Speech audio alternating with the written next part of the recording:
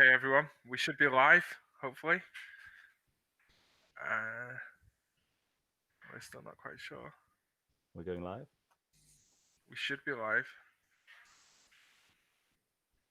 We're live. Okay, so we've obviously had a few technical issues this morning. We tried to do something new for Gateway to help us with a better quality of stream, and no matter how many times you test something, the thing won't work for prime time. But hopefully this is trusted technology. We've decided to go back to using a computer in Australia to control the stream, and hopefully you should be seeing me on the stream, and you should be hearing me on the stream. Yeah, I can see it starting to work now. So we're going to have to change the schedule up a little bit. We've the clinic that was due to be at 8 a.m. Jerry Hopkins will now take place at 11 p.m. Eastern Time tonight. The clinic that was due to take place at 9 a.m., which was Jonathan Small's End Scale Trees Clinic, will now take place at 12 p.m. noon Eastern in replace of Clark Cooning MMR's clinic.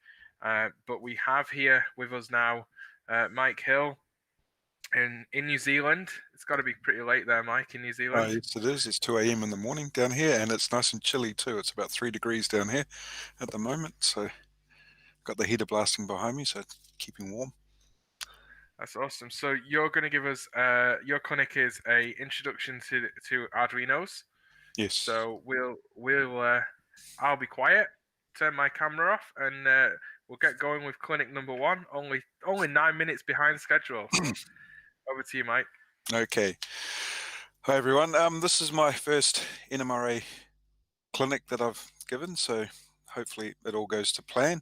I have a few things here that I'd like to show you before we get into the PowerPoint. What I'll be talking about today are these amazing little boards called Arduinos. I just dropped a bunch on the floor, had them all lined up. That's all right. These Arduinos, and what I've got right in front of me here is a little development board. This here is the Arduino Uno, which I'll go into a little bit more detail. Nothing too technical, just to what it is, roughly what it can do, etc. And this here is what we call a breadboard for development, and a little power pack to come in and things like that. So those are a couple of the things that I'll talk about, and also mention quickly some things about some relays, which are basically just power switches on and offs. Show you how to make yourself around $50, or describe, go through the basics, and then give you a handout on how you can make yourself a $50 little DCC pack that will run your layout or run the testing track on your workbench, as I do. So we'll get into my PowerPoint now. So hopefully this transition works nicely. So I'm going to share my screen with you all. So into my talk, share. So I'm guessing that is working, everyone.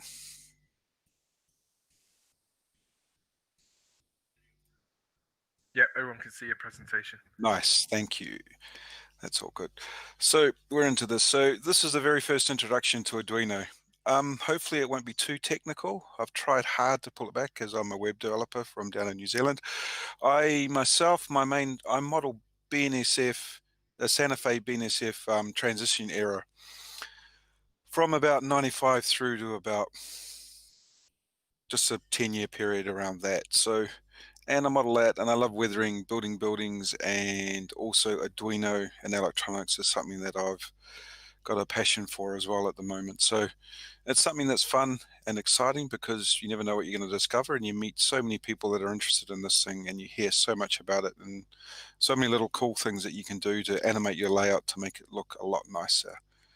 So slide one. Part one, what is an Arduino? Just an overview of what the boards are. In front of you there is an Arduino Uno, which is one of my go-to boards when I'm prototyping up something. What is an Arduino? An Arduino is an open source electronics platform based on easy to use hardware and software. Open source means that basically this board was made in Italy, and they basically gave the design specs to the world. So now the Chinese and lots of the manufacturers of electronics have picked up this board, and they're cheap. they're cheap and the quality is quite good too. So they're $3 to $5 a pop from the right retailer. So there's not a huge outlay to get yourself into an Arduino. And then the next little bit that I'll go into is I'll show you an Arduino boards are able to read inputs. They can light an LED, do something when a button is pushed or toggled, activate a servo to move a point to send a train up another route on a rail, take inputs from sensors to tell me where my train is. Basically, you can tell your board what to do by sending a set of instructions to the microcontroller on the board. To do so, you use the Arduino programming language based on language, which is basically you plug some wires into some pins on your Arduino and you get things in and out. Don't be too scared by the Arduino software and the IDE, and because it's not that scary. If you can send an email and things, just don't get too scared. But you may be thinking after that little bit, what the heck's Mike talking about, and feel a bit lost if you're new to this, the world of Arduinos. Well, don't worry. Try not to be too technical, as I mentioned before, but hopefully give you some good ideas and where to start. Get your mind tinkering, get your imagineering going, and the world is limitless.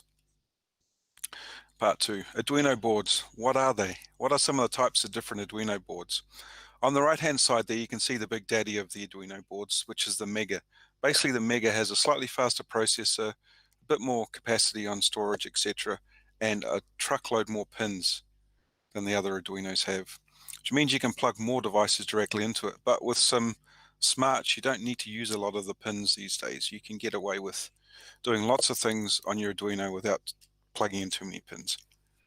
The Arduino Uno, the green one in the middle there, is one of my favorite go-to boards. You have a USB power, USB in for programming it and powering small devices like LEDs, etc. You have a little power pack on the side there that you can plug in your little square power pack into, etc. This has a bunch of pins, does the same as the Mega basically, just not quite as fast. And then down below is the Nano. The Nano is a smaller version, which means the footprint's smaller. So if you've got a tiny space under your layout or a tiny space in your panel, this fits nicely into that area. And I'll go into that in a bit more detail further down on how you get the wires onto that. And then on the left-hand side there, you can see the newer versions of some of these boards, which have a Wi-Fi built in.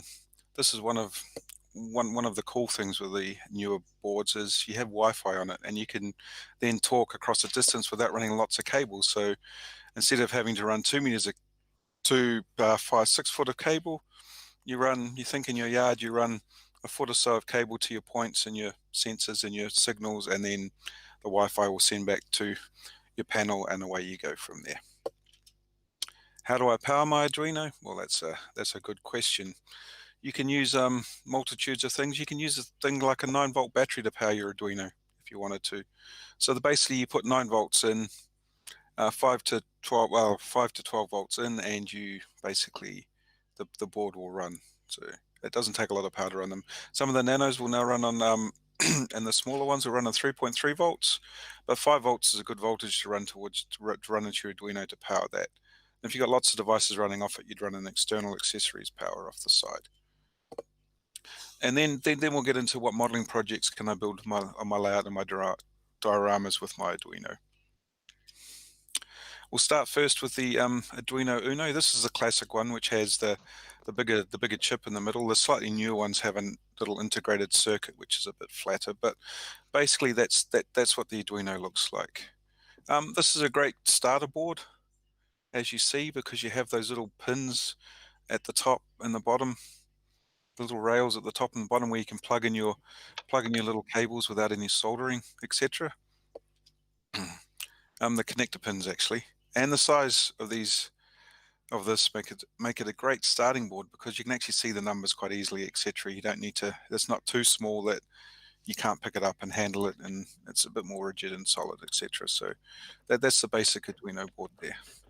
You can power it by the USB, and that's how you program it, how you get the commands into this microcontroller. It's not a computer as such, it's a microcontroller, so you basically give it some commands and you tell it to, if I wanted it to turn on an LED on and off or something like that, you would tell it on pin 6 to turn me on and off, etc.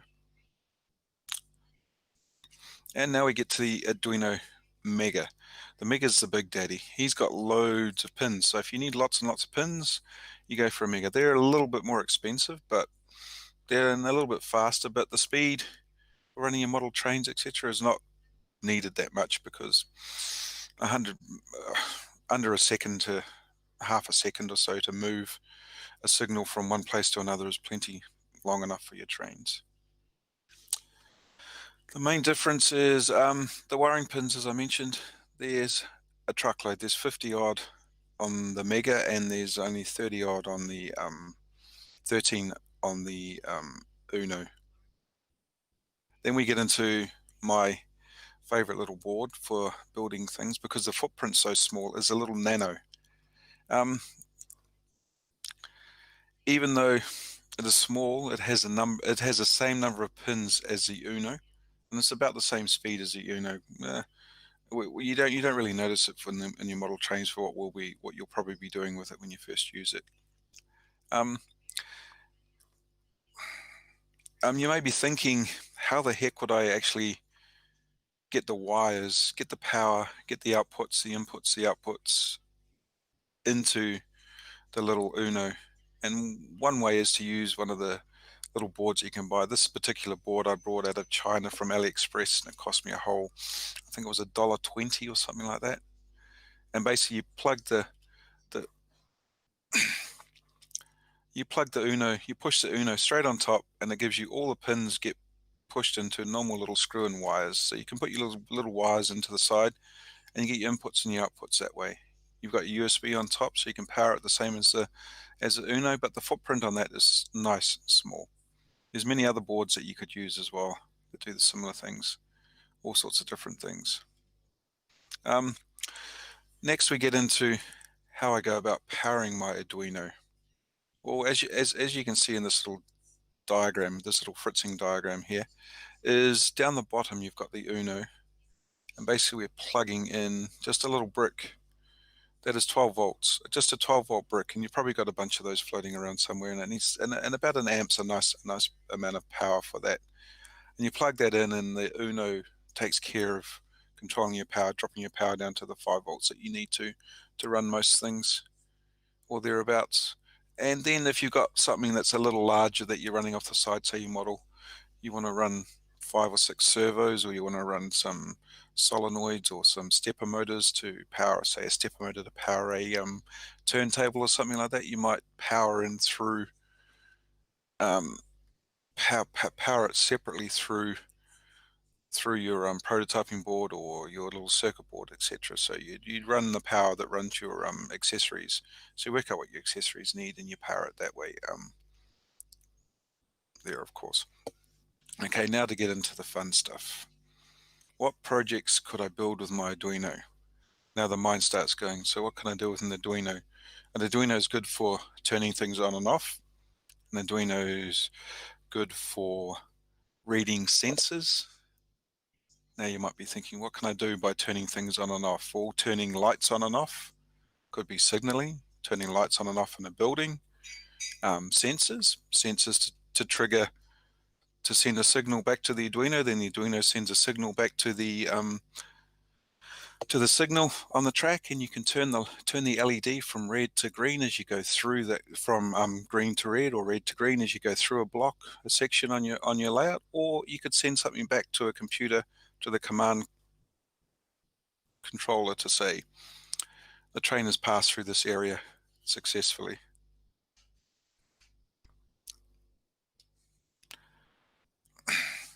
Basically, you're only limited by your imagination when it comes to the Arduino. It's like, I've wired my train up, my model railway up.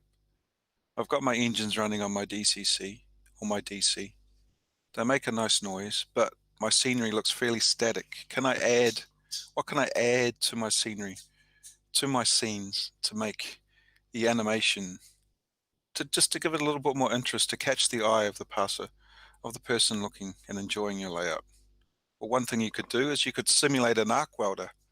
This is taken from off the net. I'm not sure who I sourced it from, but it's a no-scale representation of an arc welder. I've built a couple of these for guys, basically you use a, how would you build this? Well, you take something like an Arduino Nano, a couple of LEDs. You'd use 2 LEDs because you have one turn on and one turn off. And the LEDs, basically, you want to simulate the flicker. Now, an Arduino is a really useful tool for doing this because being able to turn something on and then turn something off is what a microcontroller does, and that's what an Arduino is. You can tell it to, for say 2 seconds, leave one LED on, and 1 second turn the other LED off. So that one stays on 2, the other one stays on 1, and you end up in time until you get your timing right. You can use 2 or 3 LEDs, but two works well, and you get your timings to where you want them to be, and you end up with a little flash. And then you could put another command in there to say, after 20 seconds, stop the lights for a minute or so, as though the welder's gone and welded something, and then he's gone away and come back. And you just need a couple of resistors in the circuit, so you could behind the LEDs, just so you get the voltage, just so you get the light just where you think it should be for where the scene is on your layout. But if you had those 4 guys standing there without the little Arduino flashing those lights like an arc welder, that scene wouldn't look half as interesting as with the LEDs. You're probably going to look a lot the visitors are going to look a lot closer at your layout and take note that, oh look, there's a scene there. Oh, are they welding? Why are they welding that rail? Are they cutting it in half? Are they welding it together? What's the story behind that little scene? And there's a little bit of soldering involved, which is normal. Most of you have probably put some droppers on a track, wired that through, so it's not much more soldering than that. Then you mount it on your layout and you get set up. I will put this in the a link to building one of these in the document that I'll supply the next day or so as well. So you're able to go and get the code, put it on an Arduino, and make yourself a little arc welder and put it somewhere on your layout. Another thing you could do is you've got a really cool building sitting sort of in the backgroundish or somewhere in there, and you want to just highlight that little area near the back so people actually look over there at all the good work you've done. You've put some interiors in, etc. You could put some shadows in some windows and have some lights turn on and off. This was something that I saw in MRH magazine. They did this, and it was very, very cool. I've actually got one wired into one of my buildings as well.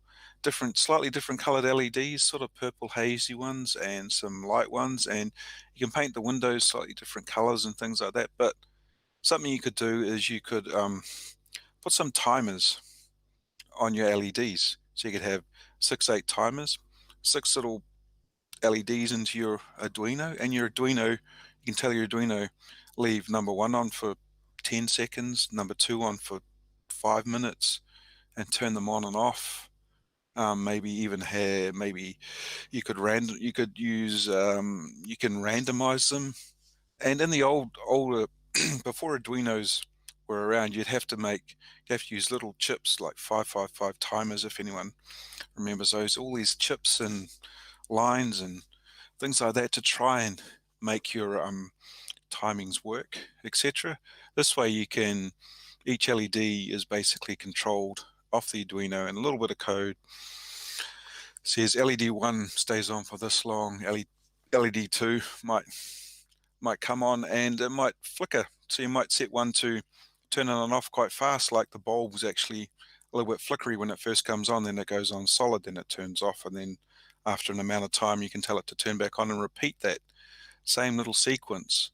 Or you could have 5 or 6 different sequences in there and randomize them. So when you look at the building, one day the top left light turns on and then the other lights turn on. Sometimes they won't turn on at all. They'll turn on and off, like people are actually interacting and like the building's full of humans actually doing something. And then you could even wire in a little sound card onto that. There's a little Arduino MP3 player where you can put some noises, some sounds. You could have a crane sound in the background randomly going off. You could have some people talking to each other, some little chitter chatter, doors opening or closing, just little sounds, a little phone going off every now and then. Just randomize those sounds coming through as well, just to give your little scene a bit of life, make it more interesting. Now we get into some something that everyone probably knows about a little bit. We get some track signaling going. So the track signaling is there. Lots of people want it and like it, and it's very cool to have track signaling, especially if you've got 2 or 3, 4 or more operators on your layout.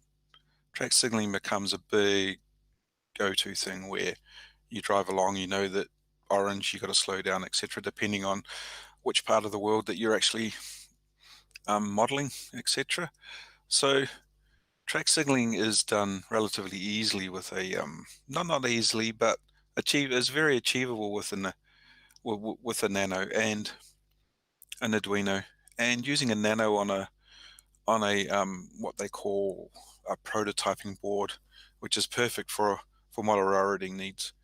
Or you can get circuits designed if you get a circuit that you really like, etc. But that's getting a bit more advanced. But back to this little prototyping board. Those boards cost around $5 or a bit around $5 to $10, if that. And you put your Nano on there, and you can have your signals going off it. You have some wires coming in, that those 4 wires at the top, power, etc., and a couple of communication lines in the middle there that talk back to your sensoring board. So you have your sensors in your layout, you come through, or they could be just wired to your towards your switches, etc., and then they send a signal down to say, maybe I'm in this block here, make signal number 1 on the left go green, number 2 go orange, and the third one go red. And then you get through and you can change the order depending on what signal you send to the signal themselves. And this gets really interesting when you start getting into that. And the wiring gets very tidy as well. You haven't got these long runs you don't have to have long runs of wire. You can imagine if you have something like this and you put a little wireless module on it, you can have that under your layout where you've got these 3 or 4 signals in your yard or before your yard somewhere, and that talks back to the home to the sensor Nano, and you don't have a long run of wires, which the sensor taking one maybe what 8, 10, 15 feet away from where your signals actually are, and you haven't got these long runs of wire, and you know that when those signals aren't working, you know it's that, and it's only a short piece of wire that you have to actually go in under the layout and diagnose. It's not running from here all the way along and tracing it all the way back to see where it may have come apart or broken, because a lot of the time your wires will run and then you'll have a join and then you have another join further down the track. Another very cost-effective way that Arduinos help or can be used is when you start using servos. We all know how much the tortoise motors cost, and they work really well, the tortoise motors, but the size of them sometimes it's just a little bit too big to fit them in your layout, because the size of them is quite bulky. But you get those little blue things there, those little servos, they're the same little things that you would have had in your little radio control cars when you're younger, or your kids have got, that turn the front wheels left and right, or drive your tanks and things like that. They're similar to those. And those servos cost a whole $1 each. And the footprint of them is small. You can set them like this, or you can set them on the side. You can put them in a building, and you can have it pull the point backwards and forwards, etc., and use the Uno to drive those.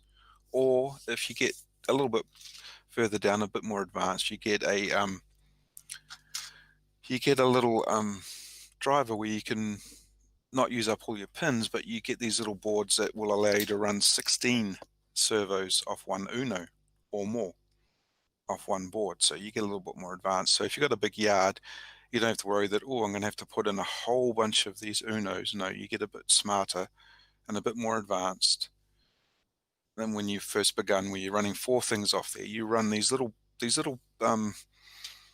boards that will let you run 16, 32, etc., and you can block them up together. So you've got 16, 18 points or power blocks, etc., because that you need to move or you need to turn on and off in your yard. You have these little boards are amazing, because you get 16 little wires all grouped together, nice and easy to diagnose. You can pull, one doesn't work, you just take out the pin and away you go, and you see, okay, or you plug it into another one and that goes, and you there. But you need to put the code on your layout. Those blue servos are 9G. They're called a 9G servo, a little blue thing. And on eBay you can pick them up anywhere from, I've picked them up when if you buy them in bulk, they cost $1.50, $2 a servo, and up to $5 a servo, depending where you're sourcing them from, by the time you pay postage, etc. So if you want to try them out, and the Uno together with that, you probably spend yourself $20, if that, and you can get started and you can have a play, and you'll be away and running and laughing and giving it a test to see if it's what you want. You can set the speed as well, so you can have it slow motion as much as you like, or you can have it go at a faster speed if you want it to go faster. So you can set the speed and the throw, etc. yourself. So there's a lot of possibilities with these, and they fit in really tight spaces as well. Here's another servo. There's something that we've designed for the for my model railway club here in Auckland, called the Western Districts Model Railway Club.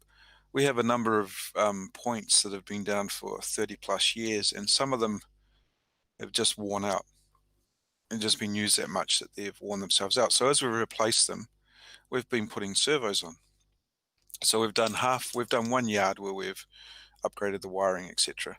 And we've come up with this fairly nifty little design that we used from someone else on the net. It's just a piece of aluminium channeling that you get from the local hardware shop, and we've run some piano wire through, and this is a under the layout mount of the servo. So you can put the servo either in the channeling if you've got less space, or if you've got more space, you put it underneath. A couple little nylon screws to hold the servo, just enough so it holds it in, a couple of big screws straight through, and some number 9 piano wire goes on, and it goes up to there. There's the same thing, but we've cut a little angle on it just so it fits in nicely, and it's mounted inside the channeling this time, so it goes in. The difference between the two is the first one. Am I coming through okay? Sorry about that, everyone. Yeah, we can still hear you. You're fine. I'm fine. Okay, cool. So okay, I'm not going too fast. No, that's all good. Okay. Oh, no, you're all good. You're all good. Keep going. I'm all good. Okay, yeah. This here is actually the first prototype that I built when we first started looking into servos as an alternative to the classic Pico style switch motor that you just, it goes clunk clunk. You must have heard that a lot. You throw the switch and you hear a clunk and it throws it. That work. They work a treat. They just throw the point, lock it in, and away you go. And then someone suggested we try servos and Arduinos, and I started playing and came up with this little concept with another guy. And I'm just using piano wire, which is a little bit springy, and pop the spring out of the Pico point and shove it up the hole, and away it goes. And they work a treat. They've started working really well, and they're really cost effective when you start to look at it, because those Pico points motors go for somewhere with $30 a pop, and we had to replace a bunch because we got a bunch of we had a bit of leakage at our club, and a few of them got rusty and started locking up and weren't worth fixing. So we changed a whole bunch out to these servos, and they're just working a treat. And we've got them running nice and slow now, so it's not just a throw, it's a nice little backwards and forwards, and away we go with that. So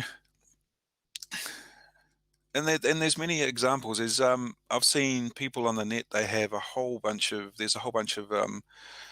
3D printable versions of mounting the servos to go with the points underneath, and they all work really, really well. But this was something that I thought of: go to a local hardware shop, buy some standard aluminium channeling, and cut it out, drill a couple of holes. And the hardest part of this whole process was drilling the 1 mil hole through the channeling and back up the other side for the piano wire. We used it for the number 9 piano wire that we used. We went with the piano wire because of the spring in it, to just so that when it came across, you could go a tiny bit further than you needed to, and it would just be enough to hold the point without it slopping. Here's something this is one of the first things that I built when I first heard about Arduinos, was DCC Plus Plus. This is a full DCC system that you can build, and it will cost you around $20 to $50 depending on what you buy, excluding the Raspberry Pi that's in the silver box on the right there. So what we have here is, I have used a laptop power supply, and these are really useful little devices. You get one for 19. You get a 19-volt one, about 1.5 amps. You can buy brand new replacement ones anywhere from $1 to $5, non-branded, off the internet, off eBay or your local or Craigslist or something like that. And they are so good. And people go, oh, you don't really want to use one of those. And then you explain to them, well, you have an $800 to a $2,000 laptop sitting in front of you, and you plug one in every day without thinking about it. So plugging it into your train to run your model railway is a really good thing, because that little power supply there has a few things inside it that stop it from shorting itself out completely and things like that. It's not the you can put a fuse in the middle if you want to, but I wouldn't think so with you running 15 volts down there. So there are buck converters. The bottom left where it says 15 VDC, if you can read that, and 17 volts DC are the two buck converters. The 7 volt DC goes across to the Arduino, which is hiding under the little board that sits on top of it, the extension board. And the 15 volts DC is what I've set to run the layout. And by the time it goes through everything, you get about 14.8 volts out for my test track, which is there on the left. So and with this system here, you basically have an Arduino, and then you have a motor driver board, which is the board sitting on top, excuse me, which you put a couple of jumpers on. You put a couple of jumpers in, and away you go, basically. And you basically just nick one little resistor on the back side of that, and away you go. And you get a programming track and a normal running track. So if you've got a small layout, this is a really cost-effective way. Or your workbench is a little bit away from your layout, and you want to be able to program up your new locos, get the consoles running together, change your CVs around a bit, maybe change the sound. This is a perfect little tool for doing that. And I use a Raspberry Pi in my setup, and that's a little $80 to $100 computer itself, and you run a thing called Raspberry on it. But you don't need to have one of those. You've got a laptop or you've got a computer sitting around somewhere, just use one of those. Put JMRI on it, connect it to this system, turn JMRI on, and away you go. If you turn the Wi-Fi on in the JMRI with the system, you can use, and you have a smartphone, you have a wireless throttle. You don't have to sit at your computer and drive your train. You have a wireless throttle to your train, to your train then. So you can run your trains with your wireless throttle using engine driver, if that is something that you want to do, which means that you can walk around your little layout with your DCC going and have a play. And if you're not sure about DCC and you got one loco that is DCC, this is a good introduction into DCC till you decide what system you want and whether or not you actually think DCC will be worth it for your layout. I'll also put a link into making one of these. It takes about 10, 15, maybe 20 minutes, half an hour to throw one of these, to put one of these together and get it running, and then get the DCC signal onto the track. So it's not a lot of work to get it going. It's all download a bit of software, and the longest bit is probably installing the software onto your computer and then getting it onto the Arduino. But the fun part is making little wires and things like that. And I've just put it on a piece of little ABS plastic there, just so it's a nice solid base, and I can move it around if I need to and things like that as well. This is another little prototype that we've just been building, because we're upgrading all the panels down the Western District. So we're still a DC club, old-fashioned DC, 30 years old. We're moving towards a DCC system over the next few years, so we're upgrading everything at the moment. I've got a bunch of those LEDs and NeoPixels, which are very cool things as well. You'll probably enjoy these. They're multicolored. You can set the color to whatever you want. You have blue, greens, reds, etc. with one light. So push the yellow button on that panel there and you'll get a yellow light. It's programmed that if you push the blue one, you get a blue light, etc. If you push one of the black ones, it'll go green on the direction that you want to go, or red where you can't go on the point, etc. So those are very, very cool. And the blue and the yellow are the power buttons, and the black ones are the little point switches. So that was just, I just drew that. We drew that up in Draw.io, a free program online, and just made it, printed it out, stuck it on some board, and sealed it up with some matte varnish, and it's working a treat. So that's our first prototype that we've done for this, which only went in about 2 weeks ago. So during our lockdown, we built, me and one of the other members built this up, and the push buttons and NeoPixels, etc. And here's the innards of the workings of it. At the back there, you've got you can see down the bottom, you can see very back, you can see the Nano sitting there, and you can see the panels and the buttons and the NeoPixels sitting there. NeoPixels are very cool because they have an address. You can address each one as you go through, so you can actually pick those up and know that you can send a signal back from the Nano to say turn on light number 1 or light number 2 or light number 3 or 1, 2 and 3 at the same time, etc. For a future presentation, I might do something on how I actually built this panel, which is very interesting. We've used a thing called a resistor chain in with the switches, so you can actually, we just work out the voltage of each switch when it's pushed, each push button when it's pushed down, and then you know which button was pushed, so it knows which part of the code to run. In the front here, those big blue boxes are just old-fashioned relays on a circuit board. Basically, they just turn things on and off. You send a signal to them, and they turn either power on or off, or switch something on and off. The ones to the right with the capacitors on, they're the ones that are running the old-fashioned pico points. We put a capacitor on those, 2 diodes on our points motors, and away they go. And they run a treat. Now, you may be thinking, oh, that sounds very, very interesting. So what do I need to begin my Arduino journey? Well, there are several things, and one of the best things to do is spend some money.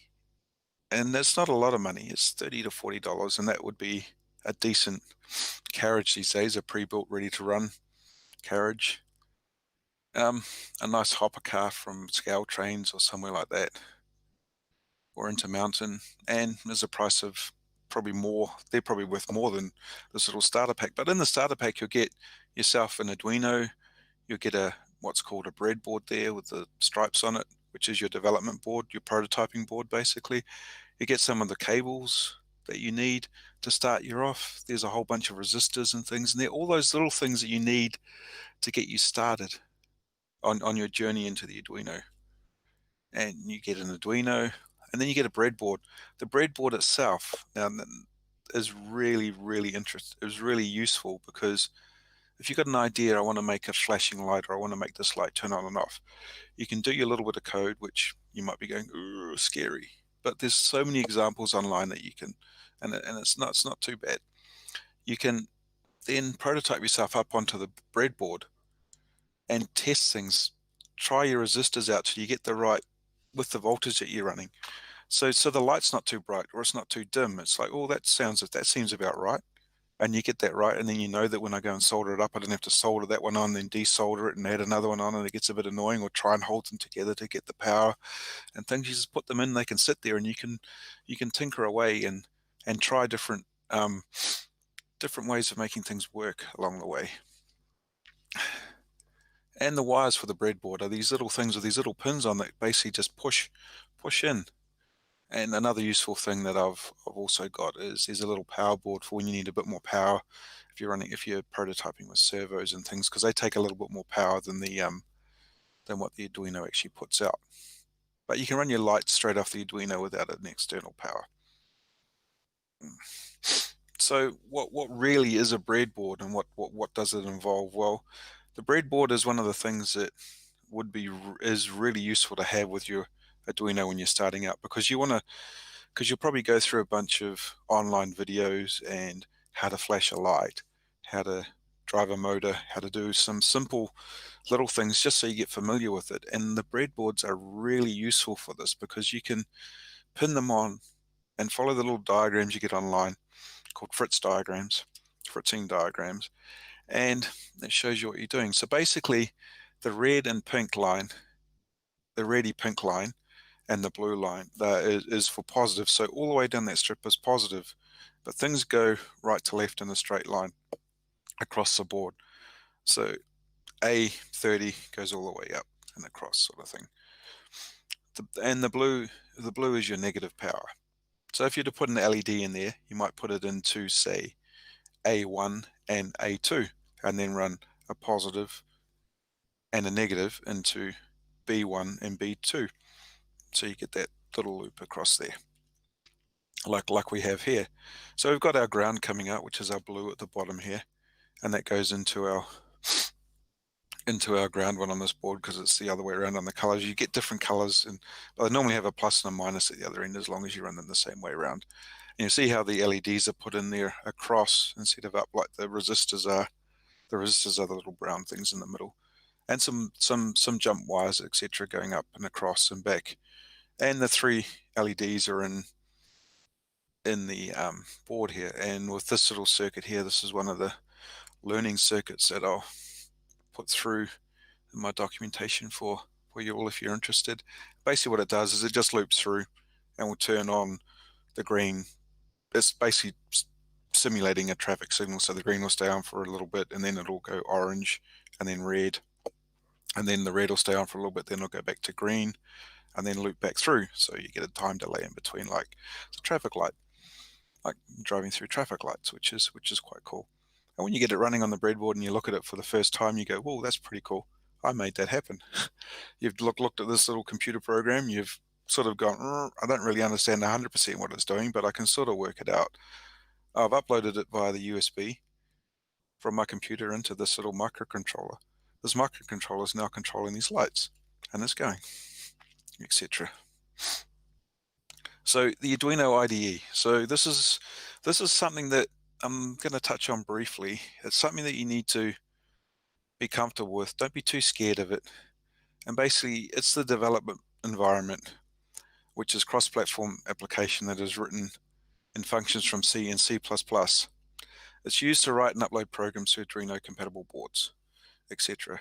So we're well into, if basically, just don't be scared by it. If you can take a photo on your phone these days, most people can, you can get that photo back onto your computer somehow by emailing it, sending it to yourself, and then you can attach it to an email, or you can post it up into Facebook, etc. If you can do that, then you should be able, you more than likely can use the IDE, which is an open source. It's free, the program. You download it, you put it on your computer, and away you go. You set your board up, etc.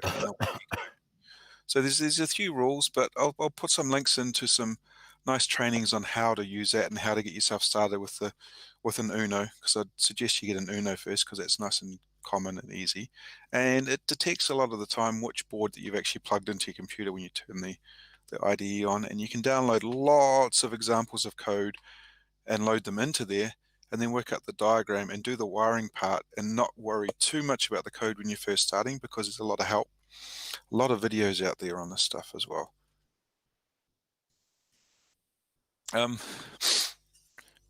If you're curious about, and if you're really curious about the world of Arduinos and model trains, it's not a big investment to have a tinker. It's not like you're going to outlay like when you buy your first DCC system. Did I buy the right one? Am I buying the right one? Because I've got to outlay $300 to $500 on my DCC system. It's a minimal outlay of the price of a carriage, of a decent carriage, $30 to $50 initial investment, etc., which is very minimal. And I'd say take the plunge. If you're curious, take the plunge. Have a go. Give it a go. Don't be scared to give it a go. And that's it.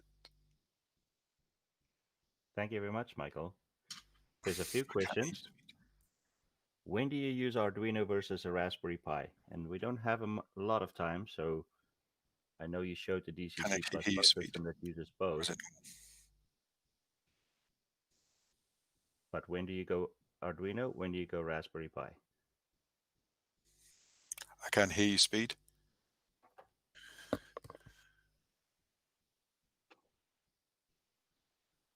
You got your microphone down? Any better?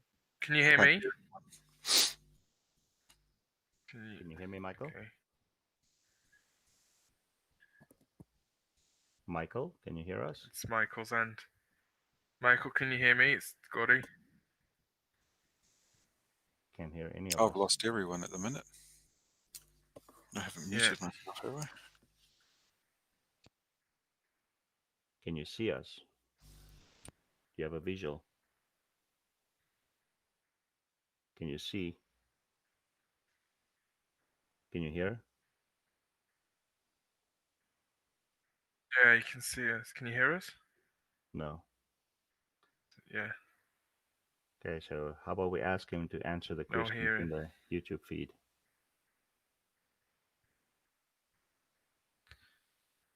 Cordy, can you hear me? Yeah. Yeah. Yeah, I can hear you.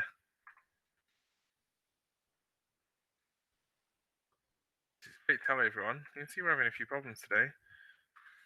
Just a few. Sorry for everybody who was trying to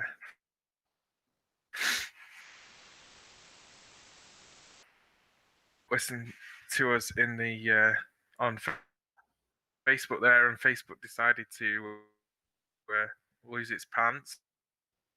So we won't be going back to Facebook for the rest of today. We'll be staying on YouTube. So please tell your friends to come find us on YouTube using this link. Sorry that the title's wrong, but that's what happens when you fire something off in 5 minutes. What we're going to just do is we're going to unfortunately not be able to ask Mike questions directly because something at Mike's end is not going so great today. And I'm going to make an attempt to transition over to something that hopefully isn't a blank screen. So this is a test of us being able to pull stuff off the audio, and we'll be back definitely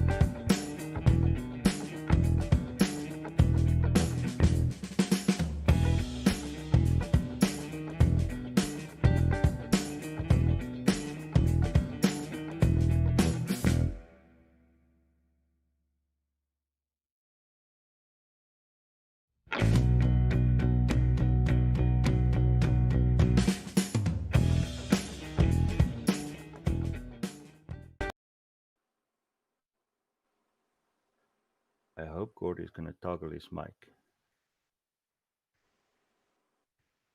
There we go. I think we're live again. This is Speed at the bottom of the Helix. Today we're going to have Don Fowler, who began model railroading in 1961 at the age of 4 with his father, a Southern Pacific Railroad employee. At age 12, he began modeling N-scale and started rail fanning Cayune Pass and Tehachapi Loop in California. And in 2013, he became Master Model Railroad number 518.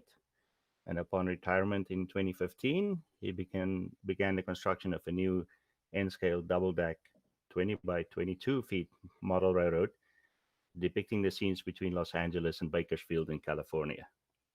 So welcome, Don. I believe he's going to show us how to do realistic water. Thank you. Good morning. As you know, there's a lot of ways to model water, and I've tried quite a few of them. I'm sure some of you have too. You can use glass, resin, matte medium, the old Woodland Scenics products, the yellow pellets. I wasn't really happy with it. After trying all those different techniques, I decided to give Woodland Scenics another try with their newer product. It's not brand new anymore, but I've had some really good results with it, and I thought it might be worth sharing with you. A lot of times when we do our model railroads, for whatever reason, we're reluctant to try new things. And I think this is something worth playing with. It's very easy. I figured it out. I'm sure you could do even better. So I'm going to just show you the steps. You know, there's all kinds of water characteristics that you can put on your railroad. There's puddles, ponds, creeks, streams, rivers, oceans. The color of water comes from light and the content of what's in that water. You've seen all different things in nature, from muddy stuff to stuff that's crystal clear, like in Lake Tahoe. You can see all the way down to the bottom. Your landscape typically should be below your right-of-way. If you're going to do water, it should be below that right-of-way area. Usually the railroads do not like to have water over their tracks. The Woodland Scenic product consists of, under the base coat colors. Here's one. This is yellow silt. They make about a half a dozen different shades. I found that blending some of these shades together really works well to give you a realistic effect. The nice thing about this product, and it doesn't say on the bottle, but I'm guessing that it's water-based acrylic. Oh, it does. It says 100% acrylic. But this stuff blends very nicely. And they also, after you put the base coat on and you put on the water, this is the gloss coat. product that you put on. And then after that, they have a thing, it's called water ripples. It's kind of like a gel, and that goes on after that. And then they've also got a whitewater highlighter. So if you want to do whitewater rapids or that kind of thing, this product is available too.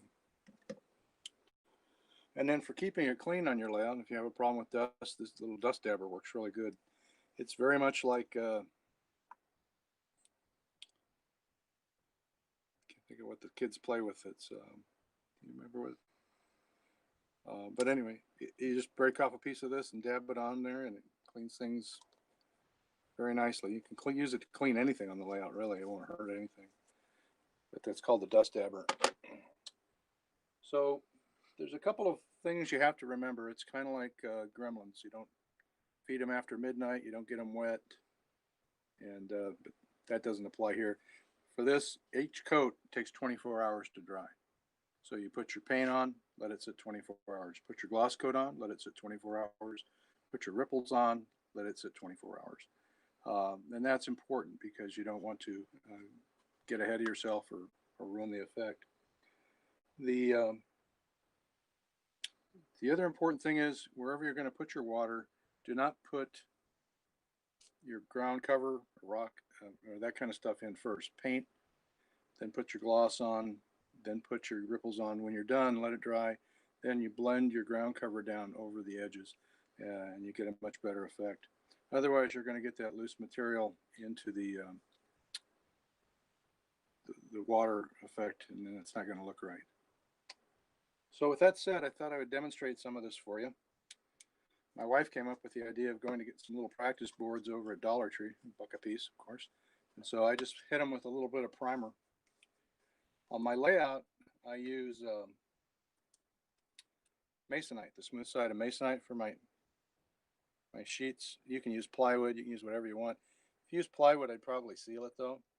So we're going to just put some of this on here. This is the shoreline. Go right along here.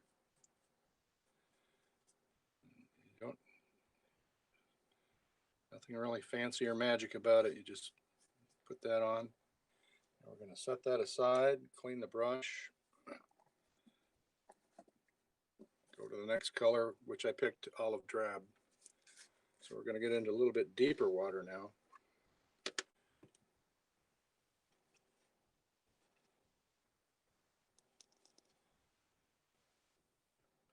Take some of that and just start blending that in.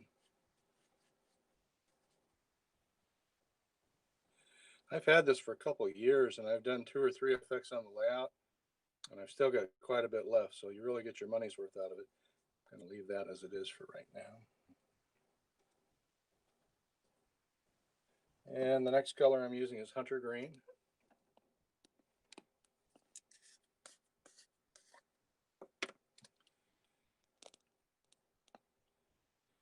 Start bringing that in.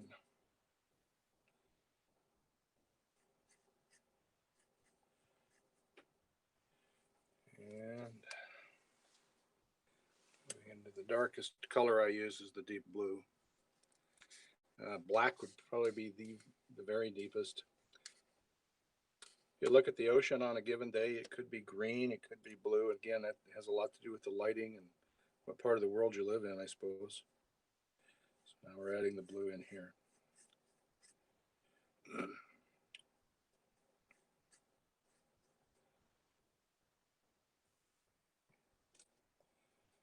Now that we've got that in there, we're going to blend a little bit, lighten things out.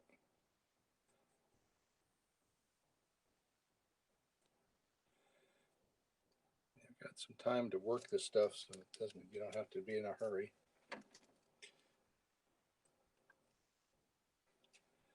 As you can see, and I'm also doing this in a straight line. For a stream or a lake, you'd probably want to have an undulating edge. But just for the sake of demonstration, I'm just doing a straight line here. As you can see how it all starts to kind of smear together. And I'll go back to this silt again.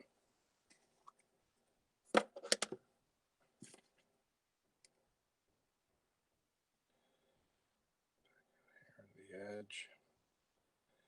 And you can see it's just starting to mix nicely and come together.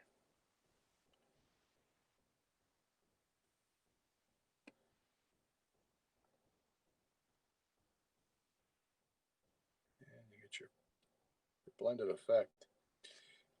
Now, it's not dry right now, but I can show you what it looks like when it is dry. It's going to look like this. That'll look okay. Yeah. And you can see we started with the tan, went to the olive drab, and then to the green, and then to the blue in the center. This being the deepest part of your water effect. And that's what you're going to wind up with. It blends together very nice. And so the next step after you wait 24 hours,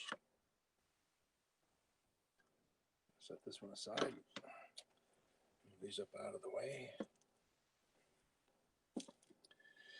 is the clear coat. This is the gloss that you put on. Now the important thing about the clear coat is do not shake it before you put it on. If you shake it, you're going to have bubbles, and bubbles are kind of hard to get out.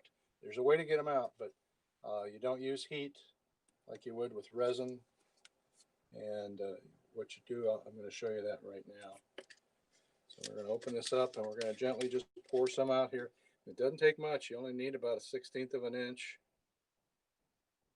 Now, Woodland Scenics does make a deep water pour where you can have depth if you want it. If you want to put rocks and some other detail stuff in the bottom, but with that you can. And I just put a little bit on here, and I'm going to demonstrate this a little bit. And just kind of gently move this around and get it to cover your whole area. Now, it's a little opaque right now, but when it dries, it'll dry clear. And this stuff is completely odorless. Just moving it out toward your edges. I haven't had any problems with seepage or moving up on a shoreline or anything like that, or onto rocks. It just, now you see some bubbles. There are bubbles right here. Just move them out to the edge, because you're going to cover that edge with your ground cover anyway, so you're not even going to see it. You just kind of keep an eye on it. You get a couple bubbles here and there. You just slide them out to the edge. So all you got to do, if you get a big bubble, you can use probably a toothpick to pop it. We're just going to move this all out to the edge and get a nice effect here. Move it around. So we're getting it all done there. So I'm going to move on from this step now and show you what that looks like when it's dry. And that looks like this. And you can see it's got a nice clear glossy finish. And if you're happy with that, that's how you want it to be, that's good. But let me show you what happens when you add ripples. This is the ripple stuff. It's kind of like a gel. And you use a little stippling brush. You can use a stiff one or a soft brush. It doesn't matter what you use as long as you're happy with the effect. In N scale, I don't need a whole lot of ripples. You can build this up in layers if you want to. And I'm just kind of stippling this stuff on and moving it about.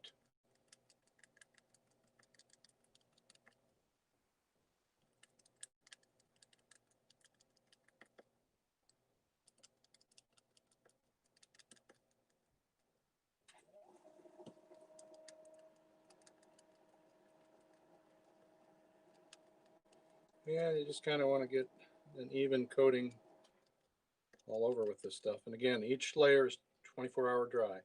So paint 24 hours, the clear coat 24 hours, then you put this on and let it sit 24 hours. And then you're good to go with adding your ground cover and whatever else you want to add to this. I'm going to show you some examples of the finished effect on my layout as soon as we get done with this. I think you'll like it.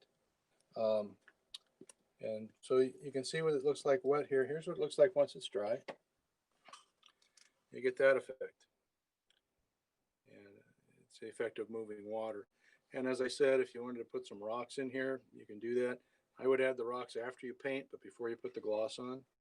And then if you want to add some of the highlights of the white water, you can do that. You can build this stuff up a little bit more if you're in a larger scale. You just keep working at it until you're happy with it.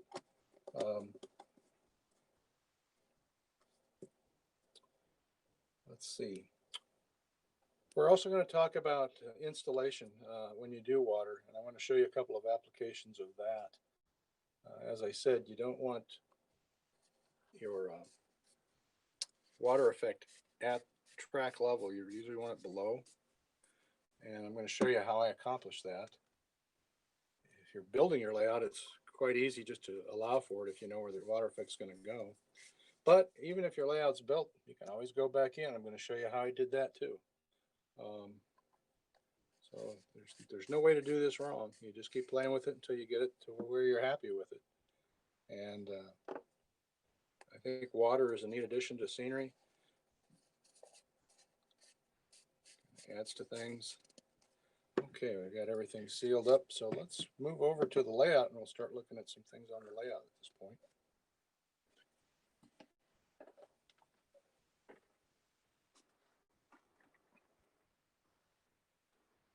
Okay, let's go over here.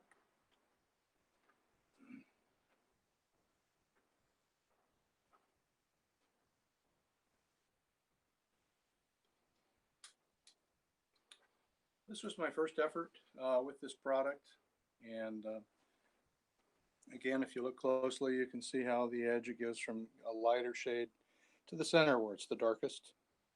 I added some sandbars just to add some interest, and then I brought my ground cover right down to the edge, and it came out pretty well.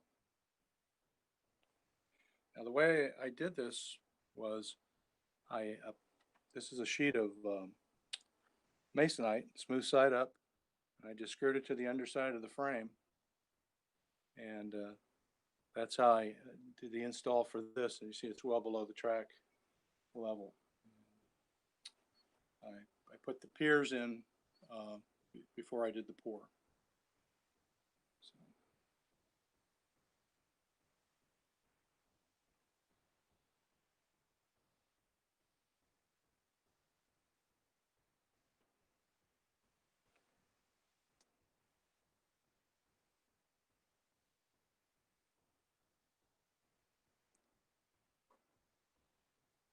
We're also going to talk about how we blend this kind of thing. I use plaster cloth over foam for the basic form, and then I painted a base color. And then I had my ground cover and bushes and weeds and trees and all of that on top of that. Most people do it that way. I found using foam and plaster cloth very easy to work with. It's an easy medium.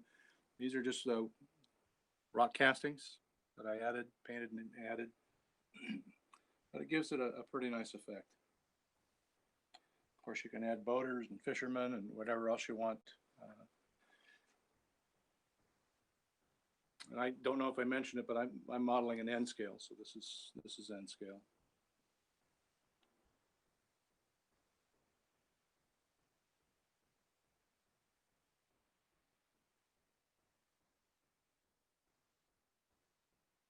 Okay, I'm going to move down to the next section. We're going to move down through the layout to another part.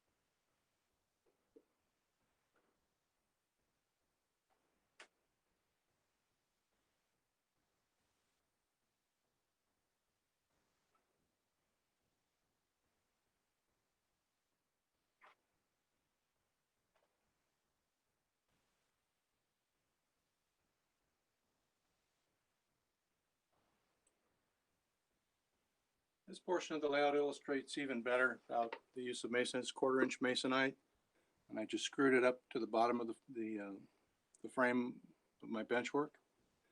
And then this was my second effort with this, and again you can see the blending of the colors and then the ripples on top of the effect. My granddaughter actually helped me do this one, and we had a lot of fun doing it. Again, it's with using the ground foam and plaster cloth, and then adding painting that, and then adding your rock castings, blending them in, and then adding your ground cover and bushes and weeds and trees, whatever else you'd like.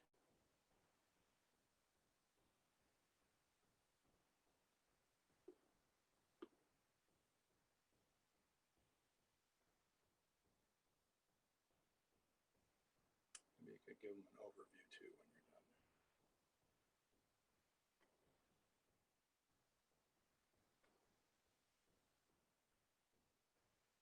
The actual pour on this is about a 1/16 of an inch, but it really gives a nice illusion of depth by blending the paint.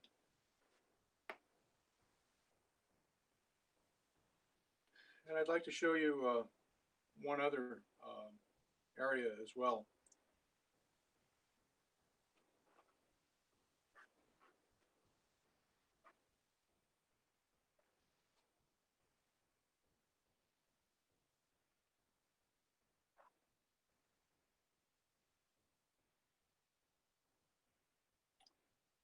I came across this little bridge kit in a box of stuff I had. It's pretty cool, but I'd already laid the track and started the scenery.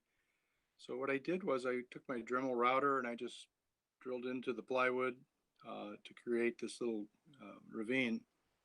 Remember, this is a dry wash, but it has flooding in the wintertime, so that's the point of origin for the water when it comes out. And then I also painted the underside. I cut the bridge in half and just put it on both sides. And then I painted the underside black, so it gives the illusion that it's in shadow and it goes all the way through.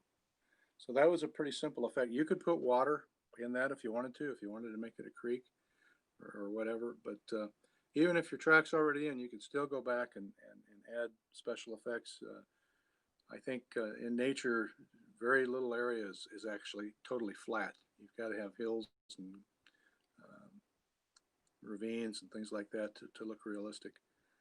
So that pretty much is everything I wanted to share today. I am open if anybody has questions or if we want to look at anything else.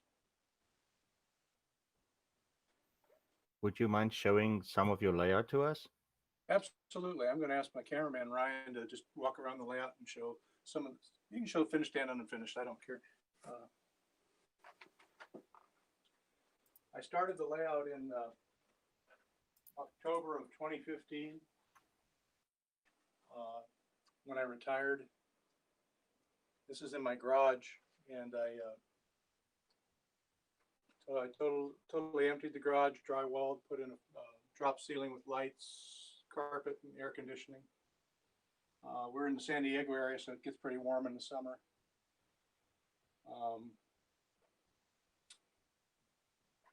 I had the bench work and the track and wiring in by Christmas, and we were running trains on the lower level. It's a double deck, and the dimension of the layout is 20 by 22. I use Atlas code 55 throughout. Got about 400 feet of main line. Takes about 30 minutes to run the route.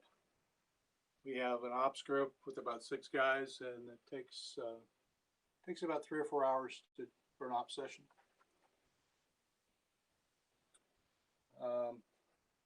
The route runs in essence with a lot of selective compression from LA to Bakersfield. And we model the SP. My dad worked for Southern Pacific. And of course, that's what we model. The nice thing about Tehachapi, though, is Santa Fe runs over it too. So we can run Santa Fe trains, and we run some UP trains through it as well. My system is Digitrax wireless, the duplex system. And we have an operating hump yard. We have 2 locals that we run. And then we have, of course, we have through SP symbol trains that we run as well.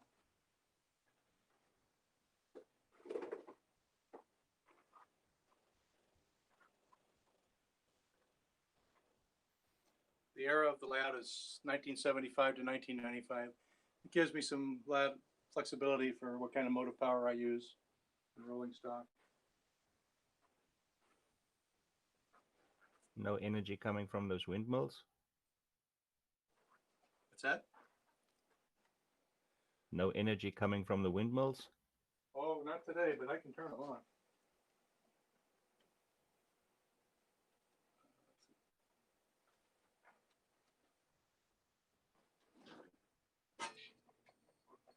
Wow. That is pretty neat. Yeah, you gotta have energy to run your layout.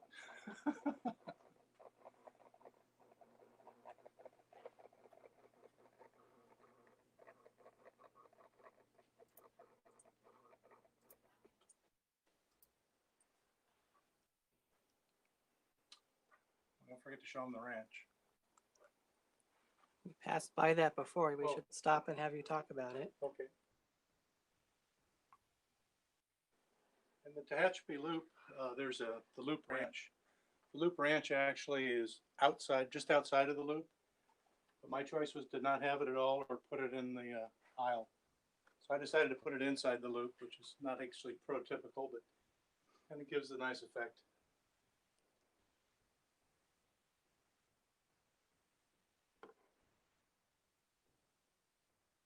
Beautifully done. Thank you.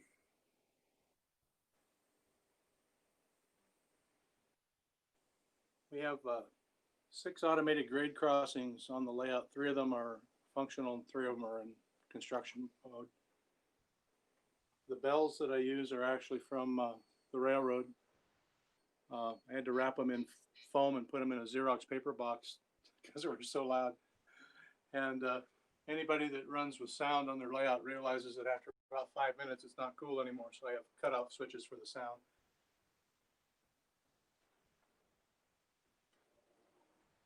This is my auto unloading facility. I've got, when this is done, I've got unloading ramps and trucks to populate this area. I accidentally double ordered on auto rack, so I thought I'd put a auto rack unloading facility in since I had so many of them. So I can have one out on the layout and one in the yard and then switch them out.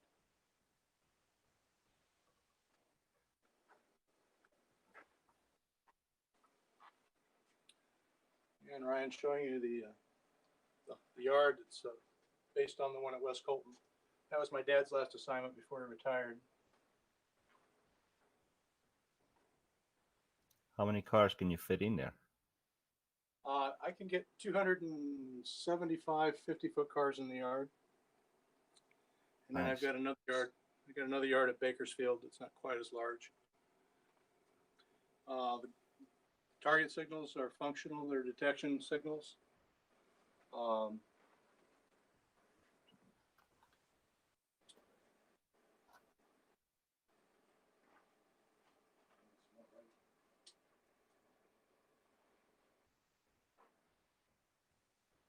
The tower there is based on the one at West Colton. It's scratch built.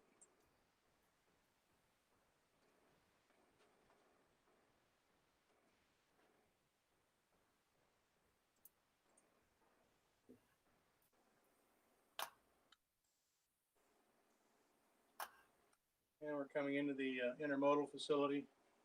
It's based on the one in South Los Angeles that the SB had. They called it their ICTF.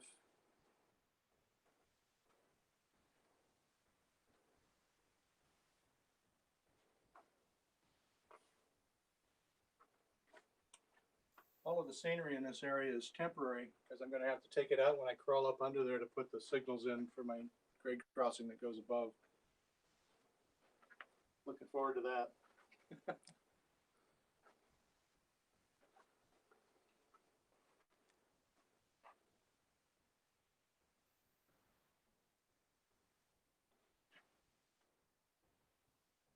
Both ends of the layout are reverse loop, automated reverse loop. And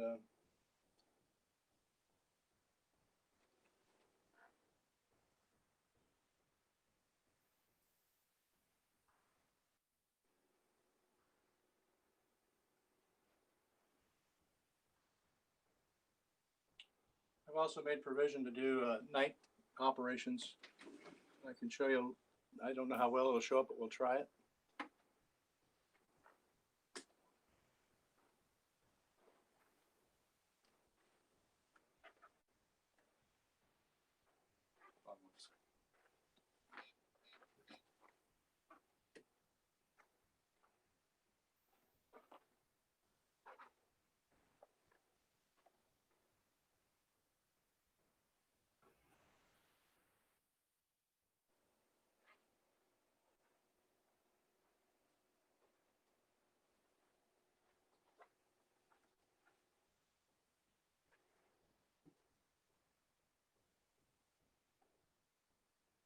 You say it takes about 4 hours to run a full operating session?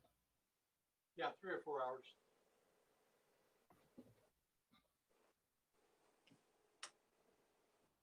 Night vision goggles on.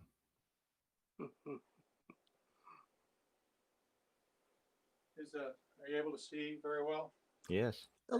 Well, it's Okay. nighttime, so. Don, why don't you tell them about your Helix? I wasn't a big fan of doing a helix, so what I did instead was I put in, I guess you'd call it a herniated helix. This is a 12-foot peninsula. The train goes back and forth over itself 3 times, and I gain about 10 inches. The ruling grade is 2%.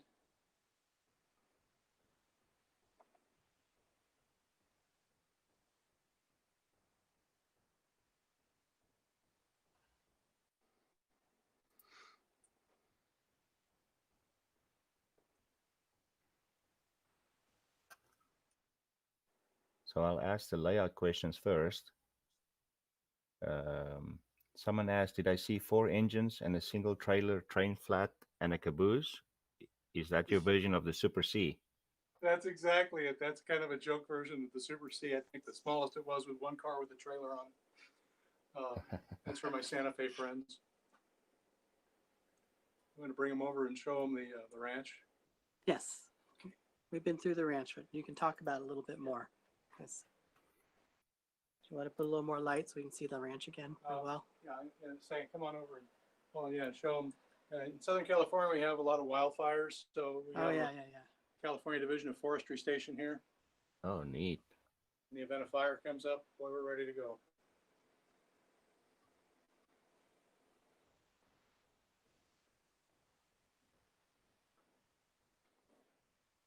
So how long have you worked on this? I'm on my 5th year. It's been about 4.5 years now,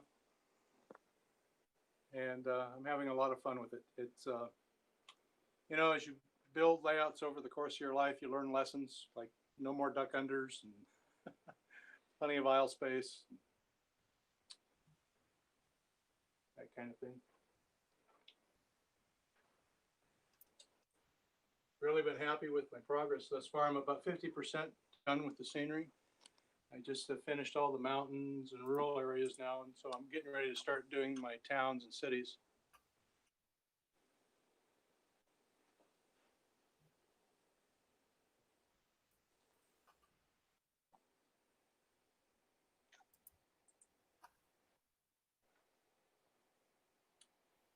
Come around on the side. Give them a view.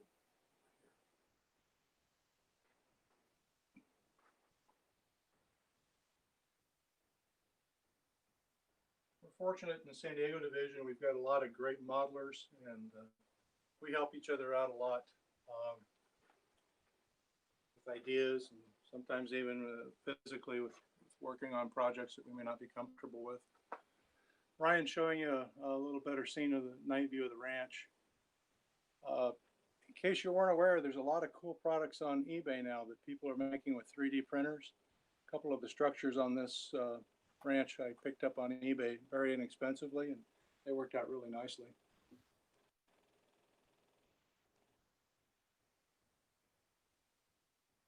I love the 2-track roads. The gravel. Show them the cement plant too, please. Cement plant. Over here.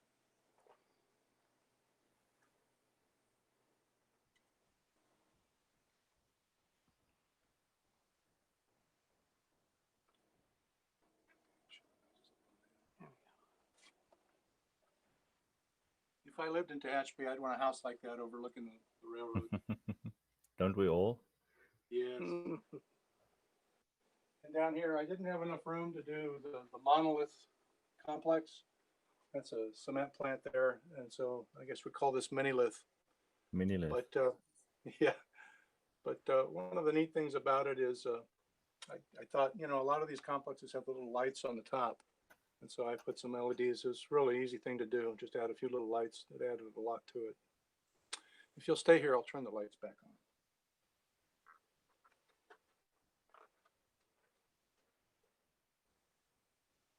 Everybody close your eyes, it's going to turn bright.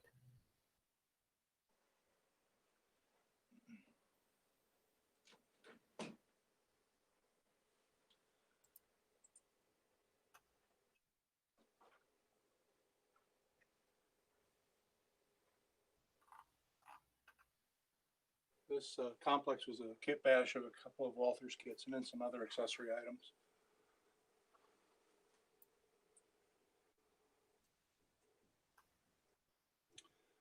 Another thing on the layout that people comment on are my access roads.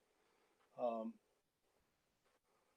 wasn't my original idea. I know other people have done it too, but it really, I think, adds a lot.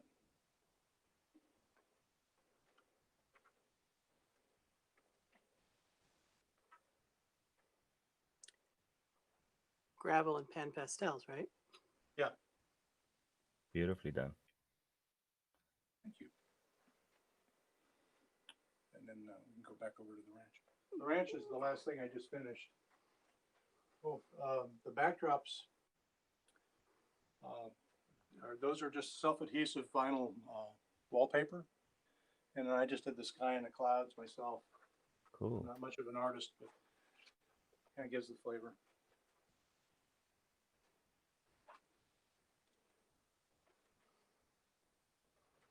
And a lot of little details added too. I got a grocery cart knocked over here and a guy walking his dog, and just some neat little things. Grocery cars, they don't like 2-track roads. Wow.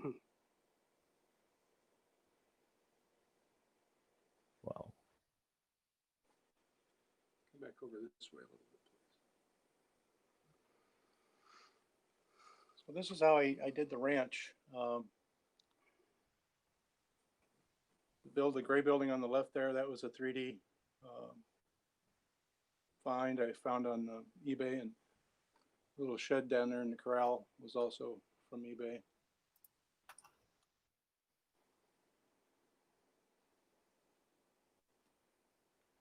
The fencing is Woodland Scenics.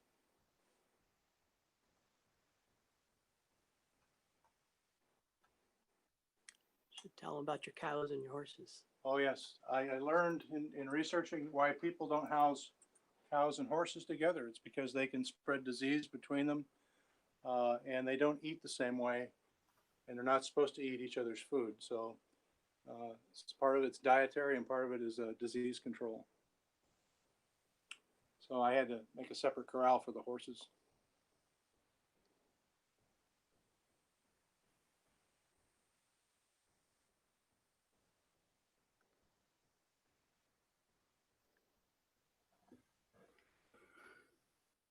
So far, they've stayed in their right places. Yes, we haven't had anybody escape.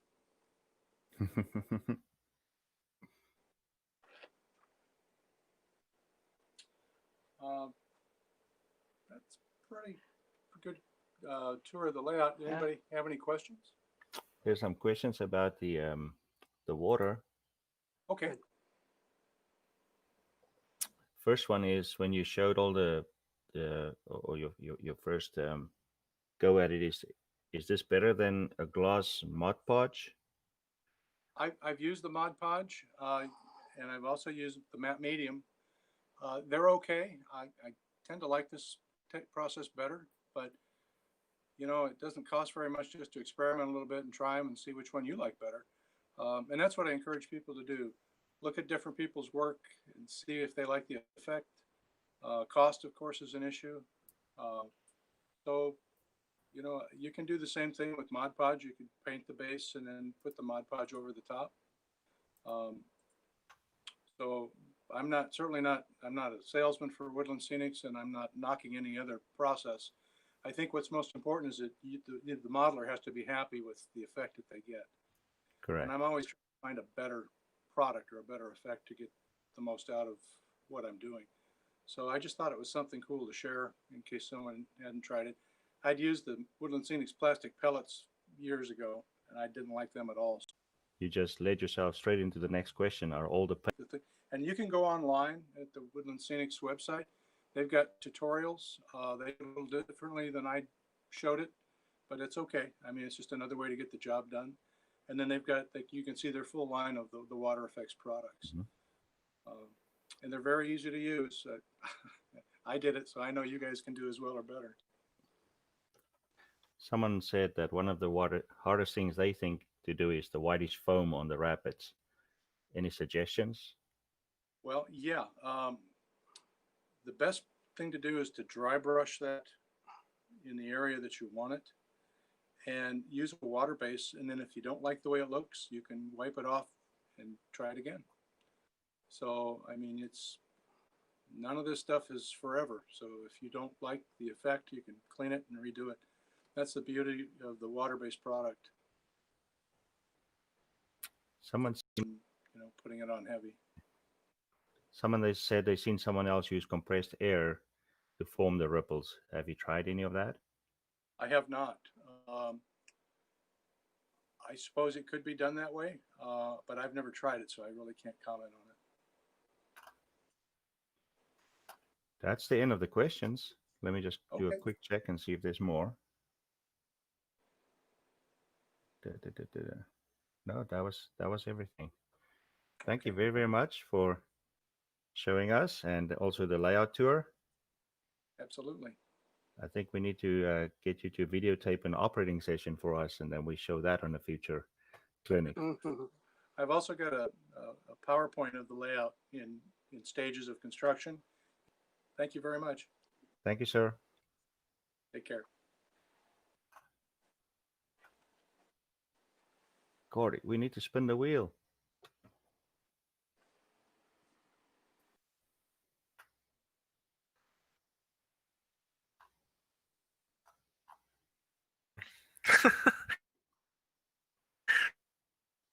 God, he's here. He's just got a lot of things going on.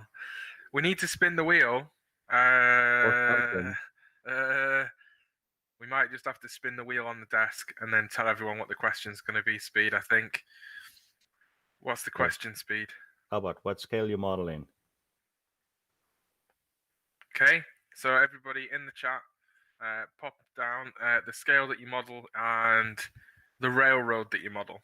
So the railroad and the scale. And we're going to introduce our host for the afternoon for you, and we'll be right back shortly.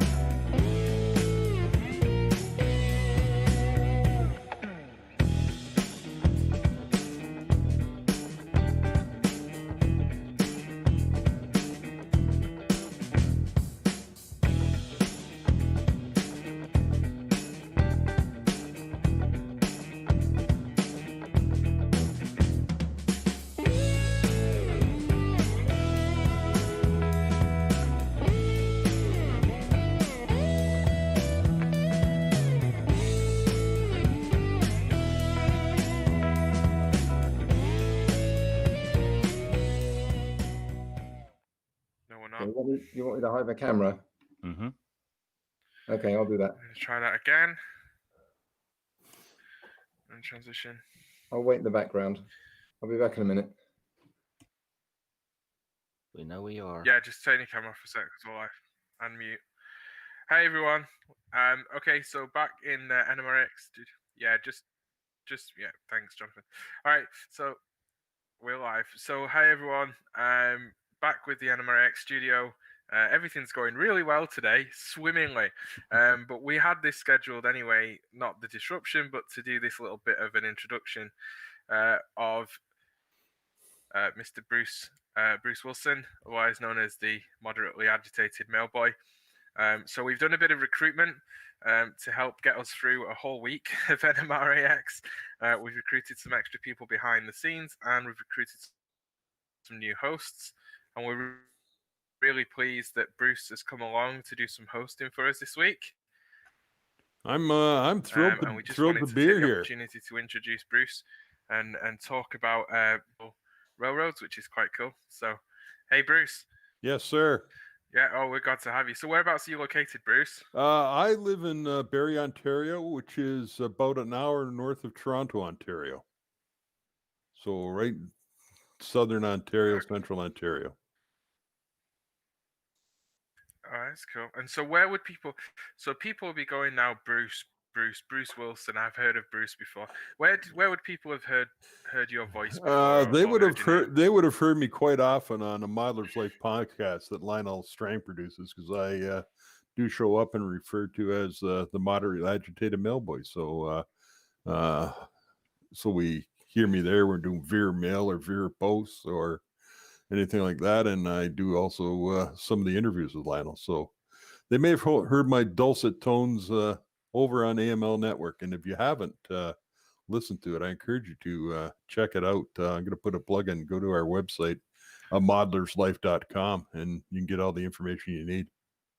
I thought for a second I saw you on the most wanted list. That's awesome. And so... That's my doppelganger, but well, don't tell anybody.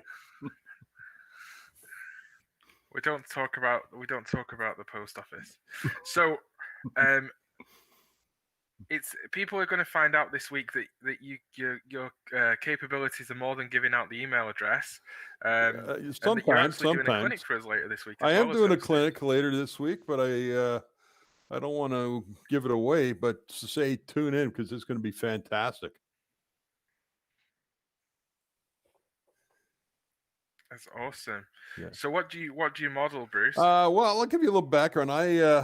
I've been a life member of just the in NMRA. What scale and what railroad? So I've been a life member of the NMRA since about '83, and on and off in HO scale most of my life. But after the 2003 convention in Toronto, I was getting kind of burned out and looking to do something else. And I've always had layouts at local shows, and I was talking with him and found it interesting, and then got looking around and found information on the Culver Valley branch line, which I'll be talking about Wednesday night, and that caught my fancy, and I started researching it, and I figured, am I going to get into this? I might as well go for a big change. So I'm doing 7mm in scale 7, which is similar to Proto 48 or P4 an exact scale. So the track gauge is 33mm.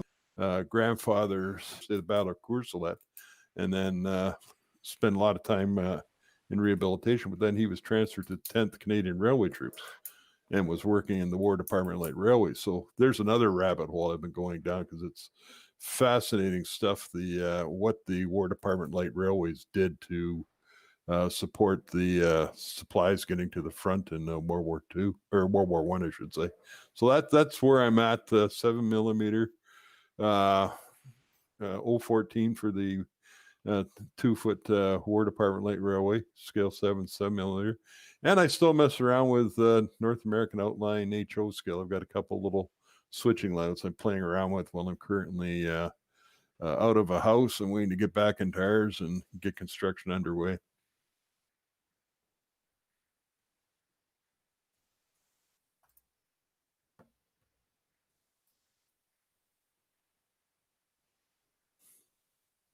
That's awesome. Apparently the feed is cutting in and out, and that's possibly because Martin Jenkins in Australia is trying to fix a few things.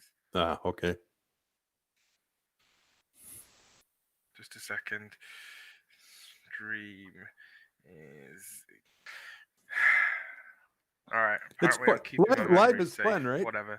Martin's playing. So what everyone needs to know is that the life is great today. Absolutely great. And just the fact that we're here and we're healthy is what's makes it also fantastic. But what's going on right now is I'm controlling a computer in Australia from an island in Orkney, 58 degrees north, to control a computer that's 30 odd degrees south. And basically, as I'm trying to drive this computer, the person who owns the computer is also driving it at the same time, which is hilarious. So it's like two people trying to control the same loco on two different throttles. It's hilarious at the moment. But anyway, it's fine. We'll all be good. So thanks, Bruce. So we're really excited to have you here. And Bruce will be here a few times during the week. There's a few other people that we'll get to see that are hosting that we're not going to tell you about until we get them here. And then we don't make any promises we can't keep. Like, I don't know, we'll have a server and it'll all work. And if people haven't seen the comments, I suppose it's worth making a few public service announcements to note that we're doing some different ones. Well, Speed's holding his, Speed's telling me to be quiet. So one is that we're going to have Jonathan Small's clinic in just a wee while. We're going to transition off if I can ever get to be able to actually control this computer over here in Australia, but we're going to transition away from our Webby screen in a wee while, and while we set up Jonathan for his clinic. So that Jonathan's clinic was due to be earlier this morning in Eastern time. It's now going to be at noon. And Jerry Hopkins' clinic, you haven't missed it, it's going to be at 11 p.m.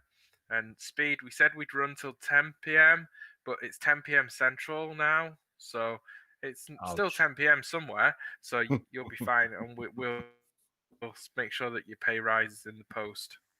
As long as you double my All pay, right. I'll be good. Let's see if we can control this computer, please.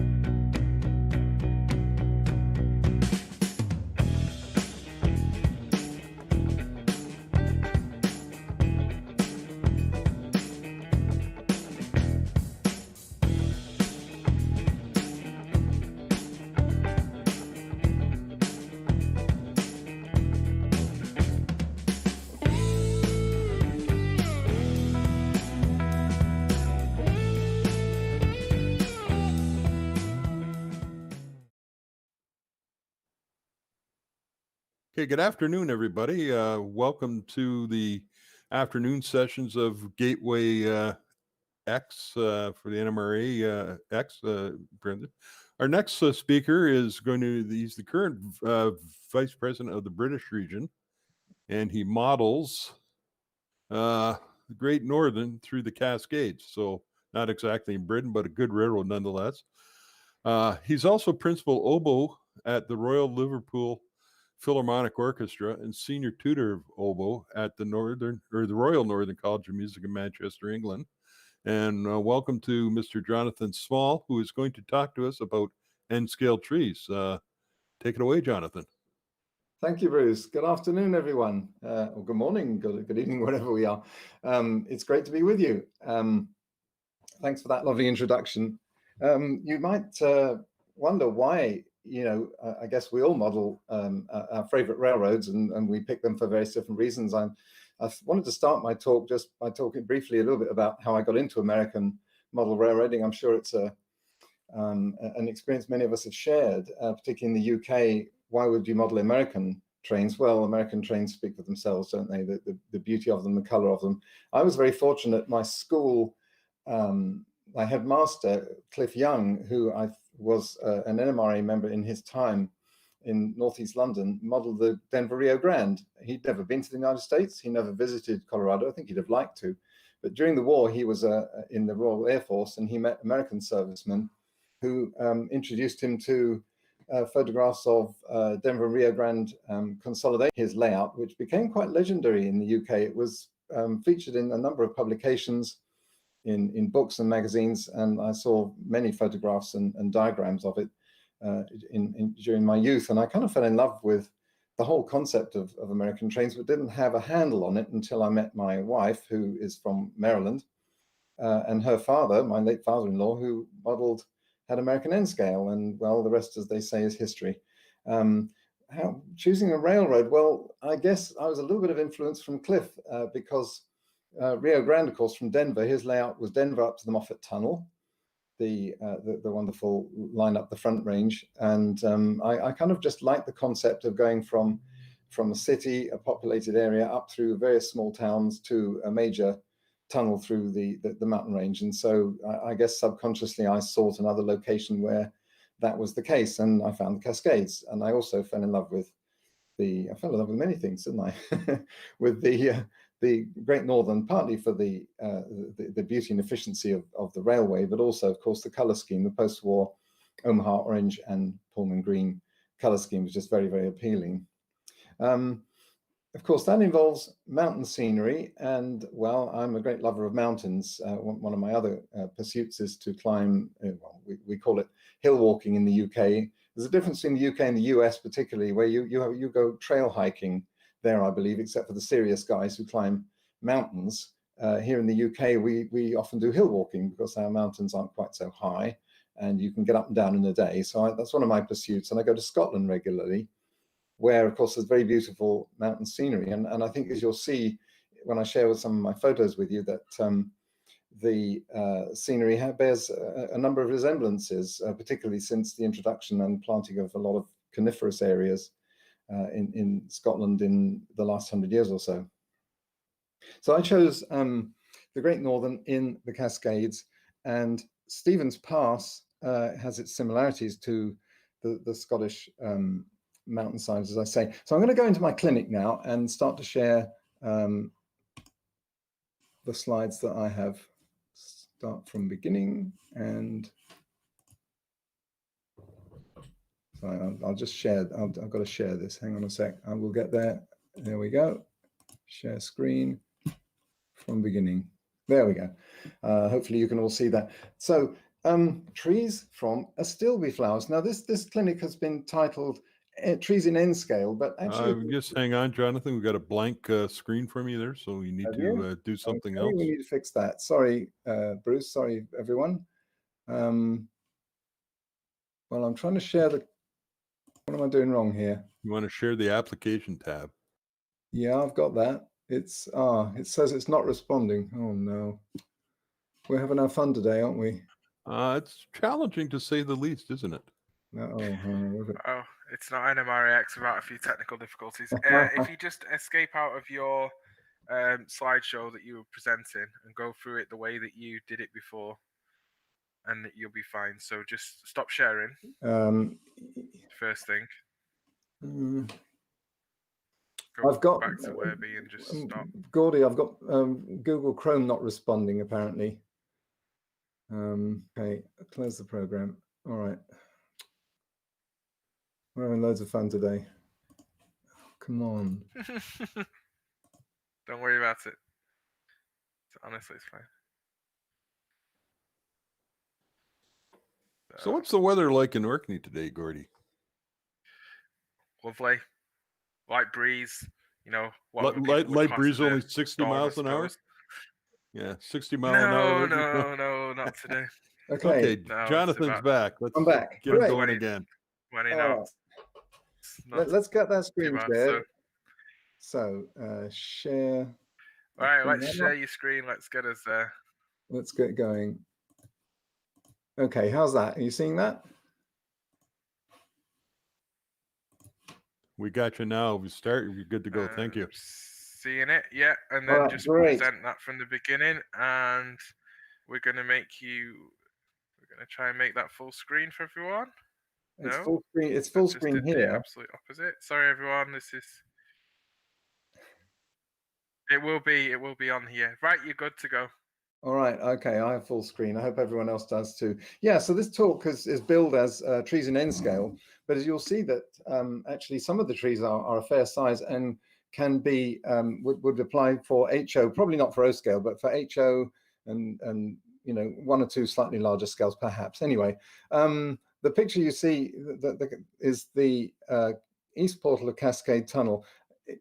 For those of you who are familiar with the Great Northern, if you just indulge me a little bit as I just introduce this area to those who perhaps don't know it.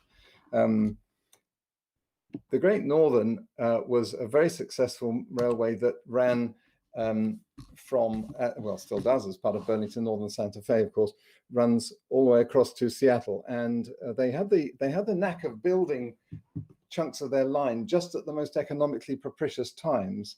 Never went bankrupt and never relied on federal railroad grants. And the two big, what was it called, the Pacific Extension, they built across to Spokane, and then very quickly in the 1890s built across the mountains to Puget Sound. And that involved going over the Cascades, of course. The first line of the Cascades involved perilous switchbacks up to about 4,500 feet. And of course, as we know, it's a very wet area. There's a great deal of snow. So by 1900, they built the first Cascade Tunnel, 2 miles long at a height of 3,500 feet above sea level. And it was electrified because of the difficulty of getting steam engines through a relatively long tunnel. The problem, they had a number of problems with getting up to the tunnel. Avalanches. One had been backed into the tunnel partly to try and keep it safe, but of course then there were problems with air. Anyway, there was a terrible disaster, bad enough that they changed the location of the town from Wellington to Thai to try and pretend it wasn't still there. Anyway, this meant that they had to really find a solution to this, and it took a while because of World War I and all the rest. By 1925, they'd resolved to build the new Cascade Tunnel further down the mountain at a height of 2,880 feet. Much less high and with much less trackage, and particularly much less curved trackage, and it was much more easily maintained. And they finished it, as the slide said, just in time before the 1929 crash and depression. This image you see is of the west portal, and you can see the two service tracks that go through. There only one railway track runs through. There was always also a pioneer tunnel to the right that the other track leads to. In the next slide, we see the east portal at Bern, Washington. Already you can see that it's a very heavily forested area, a great deal of timber that they could use for construction, possibly deforesting the hills above Wellington was partly what caused the severe avalanche, because there just weren't so many trees to stop the snow and hold it in place. It's very temperate, this area, very temperate rainforest. As we know, those who live there will be smiling wryly to themselves as I speak. Interesting, when I was at school, I remember doing a climate study of the difference between Seattle and Kamloops in British Columbia, and of course the effect of rain shadow, where most of the rain had already fallen before it reaches Kamloops, and so there's much drier climate there. These small temporary towns that you can see in the picture were built to house and cater for the workers building the line. I suspect this being the Prohibition era, there was a fair amount of moonshine being brewed in the distilled in the woods around as well. Again, the initial time the line was first run, they extended the electric district from just a few miles at the very top of the mountain to 70 miles under wire from Skykomish to about 12-15 miles to the west of the tunnel, down all the way down the Tumwater and river down to Wenatchee on the Columbia through the Cascade Tunnel, and then built new locomotives, one of which you see in the picture. This train, by the way, is the Cascadian, which was a day passenger train that ran from Spokane to Seattle in both directions and took about 8 or 9 hours to get there, and ran until the 1950s. And this is one of the electrics, 1920s electrics that they built to cater for that. You can see again the kind of countryside we're talking about. I mean, me as an enthusiast for the Scottish mountains, it looks very familiar with the serried ranks of pine and fir trees reaching high up on to the mountainside. Just as a matter of interest, the second car in the train is a boiler car, which electrically powered from the locomotive, because of course the steam locomotives weren't there to generate the head end steam power for the cars. An interesting model to build. So the diesel trains operated as far as Skykomish from the west, and then from Wenatchee further on to the east. And this is I put this slide up just to show the beauty of the Great Northern Scheme running in the Cascade Mountains. This is Mount Index to the left, I believe. This is further down the mountain toward the west near Index. Apparently, I haven't been able to find out exactly who designed the color scheme. It was done by a publicity and marketing firm, I think in Minneapolis. But allegedly, the two colors represent the wheat. The orange is the wheat of the prairies, and the green is the forest of the Cascades, with gold to separate the two colors. These locomotives, the E7s, proved to be notoriously unreliable in mountains. They were just too highly geared, and they only ran. This is a publicity shot from 1947. They only ran for a year or two. They tried even hooking them up with F unit B diesels in between to give them a bit more power, but they just couldn't cope with it. The motors would overheat, and eventually they ran them with converted F units from then on.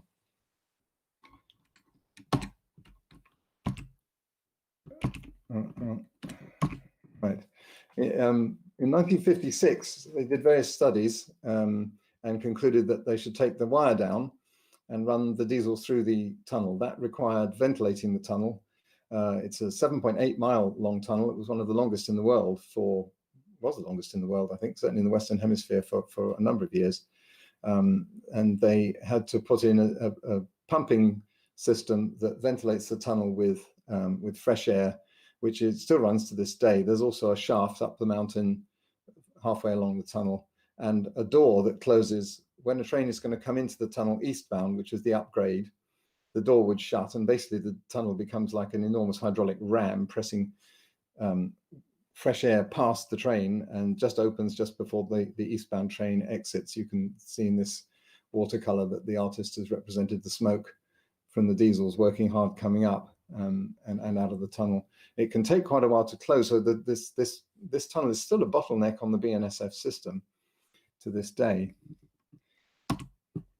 And this is a couple of pictures of the East Portal between 1956 and about 2000. The main picture shows the pumping nacelles on the left, the black steel forms facing into the tunnel. And this is the way that in this particular scene, this is what I'm seeking to model. You can see the headlight of a train coming through.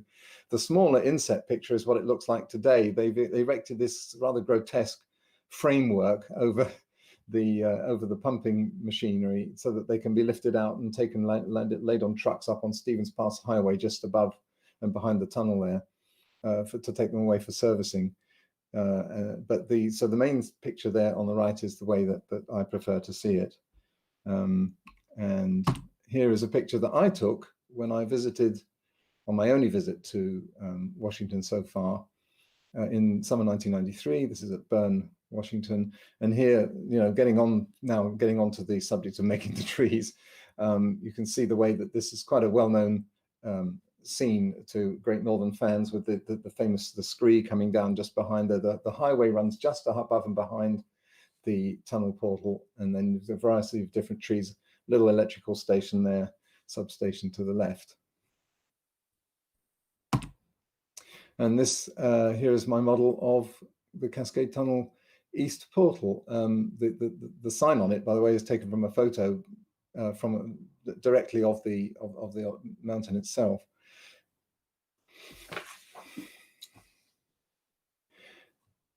When it came to modeling trees, obviously, if you're going to model any area like the Cascade Tunnel, it needs a great many trees. And I was very struck when I began modeling back in the 1980s. I had a copy of this book, Dave Frary's Realistic Model Railroad Scenery. It's now on its 3rd edition and is about at least twice as thick as it was then. This is the original copy, my original copy.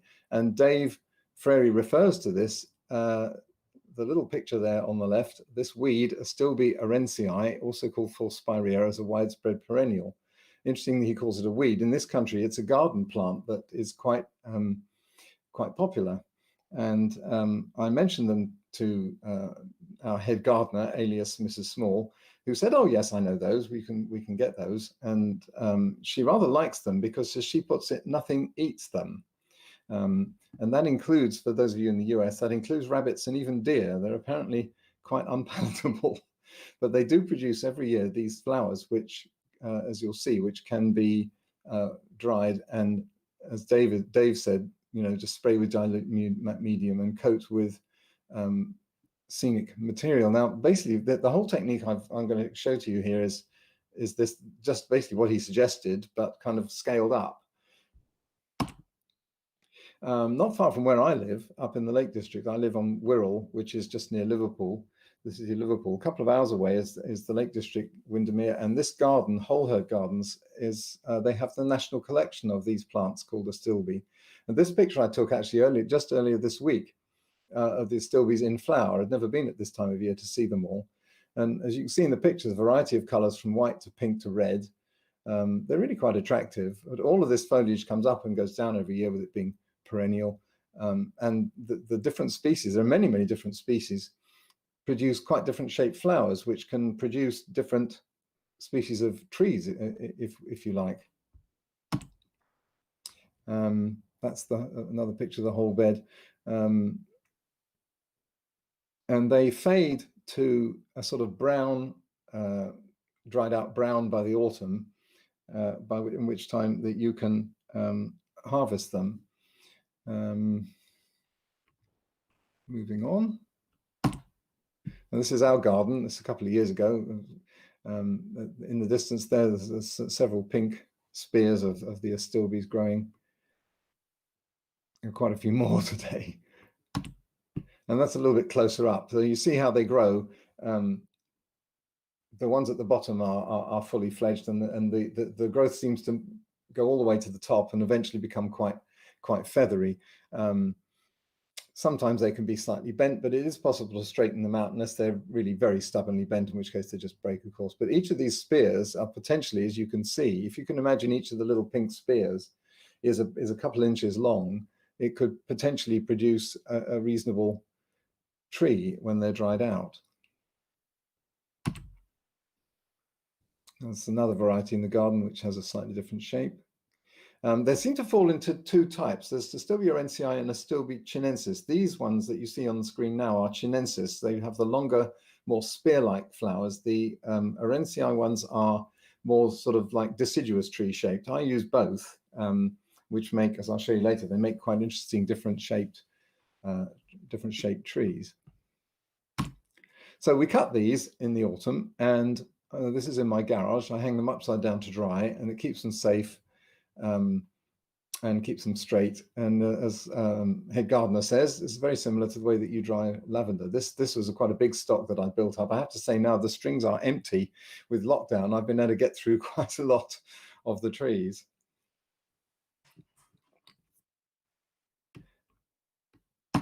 The section at the top near the boxcar, that's quite obviously going to make quite a decent looking tree. But actually that particular spear I cut into, what is that, 14 potential trees. The ones on the top are perhaps the best and the straightest. The ones lower down, a little bit smaller, one or two slightly curved. The one on the right was taken from, if I just go back up one slide, was taken from probably, I can't remember now, but exactly, but it would have been taken from probably the bottom third of that stem, but trimmed to shape.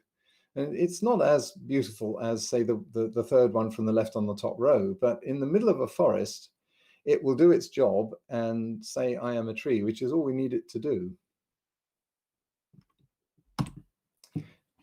Now, the tree kitchen, what do we need? Well, you can see in the picture my sort of assembly line. The white glue is just what we call in the UK PVA. I believe you use the same term in North America. Diluted with water, about 1 to 3, and a few drops of wetting agent. There's very different types. I actually invested in a bottle of photographic wetting agent, which doesn't foam in the way that, say, detergent does. And it's absolutely vital for scenery building because it makes the water soak in without balling up, and it's quite extraordinary the difference it makes. I'm sure most of you will know that, but if anyone who doesn't, if you're having problems soaking your scenery and getting your glue to flow in, this is the answer, is a good wetting agent. I've experimented with various different ways of doing this. You know, Dave Frary says spray it with PVA. Well, I tried that, but all that happened was I finished up with soaking wet newspaper and only a few slightly damp trees. Then I tried having a bowl to catch it, and then eventually, you know, not being the quickest on the uptake, I guess, I figured out eventually that this method of dipping them into the white glue was going to be much quicker. The flowers are slightly fragile. They will bend and they can break, obviously, because they dry. But once they've been treated in the glue, they really become quite solid. You know, once planted on the scenery, and as long as one is careful, they're fairly robust. You know, you can accidentally brush them with your hand and they'll be okay. If you hit them very hard, of course, you damage them, but they do hold together very well. As I say, radio podcast or CD player is at the time. If I have to cut them as well, it's probably about half that. So I tend to divide the jobs up. So the trees are dipped into the white glue, and then I spoon over the scenery material and pop the damp soaked trees into the little tray to the left there, and eventually when I've done, you can see that in the little dish there's some trees ready that have been dipped and are soaking. I also collect with a pipette, which I think is in the picture there. Yes, I collect the runoff from the trees in that little glass dish and return it to the jar, so that it's, of course, it's not that expensive, but it's good not to waste the stuff. Plus, we don't want the trees to have too much glue on them, because then when we hang them up to dry, if they are very, very wet, then the glue will soak down to the bottom and produce a rather bulbous tip, which we don't want. I mean, N-scale trees ought to have very pointed tips. It's difficult enough, or model coniferous trees in any scale. It's difficult enough to get them sharp enough without having this effect. So making sure that we collect and remove excess glue before coating them and hanging them up. And they you know, 12 hours and they're dry enough to use. So an overall sort of shot. There's a couple of trays of completed trees all ready to go on the layout. More to be worked on the bench. Seen at the tree factory. And then just a reminder what we're looking for. I guess this is more Stephen's past tourist attractive pictures. So the trees, tall trees by the track and by the river and up into the mountains with the train, of course. So this was my first attempt at East Portal. Now it as you can see on the upper deck of my layout, I added the upper deck about 8 to 10 years after I built the original part of the layout, and this area was my first. I guess it was probably done slightly quickly because I was trying to finish quite a large area of scenery. The trees you see there, they faded a bit because by the time I took this picture, they'd been there quite a long time. I'd rather abandon the effort because I wasn't actually that happy with it. Sometimes it's good to see things that don't work and then see how they do work when we do them better. These were far too tall, in my view, although they might be the height of some real trees. On the model, I just think they look better if they're not too tall, perhaps twice the height of the trains, not too much more than that. And also because with the proportion of the size of the twig, the trunk looks too spindly and thin. Also, this slope was far too steep. So that's the area that I decided to do a makeover. And here we go. This was beginning about 2013. I managed to salvage some of the slope, added the highway, which was missing on the previous model. And this is the area ready for forest planting. You can see I've made the scree with plaster of Paris rock pieces carefully graded and glued in place. The highway disappears behind the hill, and I've painted the backdrop with very similar colors that you'll see on the trees, so that the tree blends into the scenery, which is what we were always trying to, the effect we're always trying to achieve. Starting to plant the trees. These as the caption says, only an inch and a half high, and the stumps you see there were on that section of hill that was already there. So I start to plant them, as close, really about as close together as they'll go, but the trees in front will fill in the gaps. So, they need to be, in my experience, fairly closely packed, but, not crammed together, trying to get a natural effect. The same standard trees, moving on. By the way, you can see in that picture how close it is to the ceiling. That's the ceiling of a dormer window in the room at the top of the house here. That fluorescent lamp tube, I've learned to some degree of cost that the fluorescent tubes, of course, produce a good deal of your ultraviolet, which can fade our scenery. I've recently replaced I had several tubes up there, and I've replaced them all with flat LED panels, which produce much less, if not almost no ultraviolet, and hopefully we'll see the effect. I also use daylight blinds to keep natural UV out of the room as much as possible. There are remedies to that, but it's nice not to have to resort to that too quickly. Here we see the next rows of trees put in place, still starting with the small ones at the back and working forwards.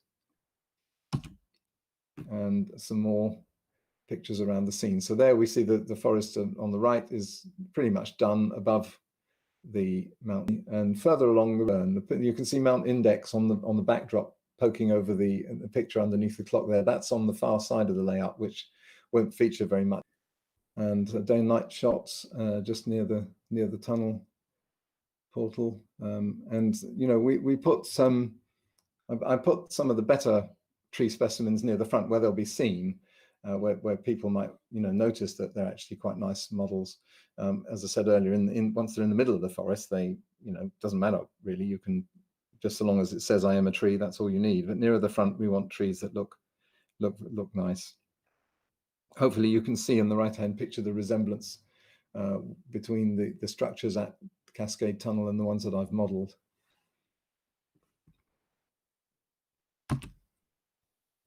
A few more pictures here. On the right, there's the little electrical substation with the forest behind it. Bottom center, that's a freight train exiting the tunnel and coming around the track. I've tried with my models of both of the tunnel portals. The layout isn't prototypical in every aspect. There are quite a bit of imaginary things on it, although I use the place names, but there are some locations I've tried to model as accurately as possible, and the two tunnel portals in particular. Hopefully you can see the resemblance. And this is the west portal. The steep cliff there dropping down to the lower level, that's a little technique, a modeling style, I guess, partly in tribute to Cliff Young and his Denver and Rio Grande. My headmaster's layout that I visited when I was at school, his scenery was very beautifully done, but actually it was literally all vertical. It was almost all vertical hardboard with plaster scraped on it to make it look like a rock surface, and it worked remarkably well. and that's a way to achieve separation in a small space. This particular corner where you see the tracks at index with all the tools lying on it, it's a little tight there, and so this was my solution to the problem, was just to literally drop the landscape off a cliff and tuck the west portal in above that. The backdrop painted to represent Cowboy Mountain, which is there in the Cascades. And as you see the right-hand picture, I've built a proper bridge and started to do some scenic treatment of the creek and added trees above the tunnel portal. Above that, the little yellow lines, that's a little control panel for the turnouts on the upper deck. So you just see this tucks in. From this tunnel, there's a 5-turn helix, as it says on the caption, that rises up to the upper deck. The upper deck on the layout takes the form of a return loop. So you come out at Burn, it goes all the way around to an area called Winton, which in reality is 20 miles to the east of Cascade Tunnel. You go into the Winton Tunnel, and then in the helix, there's a turnout that joins the whole thing back together, and you come back down again. And these are scenes at West Portal. Bottom left is of course the real West Portal. The notches they're not cracks in the tunnel portal. That's where they literally cut that shape through the entire 8 miles of the tunnels. They could get double stacks through in the in the 70s.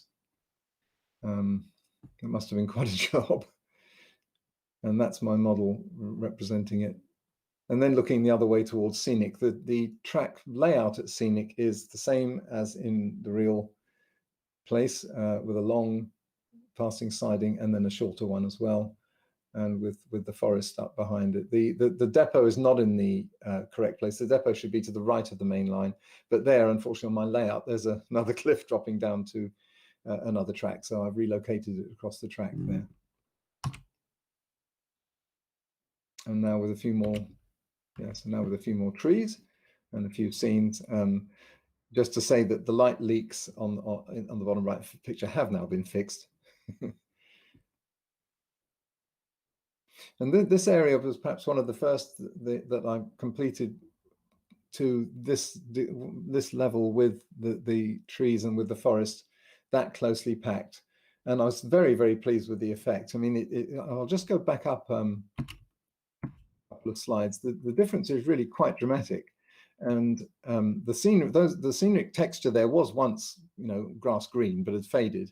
But actually, it makes not a bad sub-forest floor color. So I left it the way it was, and then just added the trees and some scenic treatment to the front, where obviously, daylight penetrates more easily, to allow for other vegetation to grow.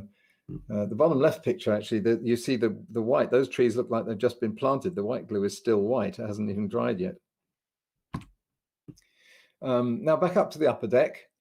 This is the bottom right picture, is the ridge further along. Cascade Tunnel is way over to the right. And then you see the track curving around in this big return loop. There's a location to the east of Burn known as Gaynor, probably named for somebody's wife in the 1890s. And here I've added, this is a panorama that shows the effect of a large planting of trees. I hope you won't mind my saying I'm quite pleased with that effect. And a few lovely 1960s Jeeps to give the feeling of weight. This area is actually at about eye height, so the N-scale trains look very, very good at that height, because normally we see them from when they're much lower down. And this is the area before and after. Again, here we see on the bottom left the old trees where they were a bit too big and not planted closely together enough, and they'd faded, of course, probably thanks to the strip light tubes. All of those are recycled. The tall ones that were sort of 4 or 5 inches, I could take them out, just cut them at the bottom, snip them in two, reshape them slightly, and retreat them, and they were all reused on the scene that you see on the right. And there you can see the upper deck with all the trees leading all the way down to the Cascade Tunnel portal at the far end. That's a distance of about 10 to 12 feet, maybe a bit more actually. That's probably a bit more anyway. But it leads down. Oh, and I think I've left my instrument out to air after a practice session on the bench just to the right. So this is right up near the ceiling on the upper deck. And then coming round to the other side of that mountain. The mountain, by the way, it's a little bit on the ugly side, but it serves a purpose. Let me just go back one again. Yes, it serves a purpose. Out of the top of it come a couple of wooden slats, which I always try to manage not to take photos of, but they basically hold the thing up. It attaches the upper deck to the ceiling so that the thing doesn't rock if you bump against it and damage things. It's firmly secured. I built the mountain around it to kind of hide that. And then this was last summer, showing how, you know, building the trees all the way around the mountain with a few rocks that have presumably fallen down sometime in the past. On the top picture to the left, you can see the line curving all the way around through an area called Merritt, yet under construction. Down to the far end, where I've built a representation of the Winton sawmill, which until a few years ago was about the only actual working customer on the Cascade line. It was a sawmill.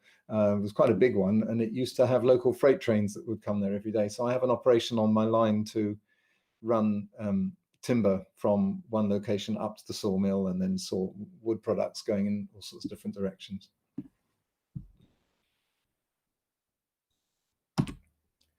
And this is a lockdown project. This is work that I've done in the last 4 to 6 weeks. White Pine Road,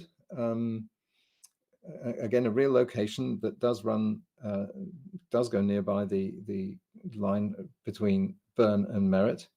And I've added Nason Creek and a couple of bridges across it.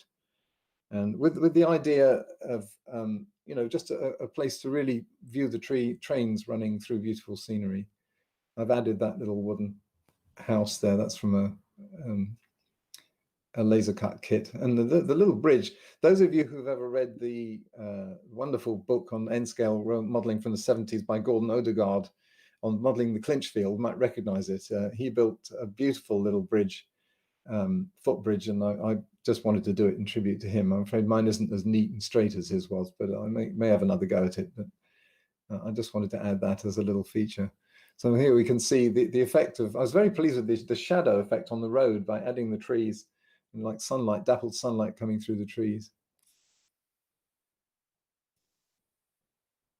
And on the right picture, carefully planting those trees in the depression there.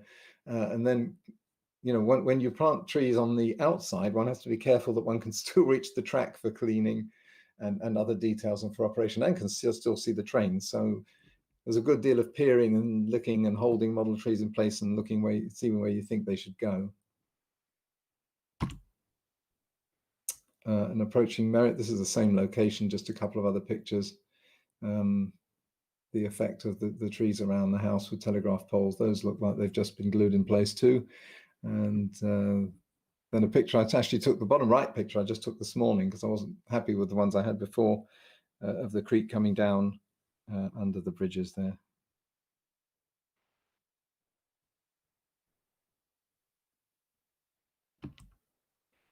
And again, before and after pictures on the other side at Merritt itself. I think I've probably explained everything there is to see here. The structures, the ghastly Bachmann water tower, which is, if you look on the bottom picture, you'll see I've cut it down and painted it a better color. And there was a beautiful, enormous water tower at Merritt, actually, in the Great Northern Historical Society. It was even put out a reference sheet on how with photos of it in place. The space here isn't sufficient to model Merritt as it actually was. There was a Y, and it's still there actually. There's a Y, and you know, much more extensive. But I've done my best to add some suitable looking workhouses, you know, workmen's houses, and the two structures there, the little depot and the tool building, they are there and modelled on the prototype things. The water tower is no longer there, but I wanted to have it anyway. There'll be another structure in between the houses and the depot. And again, the effect of bringing the forest. It's interesting how it darkens the scenery. As you can see, the color is much darker and more foreboding, perhaps, which is the way it should be. And there, the train is my model of the Cascadian. Had to make some of the cars, the little heater car there behind the FTs, and the cut down storage mail car, and a 60-foot RPO. Those are, and two recycled heavyweight cars, and then a cafe lounge car at the rear. That was the consist that they ran on that train pretty much all the way through, actually, and certainly post-war until it was taken off in the 50s.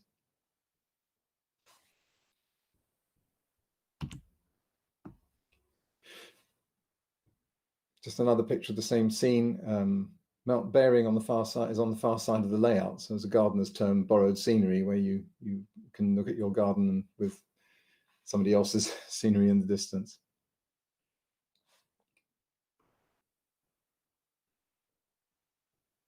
And any layout in the Pacific Northwest would not be complete without Bigfoot. Though I have found that getting reliable prototype photos and information is tricky, to say the least. But there we are. So that's my clinic on making trees for the Pacific Northwoods. I hope you've enjoyed it, and I'd be delighted to answer any questions that you may have. Over to you. Thanks very much, Jonathan. You just stop your screen sharing right now. We do have some questions for the chat. We'll put forward to you now. A number of people comment on how well your scenes look, and that it's really well done. So thank you. A few comments like that.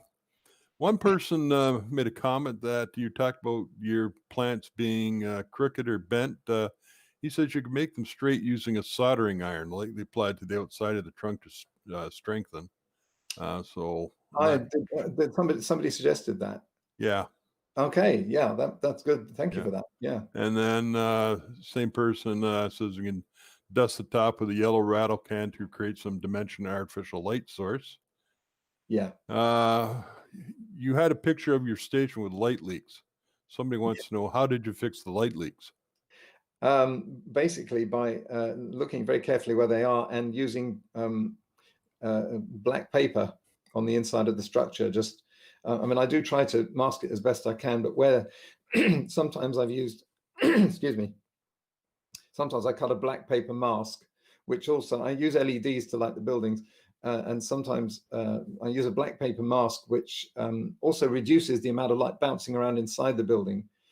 Because even when you reduce the LEDs down to running them at 3 volts instead of 12, they can still look very, very bright, much brighter than normal incandescent lights would look being seen from the outside. So that helps to reduce the amount of light bouncing around. Sometimes I use card, just whatever's to hand. A few tricky places like the corners along roof lines, I've used putty, green modeling putty, just to press in and just to take up those little shapes. So basically whatever you can to fill the holes. Yeah, whatever it needs, whatever it takes. I mean, Right. paint always do it, unfortunately. It does need to be something with a bit of thickness to it. Yes. Somebody has the question, working from UK, what resources did you use for researching the railroad? Oh my. Well, when I started in the 1980s, there wasn't that much. There were some specialist articles on the consists of the Empire Builder and stuff. And I had a Chuck Woods book on the Great Northern Lines West, which my father-in-law had a copy of, which I used to devour, full of black and white photos, mostly of locomotives, but you could see a good deal of the country around as well. But now, today, it's so easy. I mean, not only are there multiple series of color pictorials by different authors and different publishers, there's a 7-volume by one, Great Northern Pictorial showing just about, I think there can't be many square inches of the railway and its equipment that haven't been photographed and published in these fantastic books. But I am a member of the GNRHS. I've been a member of that almost as long as the NMRA. And I have 30 years worth of reference sheets and articles, technical articles written by fantastic enthusiasts all over the area who followed it. That started out as probably a lot of these railroad historical societies did as an association of former employees. It originally had the title of the Fraternal Brotherhood of Empire Builders, I think it was called. Well, that's 2 words that mean the same thing. But and then grew into the GNRHS, and I became a member of that, and they send out wonderful reference sheets, on everything from Anodiner's outhouses in Montana along the track to the details of signaling to bridges here and there, to depots, to the pumping systems of certain passenger cars, to a lot of the big subjects were done early on. So that was a great source of information, on track plans and anything you can imagine, really. And I suppose these days things like Facebook groups or email groups, that type of thing, they're a wonderful source, because there's all sorts of people out there who know something that you're looking for. Will have the information for you. Well, I managed to go in 1993. I went with my late father-in-law, who was a railway enthusiast, as I was saying earlier. And I actually, literally, I wrote letters, never mind email and Facebook. This is in the pre-social media days. I actually wrote airmail letters to all the members of the GNRHS who lived in the Cascade area, and I said, I'm going to come on the Empire Builder, would love to visit the area, any chance to meet up, and could you tell us anything? And I had a couple of very positive replies, and one couple invited us and hosted us for several days at their cabin in Skycomish, and took us all over the mountains, and their friends in the town threw a party, a wonderful barbecue, and we had the most wonderful tour, and it's an experience I'll never forget. I think they may no longer be with us, because they were retired, and this was like 30 odd years ago. But it was a wonderful visit, and great opportunity to do some field work and just get the lie of the land, And we should all do that if we have the opportunity. Visit our favorite place. Yeah, absolutely, you can. Somebody commented in question. Very impressive finding a plant that passes wren scale trees. How many trees are you able to make using a season's worth of plants? And then somebody else wants to know, how many trees have you got on the layout, and do you ever have tree making parties? I'd love to.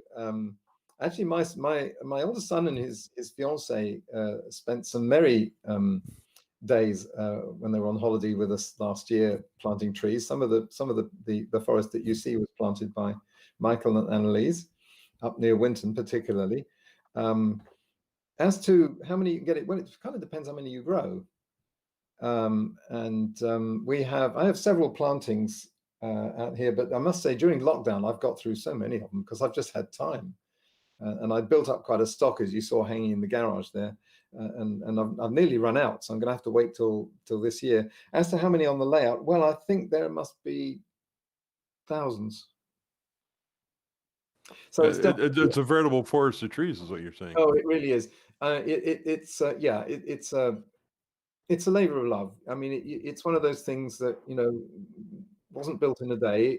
It's taken time. But actually, all of the trees you see on that upper deck, the vast majority of them have been planted in the last 12 months. Okay.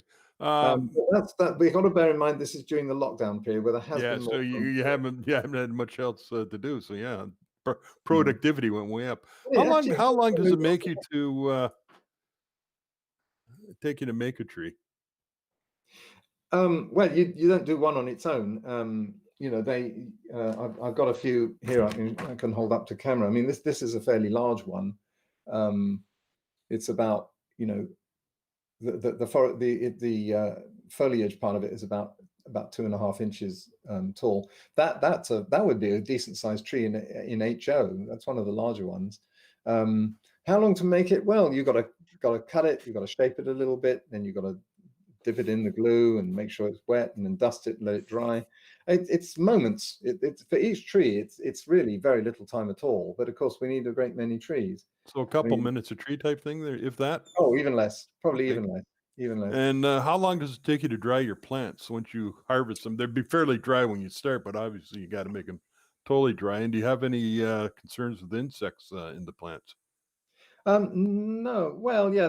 I actually I did once found a brown and yellow garden spider had made a home in one of my model towns, and I had to sort of shepherd it back outside again. It had literally come in on the Astilbes, but that's the only time. There are no critters on them. Hanging them outside to dry helps. Yeah, and they're fairly dry when you harvest them in the autumn. Then hang them in the garage over winter, and then they're you can kind of feel when they're dry. Okay. That plant, would it be suitable if you got large enough ones to go HO scale on them?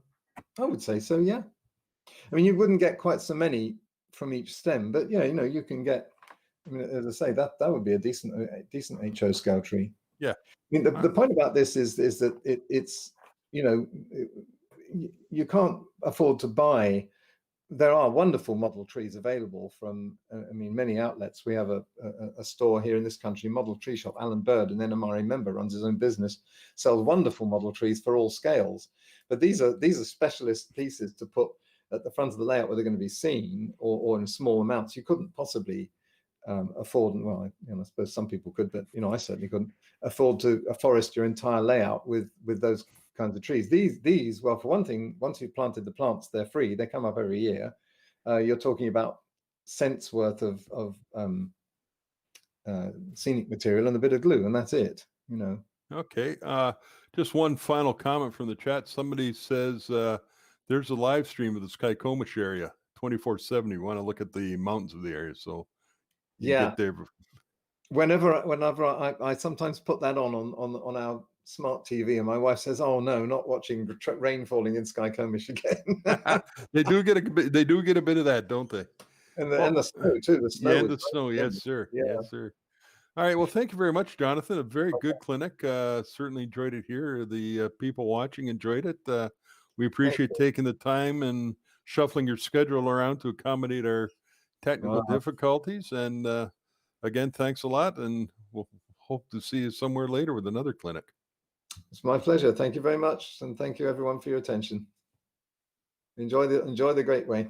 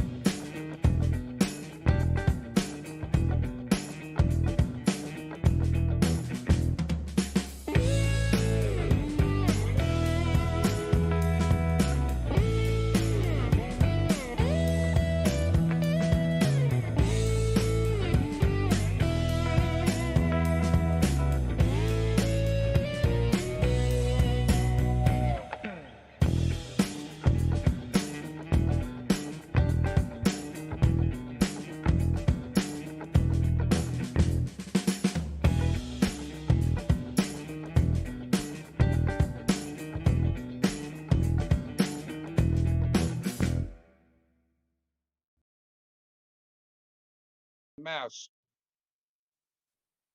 Okay, welcome back to Gateway NMRAX. Our next clinician up this afternoon is Edward Kohler, and he's going to talk to us about the town at the end of the line, the Coal Patch Communities. Edward is a 50-year member of both the NMRA and NRHS. He currently serves on the board of the Sunrise Trail Division NMRA. His last model railroad was dismantled when he was 16. He just celebrated his 68th birthday while in lockdown. He remains an avid railway enthusiast, and as an outgrowth of his interest in railways, he discovered the communities built and owned by the coal mining companies and other industries on visits to the East Broad Trap in Cambria, Indiana. And it notes that you're also the honorary battalion chief of the fire department city of New York, which is a major thing. Well done, sir. So if you want to start your clinic and take it away, we'll enjoy your presentation. Thank you very much. And since you've all been staring at my opening slide, we're just going to get right into it. Once coal was wealth. Horace Trumbauer designed the elms for the owner of the Berwind Coal Company. This is a summer cottage. Let me repeat that. This is a summer cottage located in Newport, Rhode Island, where the rich and the famous went during the summer to avoid the city heat. Now, what I'd like you to do is remember that name, Horace Trumbauer. We'll get to him later. And for those of you who model the Pennsylvania coal country, Berwind Coal Company and their fleet of hopper cars should not be unfamiliar to you. The wealth from coal was hard won by workers who usually did not share in the riches. You load 16 tons, and what do you get? Another day older and deeper in debt.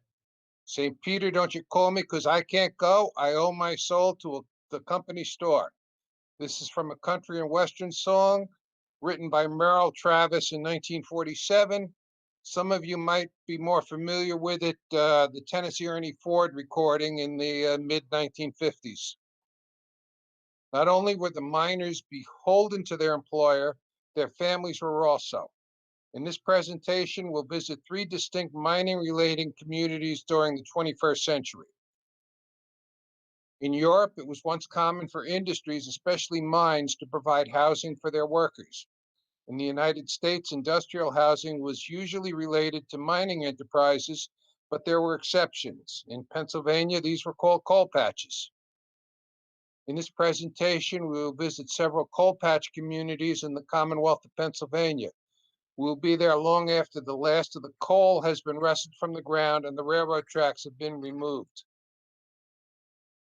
The designations applied to certain houses in this presentation are those found in walking guides to the community or in the documents used to designate them historic areas. Our first stop will be the preserved village at Eckley in Luzerne County, which is now a property of the Pennsylvania Historical and Museum Commission and has a connection to James Bond 007. A map of the Eckley area near Hazleton, and here we go. Here's Hazleton, Pennsylvania, and here is Eckley. It's really out in the middle of nowhere. During 1854, work began at the Council Ridge Colliery and the nearby village of Eckley. Both were owned by Sharp Weiss and Company, which leased the property. Ownership of the enterprise changed during 1875 and again in 1900. The property would be liquidated during 1963. Eckley Village was leased out to a film production company. The Molly Maguires was filmed there. It was then purchased by a group of businessmen who donated the town to the Commonwealth of Pennsylvania for use as a museum during 1971. The Visitors Center at Eckley. Eckley is laid out along a single road. A back road once existed to the left. Eckley's backstreet housing was for the newest workers. 2 families each had 2 rooms, and these were single-sheathed walls with no insulation. Think about living in a plywood shed. This 1854 built duplex housed 2 families. Each had 4 rooms, 2 on each level. After 10 years of service, a miner in Eckley could rent this better house. Now, why was it a better house? Let's explain. It was still a duplex with each family having 2 rooms over 2 rooms, but the rooms were larger and the attic was partially usable, i.e., you could rent it out to another miner who was single and who could live there, giving you another source of income. These buildings were built starting in circa 1865. A foreman's house. This one's been extended in the rear, dates from 1854. The foremen had their own private house. Were not duplexes. Every house in Eckley had a fully fenced-in vegetable garden plot. This was the main source of vegetables for the family table. And the reason they were fenced, it kept the deer and the rabbits from plundering your local garden. Also in the backyard, plumbing in 1854 to 1865 consisted of outhouses. Indoor plumbing did not come to Eckley until 1963. In fact, the houses in Eckley didn't get electricity until the 1940s. There was no school in Eckley until 1912. The original company store and rooming house hotel buildings are long gone. With the colliery about a mile away, there were no railroad tracks in the vicinity of the village, but there were some social issues, and then came the movie people. Unusually, there was a social club in Eckley where beer was sold. This is rather unusual because the coal patch communities in Pennsylvania were usually dry. Alcohol interfered with the good work practices that were wanted from the miners. The last thing a mine owner or mine foreman wanted was a miner with a hangover setting charges of dynamite down in the mine the next morning. The Roman Catholic Church of the Immaculate Conception was erected during 1861. There's also an Episcopalian church in the Eckley village. The Catholic Church rectory is now the gift shop for the museum. The village doctor was housed in a foreman-style dwelling. The doctor lived on the second floor. The bottom of the floor was the doctor's waiting room and his surgery, if you will. Kind of like to use the British term for it. A few owners' houses exist at one end of the main road in Eckley. I don't have a picture of it, but one of the other houses has a bell tower on it, and that also served as an office. The bell was told to give off the hour. Remember, the miners were poor. Clocks were not owned by many people, so the village bell was how people would tell the time. The movie company added this structure to serve as a mule barn. Basically, it's just a facade. Here's a more accurate interpretation of a mule barn at Eckley. There were once 3 of these buildings, mules being used extensively in the mine. In the movie, this building served as both the company store and the railroad station. The section nearest to you was the company store, and the railroad station is that part of the structure to the rear with the fenced-off platform.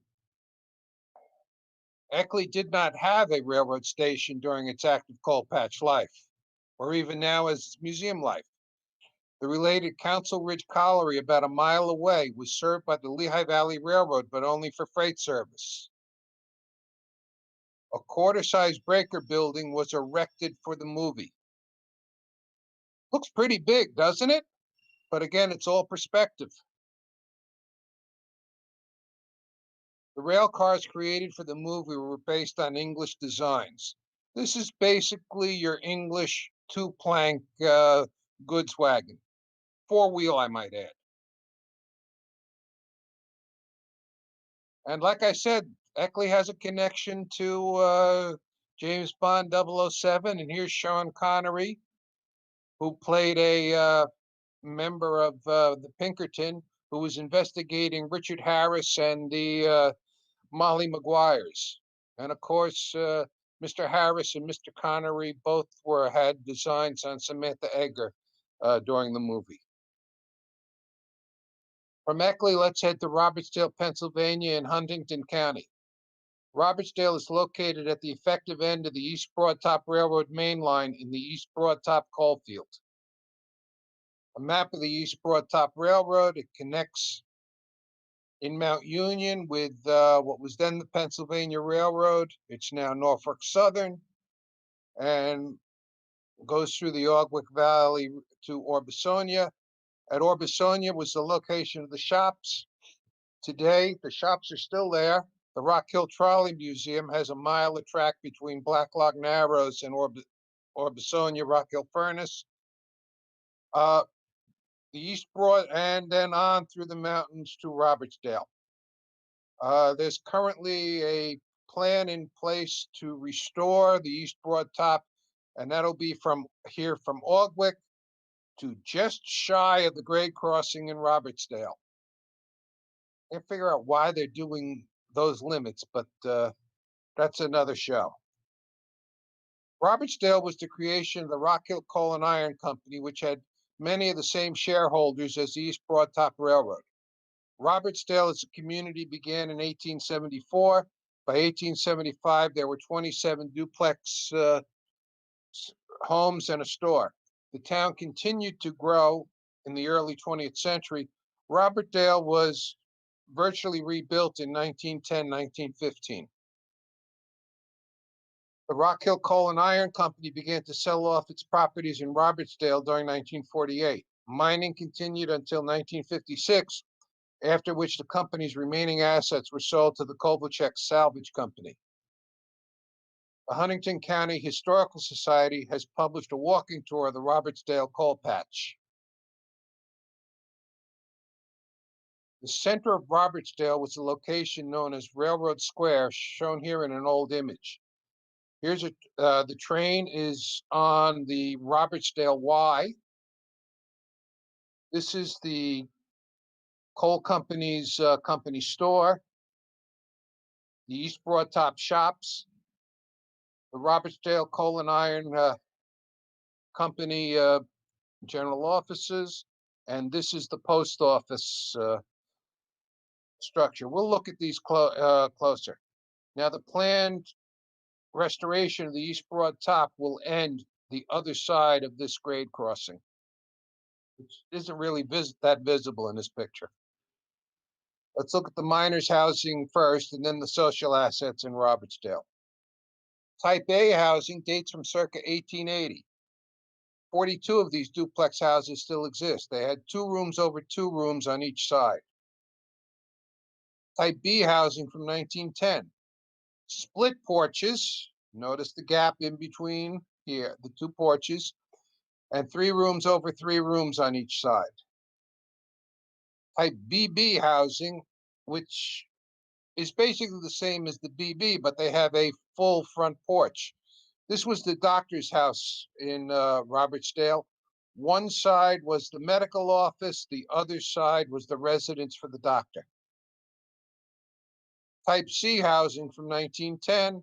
Basically, it's a slightly different variation on the BB. It's 2 rooms over 2 rooms, and again, a duplex. Type D housing dates from 1910. It's a 4-room bungalow. There are approximately 8 of them. I suspect these were used by foremen or company clerks, people who were in some sort of first-level supervisory role. Type E duplex housing from 1910. This sample has been heavily modified on this site. It was called a 4-square because it was basically just a square. And today this is occupied by 1 family. They've changed the door so there's only 1 front door instead of 2, and added this section here on the back. Probably a poor choice to illustrate the Type E, but there are just so few of them left. Type EE housing. This had a door, 2 rooms here, 2 rooms here, and the same on the other side of this dormer. There was a wall between the 2 units right in this area here. This is the mine superintendent's house in Robertsdale. It dates from 1870. Notice he didn't have to share a wall. He had a duplex. He had a single family house. Let's look at some of what I call the social assets of Robertsdale. The Methodist Church dates from the 1890s. It's now a museum. Well worth a visit if you're ever in the area on the weekends when it's open. The minister lived in this house 3/10 of a mile away from the church. And surprisingly, it's not a duplex. The Catholic Church in Robertsdale, built in 1922, was dismantled during 1970. Salvage was used to build a church hall in Dudley. That building is now gone. The Presbyterian, Lutheran, and the Church of God congregations shared a building that no longer survives. The company store, Wright, was one of the first buildings in Robertsdale. It no longer stands. The storekeeper lived adjacent to the store. This relocated building was moved here circa 1904. It had been a Grange Hall in nearby Dudley. This is the one that blows my mind. The Rock Hill Coal and Iron Company operated a 32-room hotel in the town. This is the 32-room hotel. I don't think the rooms were that large.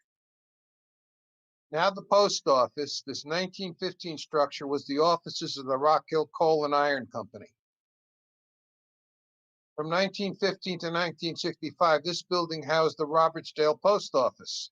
And at the other end of the building was the Robertsdale Barber Shop. The grammar school was an early social asset in Robertsdale. The first building housing it was constructed during 1870. No less than 3 generations of schoolhouses stood opposite the future site of the Catholic Church by 1900. These buildings no longer stand. If you go to Robertsdale today, the site of the Catholic Church is where the firehouse is located. A high school was erected during 1934. Enlarged, it is now the local grammar school. During 1918, the Rock Hill Coal and Iron Company built the Liberty Theater to bring movies and entertainment to the isolated communities of Robertsdale. The Liberty burned down in 1936 and the land remained empty until 1948. The Reality Theater was built in 1948 and showed movies until recently. The choice of the name Reality was sort of a joke. People kept telling the guy who wanted to build it that it would never be a real thing. So when he built it, he called it the Reality. Today, it's home of the Church of God in Robertsdale. From 1874 until 1956, Robertsdale and its nearby coal mines were served by the narrow-gauge East Broadtop Railroad. The town was graced by a full locomotive terminal and station. A new station was constructed during 1915. And here's the 1915 concrete block East Broadtop Station in Robertsdale.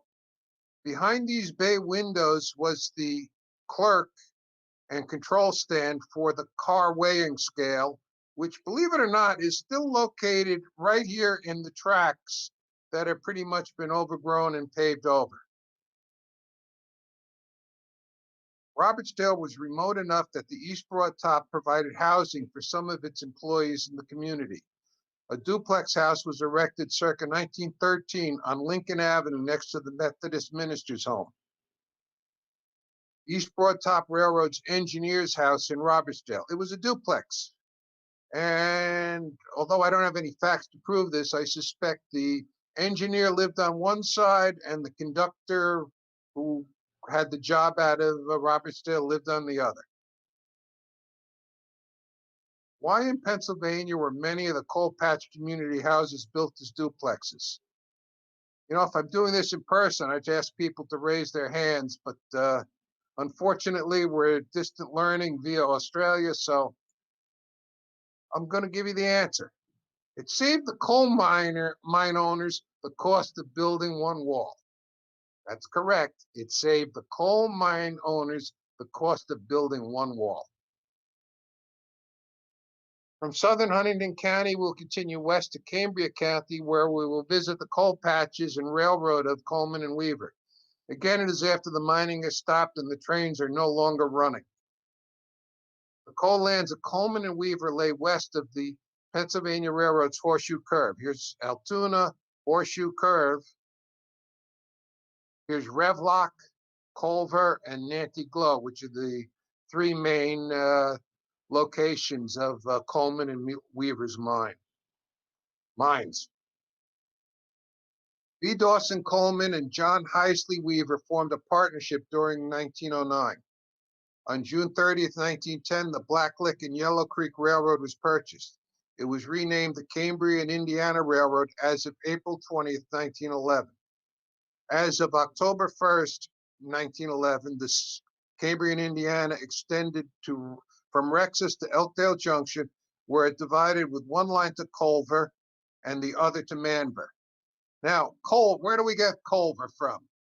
C-O-L from Coleman, V-E-R from Weaver.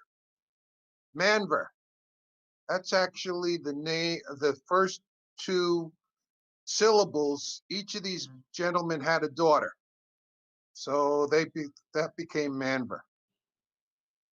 And the naming gets worse. A Cambria and Indiana branch from Reagan Junction on the Culver line to Nanty Glo opened on March 12, 1916. They are connected with the Pennsylvania Railroad. It was extended to Revlock during 1917. Revlock, C-O-L-V-E-R. That's Culver, spelt backwards. The Cambria in Indiana was eventually acquired by Bethlehem Steel. Much of the C&I was damaged by rain in 1977. The railroad was shut down during November 1994. The Cambria in Indiana complex at a time when they were rebuilding hopper cars for the Reading Company. Over here we have engine house number 1. This is the main car shop. This is the Cambria in Indiana general offices. In this spot here, it was torn out in the 1940s, was the Cambria in Indiana's Culver station. And if you look carefully right above the car shops, you'll see the mine tipple buildings. This is where the coal was brought to the surface. Here's engine house number 1 in Culver in approximately 2014. Engine house number 2 when the Cambria in Indiana was still running. Notice the switcher type locomotives. The Cambria in Indiana and the diesel era only had switcher type locomotives. They were set up and balanced for road switching, but they still were the switcher car body. Engine house number 2, 20 years after the shutdown. The Cambria in Indiana's car shop in Culver 20 years after. Notice the large number of wheels here. For a number of years, a company rebuilt axles and wheels for diesel locomotives using the car shop building. The Cambria in Indiana's general office in Culver was trackside. The Cambria in Indiana Railroad was owned by a coal company. As a result, it had many coal country attributes, including the provision of housing for its workers in Culver. This housing was sold off in the early 1950s. The Cambria in Indiana superintendent lived in this large house in Culver. I had a good friend who passed away from COVID-19, Ray Kenny, who for a number of years was the superintendent of the Long Island Railroad. I often wished I had shown him this picture and asked him what size house the Long Island Railroad gave him. But I know the Long Island Railroad didn't. Cambria in Indiana workers had brick duplex housing in Culver. Cambria in Indiana also had some wood and brick single houses in Culver. A plan to build a major yard and engine facility at Eleanor Yard near Nanty Glo in the 1930s resulted in the construction of several duplex brick houses on a new street, Weaver Circle. These plans never went forward, but the Cambria in Indiana operated these rental properties for years. And here's one of the Cambria in Indiana houses on Weaver Circle near near Nanty Glo. The Cambria in Indiana was experiencing about 20 miles of light engine movements every day in the early 1990s. To reduce costs, it was planned to close Culver and build a new engine house in Revlock. A building was constructed near the Monroe mine in Revlock, but it was never occupied. The unused Revlock engine house. It still stands, a rather modern building. Cambria in Indiana, passing the Monroe Coal Company boiler house back in the day.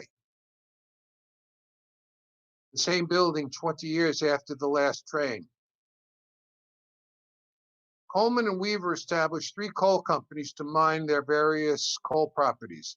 The Ebensburg Coal Company was established to mine at the new community of Culver.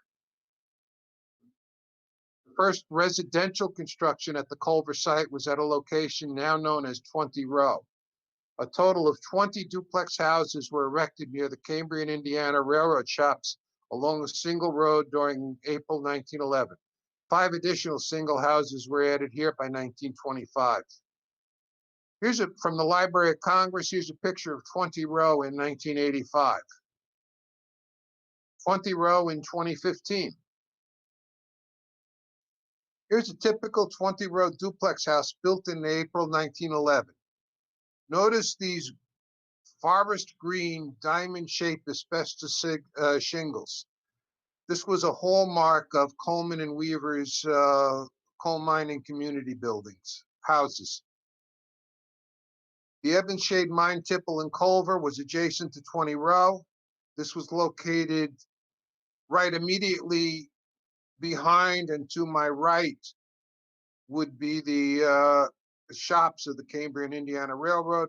This picture is from the Library of Congress. Originally, only 20 Row was called Culver. And why was it called 20 Row? There were 20 houses on it. The main portion of the community was called Culver Heights. Today, it's all considered Culver. The Culver Heights area was laid out in a grid pattern centered on Reese Avenue by the Cambria and Indiana Railroad surveyor. The Coleman and Weaver firm engaged architect Horace Trumbauer. You remember him. He built that big house in Newport, Rhode Island. But Howard Trumbauer of Philadelphia designed the principal buildings. He's also considered the designer of the miners' housing. And keep that Newport cottage in mind as we begin to look at the housing here in Culver.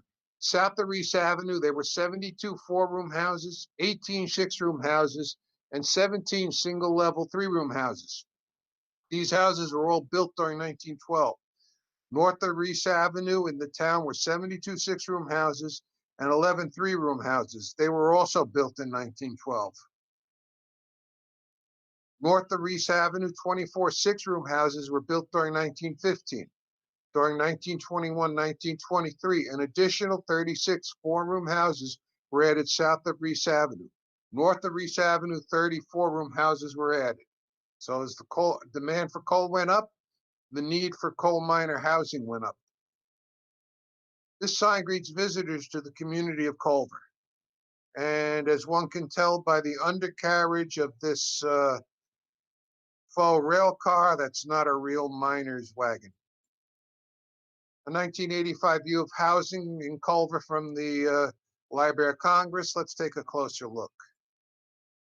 A 6-room house in Culver with the original green asbestos shingles. A 4-room house in Culver with new siding. A 3-room house on the north side of Reese Avenue in Culver. This one is in absolutely terrible condition, but it's still got the original asbestos siding on it. By the way, 3 rooms. 2 rooms on the first floor, and the upstairs was one big, large room. The smallest worker housing in Culver were these 3-room bungalows. Again, I suspect they were for mid-level or entry-level supervisors.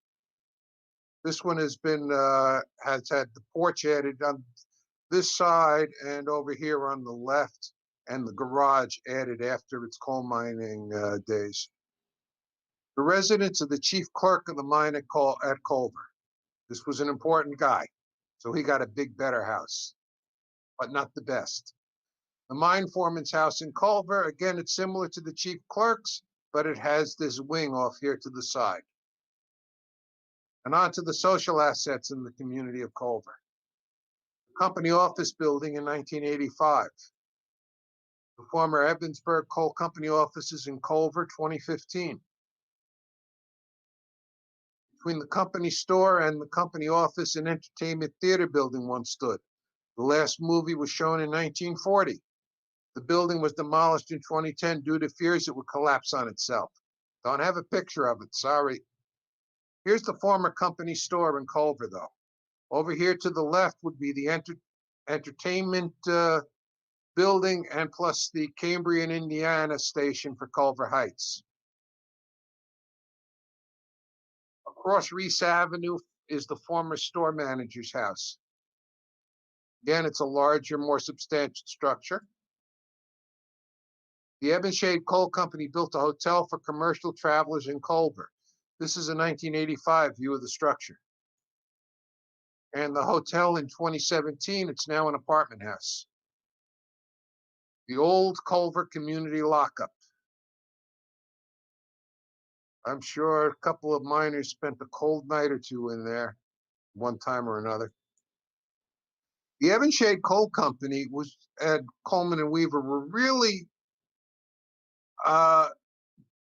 interested in their workers. One of the things they did was they built a hospital for their workers in Culver, which was also available to their workers from Revlock. The Evansburg Coal Company also operated both a dairy farm and a hen house at Culver, providing fresh milk and eggs to the mining families. Both were removed in the early 1940s. Still surviving, however, is a community park located on the south side of the community. There were no less than 3 churches in Culver, a Catholic, Presbyterian, Greek Orthodox. All 3 have been extensively rebuilt since the coal company days. The original Culver School was also replaced in the 1950s. It's now closed with students attending another institution outside of the community. Bethlehem Steel, as the eventual successor to Coleman and Weaver, began selling the Culver properties to the tenants in the late 1940s and early 1950s. Mining ceased in Culver during 1978. While the tipple was downhill near 20 Road, there was a man shaft that came up along Reese Avenue in Culver. The arrow points to the site of the man shaft. The rest of this parking lot was, at that time, was occupied by a wash house where the miners could take a shower after working in the mine. Just to the northwest of Culver was another residential area called Shantytown, which was home to a large number of 3-room, poorly constructed bungalows. This was the first community that recent immigrants from Eastern Europe were settled into. Shantytown was totally demolished prior to 1985. An electric plant burning coal is on its site, coal or coal waste. I have not been able to find a picture of Shantytown, or at least the Shantytown located here. Coleman and Weaver established the Monroe Coal Company to exploit their holdings at a location that was named Revlock. This community was 5.8 highway miles from Culver, but the distance on the Cambria and Indiana Railroad was 15.8 miles. En route from Culver to Revlock by highway, you pass through the hamlet of Tripoli. Here, the United Mine Workers Local 860 would build their hall during 1934. Located off of the properties of Coleman and Weaver, who were anti-union. And here's the local 860 Union Hall in Tripoli, Pennsylvania. It's now been cut up into an apartment house. The Monroe Coal Company began to develop Revlock during 1916. The community occupies 83 acres with a grid street pattern. Like Culver, Revlock sits on a slope above the actual mine location. A total of 144 houses were erected in Revlock in the 1916 to 1918 period. Revlock is one of the first coal patch communities to have indoor plumbing and electricity in the miners' housing at the time of their construction. Yes, Indoor plumbing and electricity. Horace Trumbauer. Where have we heard that name before? Of Philadelphia, was hired to design the housing in Revlock. He developed 5 basic designs, which we'll see shortly. He also designed a company store, company office, company store, and a grammar school. 3 churches with parish houses would be built in Revlock by their respective congregations. Let's look at the community. The sign at the eastern entrance to Revlock facing US Route 22. After a snowstorm in 1994, Revlock certainly had a gritty look to it. Actually, the eastern entrance opens up to a community park. A 2-story semi-detached 4-room house, original shingles at this end. Semi-detached, this is another way of saying duplex. A wood frame 2-story 4-room detached house. The porch and garage were added later. The other 2-story wood frame design in Revlock with a front addition. Again, this is still a 4-room house. A 2-story wood frame 6-room house with an added porch and rear extension. A 6-room house for a manager. Basically, they were the same building as the wood one, but this had a brick facade added to it. Also, the managers' houses were located on top of the hill, overlooking the town of Revlock. The Coleman family had full control of the Monroe Coal Company after the death of B. Dawson Coleman on March 23, 1933. Prior to selling the mine to Bethlehem Steel during 1948, they sold off the residences in Revlock generally to their tenants. Let's go on to the social assets of Revlock. The Horace Trumbauer designed Revlock Public School is now an apartment house. The company store in Revlock closed on February 2nd, 1950, and that closure was caused by a change in law in Pennsylvania that prohibited coal mining firms to operate their company stores, and the building was abandoned. The remains of the structure were demolished after 1994 and a modern private dwelling erected on its site. It's a nice ranch house, but you know, it's not your classic company store building. The store manager's house survives, a 6-room brick facade dwelling 2 blocks away from the store. The garage has been added. The former Monroe Company office sits next to the road linking the mine to the residential area. The road is in the back. The coal company office has now been purchased by the Catholic Church in the town, and they use it as an outreach center. Mining at Revlock ceased during 1982, but the Cambria and Indiana Railroad continued to remove coal from the mine storage pile until September 17, 1985. At the mine site, only 3 buildings still stand. One we've seen already, the Cambria and Indiana aborted engine house. This is the former miners' wash house, which dates from the 1940s. We saw this image of the mine's boiler house earlier. And here's a 2014 view of the same boiler house. Coleman and Weaver established the Hazley Coal Company in the borough of Nanty Glo during 1915. Hazley was the middle name of Coleman. Scattered site housing was provided in 1915 in this already established community, which was actually made up of a number of coal patch settlements built by multiple firms. There were also a number of non-coal company related residential areas. From the Library of Congress, miners' housing in Nanty Glo circa 1940s. The mining company who owned these houses is unknown, but notice they are all with the 2 front doors. These buildings closest to us are all duplexes. And these larger buildings of a different design are probably also duplexes. These are probably 2 rooms over 2 rooms on each side, and these are probably 3 or 4 rooms over 4 rooms or 3 rooms on each side. The main building from the Coleman and Weaver era that survives in Nanty Glo is the Harold Trumbauer Design Company store on Lloyd Street. The store opened during 1918 and closed on February 2nd, 1950, again by action of Pennsylvania state law. The old company store in Nanty Glo is now Moose Lodge 207. So the next time you see a coal train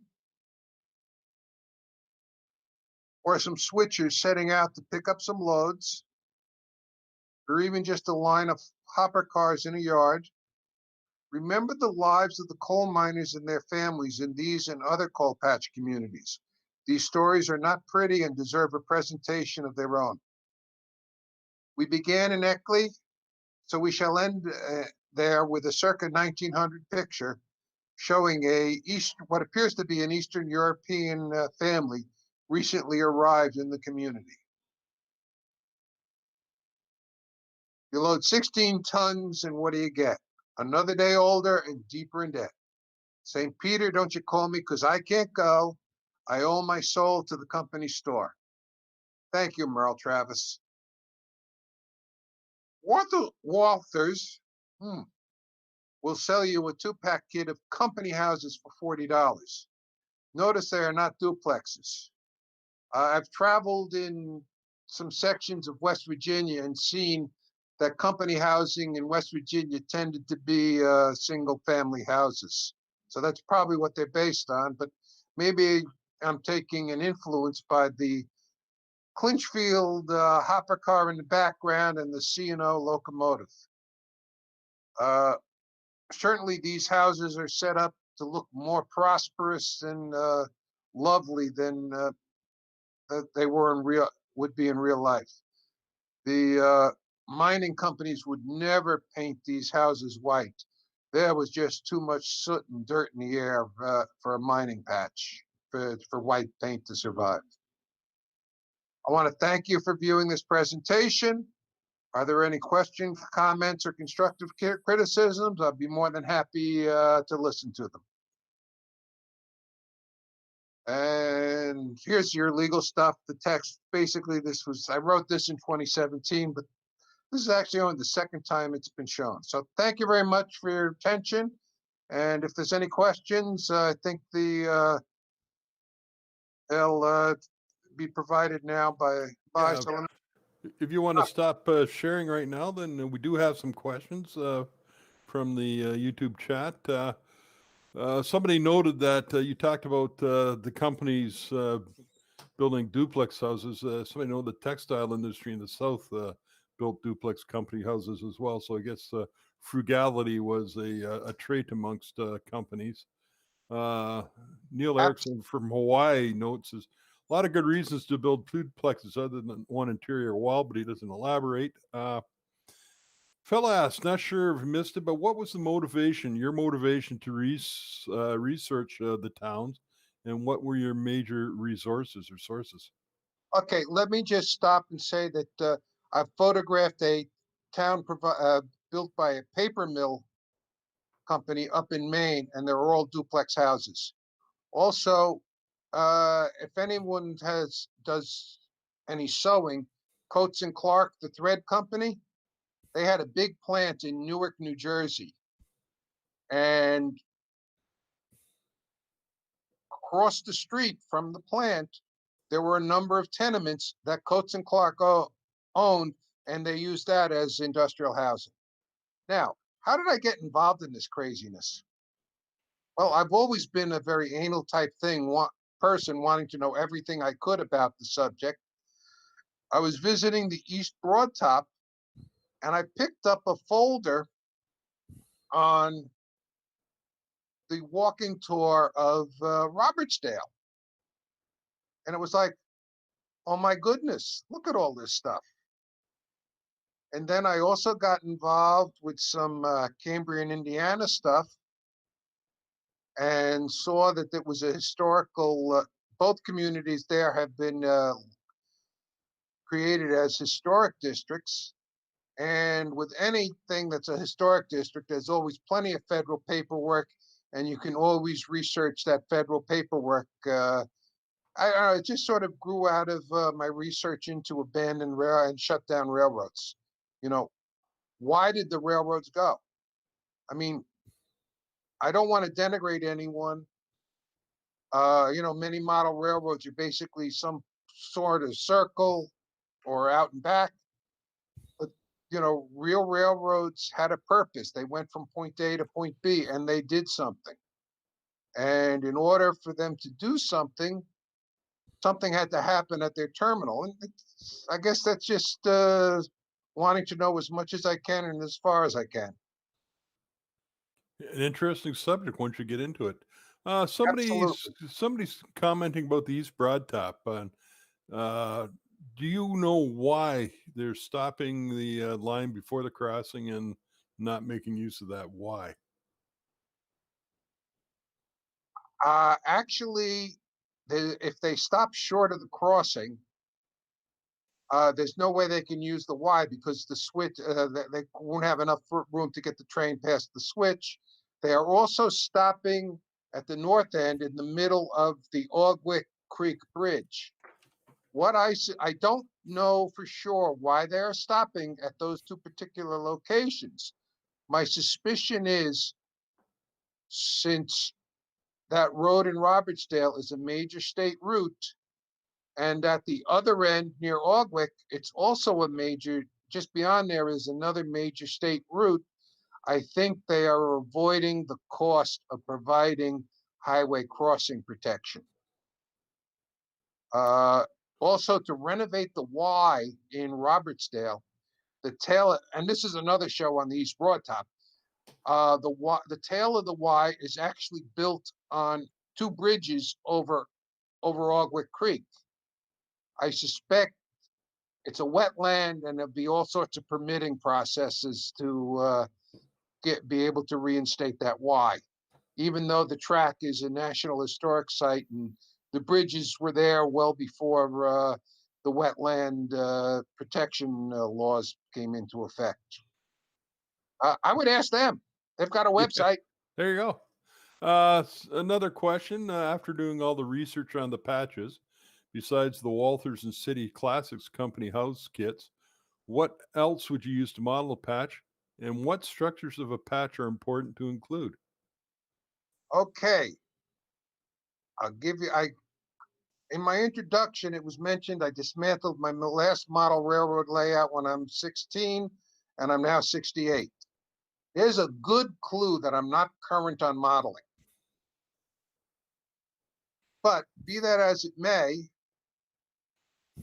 I can talk more about the buildings. What you should have is sufficient housing for the miners. And there should be several layers of housing. You generally will have a mine foreman or superintendent, so he'll have a good house. You will then have, at least in terms of Pennsylvania, the licensed miners. These are the people who had the license to be miners. They would have a reasonably decent house, although not as fancy as the mine superintendent. The next layer down is the homes of the laborers. Every miner would have 2 to 3 laborers working for them. They would have poorer housing, if you will. Remember at the beginning of the show at Eckley, the plywood shack, something like that. I could get into a whole bunch of discussions about the families and the living arrangements in the coal patches, but I think that gets beyond modeling it. Basically, you would have some sort of housing. You would have at least one mine or office for the mine and a company store to supply the miners with their supplies, plus a boarding house structure and a doctor's house. Now, the doctor could just be in one of the miners' houses with a shingle hanging out in front of it.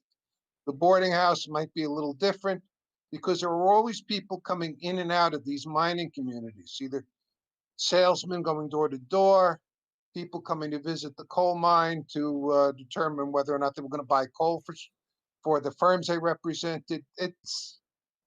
That basically would be it.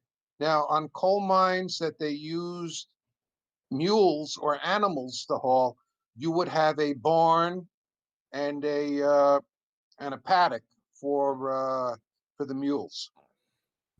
Okay. Does that answer your question? I think that answers the question. It's a lot of different things, and you can certainly go a long way to and do what you want.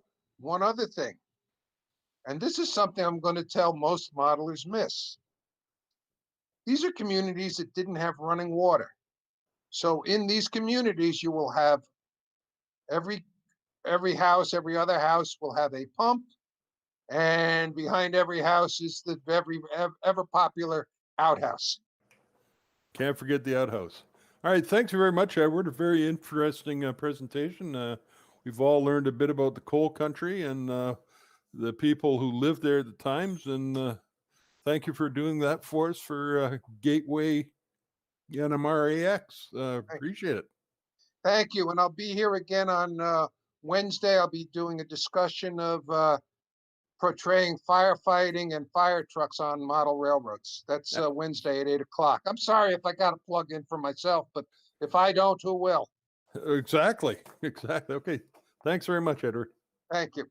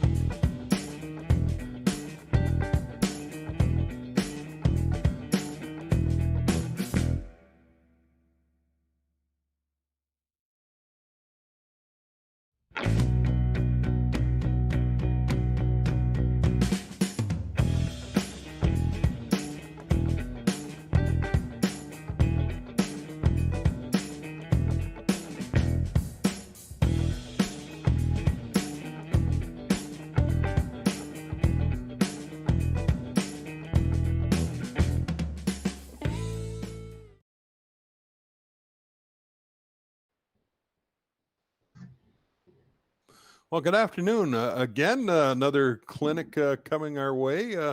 This time it's Eduardo Becherel is going to be talking to us about techniques for ballasting. Eduardo is an enthusiast. I wish I could talk. Enthusiast. We're having all sorts of technical problems today, me talking including. Eduardo is an enthusiastic Mexican modeler with a great passion for the hobby and dedicated to increased knowledge. And he has the only model railroad channel in Spanish, which is good for him to try to get the word out. He's a big NDM, which I believe is the Mexican National Railway, and a CN fan. And he's always open to help others in the hobby and dedicated to improve their techniques. So, Eduardo, if you want to get your presentation and screen sharing ready and maybe give us a bit of introduction, and it's over to you. Hi, thank you, Bruce. Hello, everybody. That's correct. I am a big fan from NDM and CN. And for today's clinic, I divide the clinic in 3 sections. Today, we're going to share the first section, PowerPoint, some kind of theoretical about ballasting. Then we're going to see a video of how to, not in real time, but how to ballast a small piece. And finally, we're going to talk about some Q&A, small session. But before we start the presentation, I would like to say 2 things. Yesterday, I read a post on Facebook.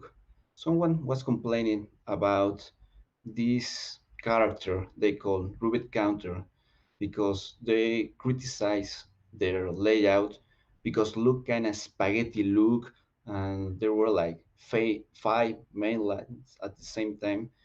And what I like about these spots is that people support that we have different rules, we have different dreams, and I believe the most important is one is your layout, so is your rules. So second, you need to enjoy the hobby.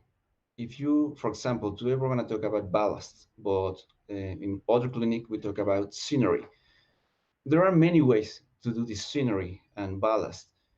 Try to do the best for you. Don't try to do the hobby or the ballast or the scenery for other people's. I believe this is the most important of the hobby, not to do the work for others. Enjoy yourself, share with the family, share with friends, and with that, let's begin. Let me share my screen.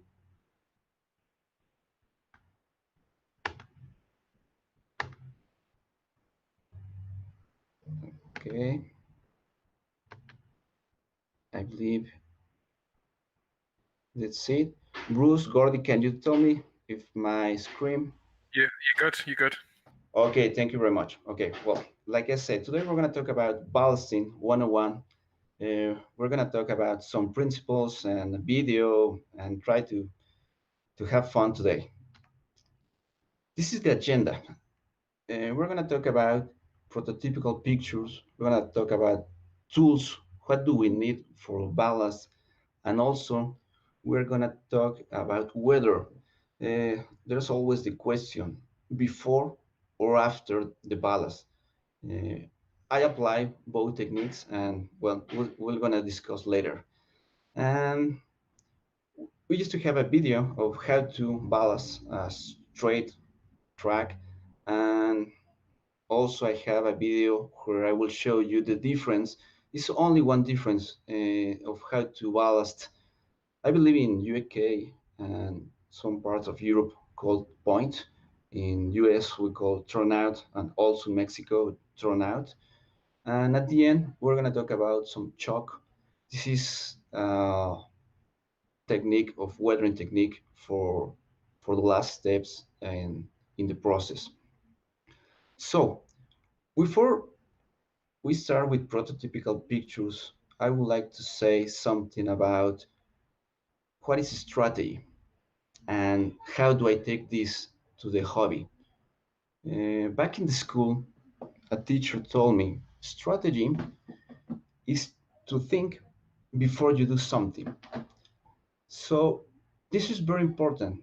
because sometimes you are so enthusiastic, so desperate that you would like to open the box, go straight to the ballast and start gluing and painting, but you don't have an objective.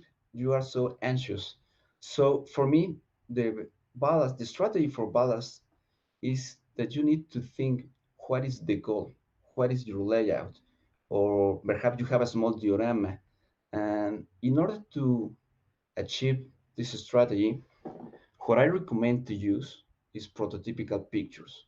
And before I continue, the technique that I will share is my technique, and this is very important. Maybe not the best, and I'm sure that are many other techniques, but at this moment, this is only my technique, and if it's good for you, that's okay. So, in order to achieve the strategy for ballast, we need to use prototypical pictures. And here we have three examples of different ballasts. On your left, we have a kind of gray ballast with, I believe, it's concrete ties. And in the middle, there's something different. We have like this black track, and I believe it's wood.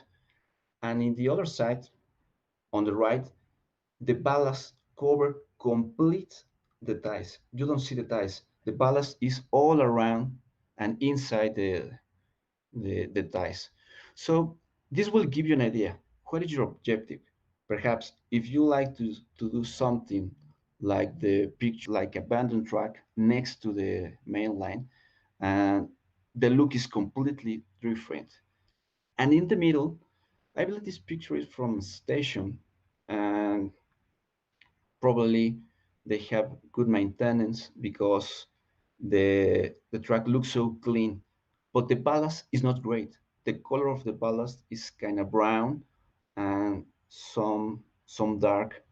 And in the last picture on the right side, the color is great. It's kind of light gray, but this will give you an idea. What is your strategy for the ballast? So we have another pictures. We have pictures at the station. This picture particularly is from Mexico. I believe it's from Old Station in Querétaro.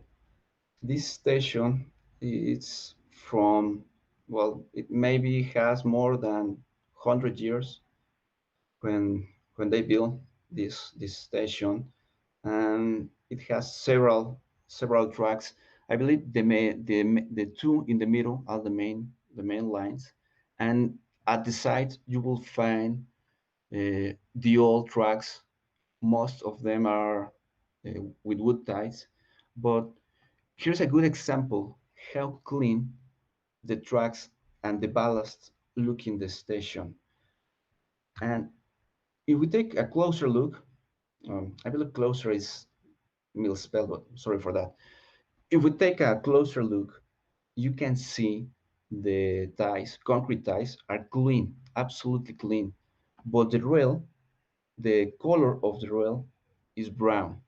Sometimes you will find a rose colors. Sometimes you will find not exactly brown, something like burnt amber or a mix. But here you can see that the color of the ballast is not perfect clean. In order to have this look, you will need to apply some powder or some some kind of turf. You will see in the video how I applied turf to simulate earth around the ballast. But this is also something else that you can have before you start the ballast process. So I divide this into two sections: concrete ties and wood ties. I have these pictures, and I've seen another in Facebook and in real life where the ballast is between the ties. Let me see. I don't know what happened with my. pointer. That's it, my laser point right here. You can see the ballast between the tracks and slightly cover the concrete concrete ties. The concrete ties are clean, perfect clean. Again, the roll is brown color, and here also you will find some ballast in the middle. So these are another points that you need to consider. Okay, if you are gonna use concrete, and if your pictures look like this, you need to be ready to paint the track, to have clean ties, and also to be careful to spread some ballast in the middle in order to achieve this look. This is very important. I've seen some concrete ties where the ballast is kind of brown color, between brown or even black. That depends on the area, the sun, and this is different in every country. So again, you need to check this before you start with concrete tie. In the other hand, we had wood tie. What is the difference? Well, obviously the difference you can see in this picture. The wood looks obviously brown amber, or a mix of brown and black, but the rails also are brown or rust color sometimes. These are usually old tracks and I believe in some place are still in function, but this is kind of the first track. Most of the modern track are from concrete ties, but if you are in the 50s areas or in 70s or earliest, you should use wood tie, and this will give you another clue of how to use the ballast. Here in this picture, you can also see that we have a mix of gray. It's not completely light gray. We have perhaps some black, we have some gray, and here in the middle is kind of mix between earth, between brown.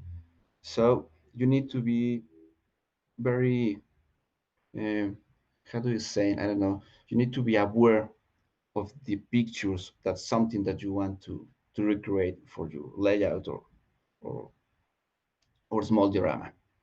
Also, when we're talking about the wood ties, the old pictures that I found show that sometimes in the middle of the track we have some earth and we have some kind of turf, and they were not always as clean as we imagine. Here you can see two tracks. I believe this is main track and this is kind of side track or perhaps abandoned track. And look, we don't have ballast. We have turf, we have bushes, and the color is completely different. So this is another example. If you are modeling perhaps 50 or 60 era, this will help you. And also we have we'll have a space in the layout, perhaps a small corner, and there's nothing around them. And you decide, okay, I need to do something with that corner. Something that you can do with that corner, or perhaps for a small diorama, you can do abandoned track scene. And these are some pictures of how can you do this scene. And what I found is that most of the abandoned track are from wood ties. And something that I found that the color is not exactly brown, it's kind of gray, and we have a lot of rust, but we have some bushes, we have earth, and could be a good idea if you already have ballast the layout, if you already have complete the scene, and then you find a spot and you need to do something, or perhaps an abandoned scene with an old industry. This picture will help you. Uh, uh, Bruce mentioned that I have a channel, a Spanish channel, and I made a tutorial of how I made my abandoned track scene. This is my part of my tutorial, and I use the left picture to give me some reference how my scene should look. And what I did is a mix in this picture. Here you can see a main line, and then we have abandoned track. Obviously, we need to finish the scene because you can still hear some pink foam. But the thing that I want to show you is you need to practice not once, not twice. You need to practice as many times as you need in order that you be glad with the results. And it's always good to have some reference. So I tried to duplicate this picture, and at the end, I achieved something very decent, very proper for me. And this is something not exactly talking about ballast because this is is a little different, but this is important. If you have a mainland, sometimes you will need the abandoned track next to the mainland. Okay, again, before we continue, practice. In your left, this is a picture from the Mexican station in Querétaro. And what I try to do is to duplicate the same in my layout. Unfortunately, this picture is not really good because I use brown color, and in the picture I think it looks kind of black. But believe me, this used to be brown color, and these shadows in the back of the picture is from turf from Woodland Scenics that I apply in the process. And again, this is not perfect, but it's the only way that you will improve. Practice, practice, and practice. This is important. You don't need to have a big layout. You only need a small piece of track you will see on the video, and you can practice with a small piece. If you are satisfied, then go to the layout and replicate what you have done. If you want to change technique, you can do it in a small piece again and again. At the end, this is very important. The work and the layout is for you. Don't be worried about other people's. Don't be worried about, oh, is this is proper? Does this look good? Is this prototypically perfect? Uh, I know that many people are experts, are model masters, and that's okay. If they want to duplicate the reality and they can achieve, it's okay. But don't be stressed by this. Don't try to be perfect at the first time.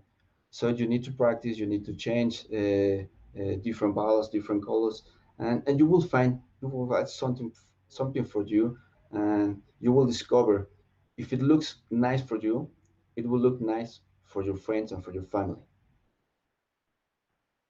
So that's enough of strategy for ballast. The main point was you need to have pictures. You need to have in mind what is your goal. Do you want to have abandoned side track, or do you need to have only mainline? And you need to define this. I recommend that the first step is going to be the easy step. And I believe the easy step is try to do simple ballast, mainline, no bushes, no air color, nothing, just ballast.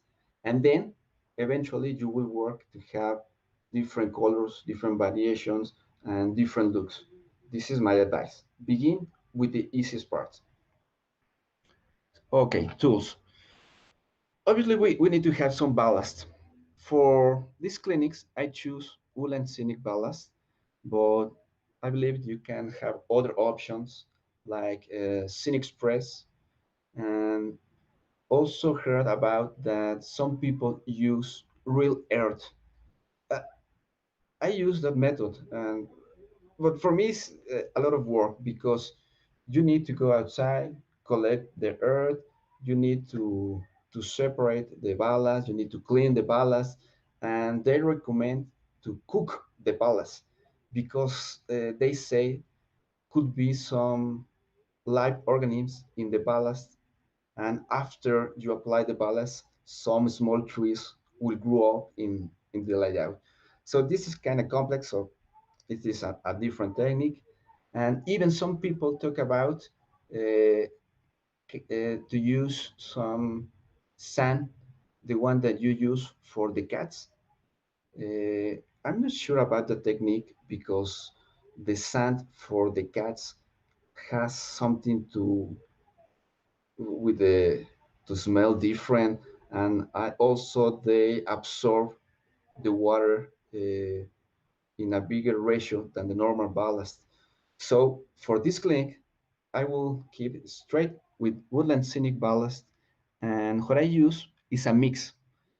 Ballast woodland scenic has three presentations. They have the small ballast, medium, and the coarse ballast. If you are in HU scale, I recommend to use half of small ballast and half of medium ballast. If you are in the N scale, I would recommend only use small ballast. Then we need to have a kind of glue mix. And in the glue mix, we have two options. The most common and the cheaper is to create a mix 50-50 PVA, glue, and water. That's it. That's only that you will need. Any brand, this is Mexican brand, but you could have Elmer's brand or PVA generic brand, doesn't matter. You will need to have 50-50 of glue and water. And if you are using the mix of 50-50 PVA and water, you need to have wet water. What is wet water? Simple. Water and some drops of dishwasher. Here I have my bottle. I have water and a few drops of dishwasher. This will allow you to break the tension in the ballast, and the glue will penetrate all the way to have a perfect bond with the product. This will help you only if you are using the PVA water, then you will need to use the wet water. Other option that is in the market is a little expensive, but you could use this in a small diorama, in small tracks. Woolen Scenics also have scenic cement. This is ready to use. You open the bottle and spray in the track. You don't need wet water for the Woolen Scenics. Obviously, you will need to spend more money, but when I start, I use this, but I recommend only for small dioramas. For big layout, it's preferred and cheaper to use the PVA solution. What else do you need? You will need different size of brushes. Here you see I have two brushes. I believe this is one inch thick brush or 2.5 centimeters. And also I have a small brush. You will see in the video how I use this brush to move around the ballast in the scene. I also use a spoon, eyedropper or similar. I have a small eyedropper because this was a small section, but if you have a big layout, you can use like a ketchup can or similar in order to have the PVA mix. And also it's a good idea to have small glass, plastic glass. I already have my mix of 50-50 medium and small ballast in this glass. So these are the basic tools. With this, you can achieve your first ballast. But if you want to do something beyond the first, you will need to apply some weather techniques to the ballast. And you will use acrylic paint. You can use brown, burnt umber, similar, spray can, chalks, turf, and bushes. This is my pan pastels chalks I use for many other things. And in this picture, I have a mixed. Here you can see that I have acrylic paint on the rails. I have turf on the ballast. I have bushes, and this is real earth. This is real earth, but this is like the final steps in order to weather the scene. So this take us to the next question: whether before or after. Obviously, if you make this question on Facebook, or if you ask a friend, they will give you different answers. They will say this is better because I'm used to do this way. And other people will say, oh, you should do after because I always do after. At the end, my recommendation, try both techniques. In the video, I use a mix of before and after technique. And I have used both techniques and worked great for me, looked great for me. And I think that you need to experiment and you will decide what is the best for you. For example, on the left, I have a small diorama. I was working in small jar and I have four tracks. So I decided to use a spray can before the ballast. So what I did, I carved the seam. This used to be a pink foam. Then I paint with brown. I glue the track, and then I apply the spray all over the seam. Obviously, this will give you different looks, but if you have a big layout, this could be a technique for you. Use a spray can and do all this once at a time. And in the other side, this is again the same picture of my small diorama, and I apply after I ballast the the track. I use a small pencil and I use the rose colored for the track and also add details. And in the middle, I use some powder for the chalk. So the important thing, before or after, you will decide. In the video, you will see a mixed technique. And, and again, you need to practice. The best result is when you have done the job, you will see what is best for you. Okay, Bruce Gordy, I believe it's time for the video. I need to change the screen and put the video. Yeah, I'm here. I'm ready to go. So. Okay, just give me 1 minute, or maybe minute, Yeah. No maybe problem. less.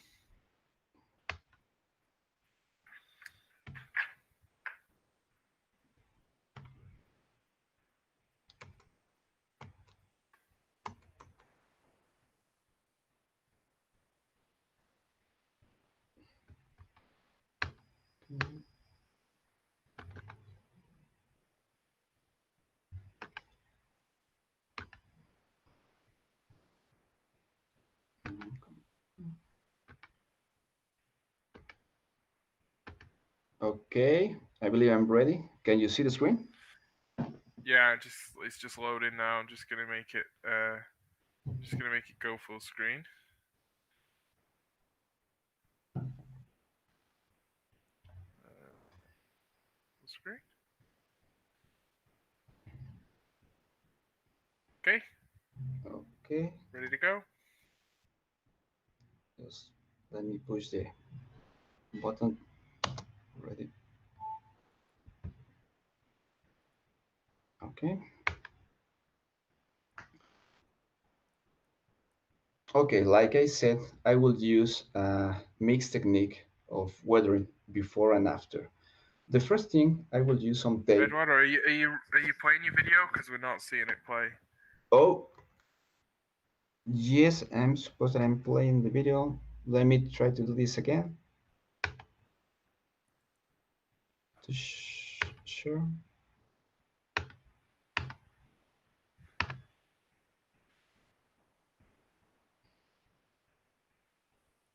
Okay, can you see the video? Is my hand with that track? No, I see the video screen, but I don't see the video. I just see a black screen in your cursor. me see. Because I never share a video with media. Okay, sure. Hmm. You might need to share your whole screen for this to work, maybe. Yeah, that's what I'm thinking. Let me share all the screen instead of the only the video. So just for everybody that's watching, just for the benefit of everyone, this was all prepared to go on our server before our server decided to recreate Chernobyl. I can see your hand holding a piece of track now, so Oh. this may work. Oh, okay, that's right. So I was thinking that I would use a mix of weather before and after. And the first step is to use tape in the reels. Let me just play the video. And if something happened, please let me know.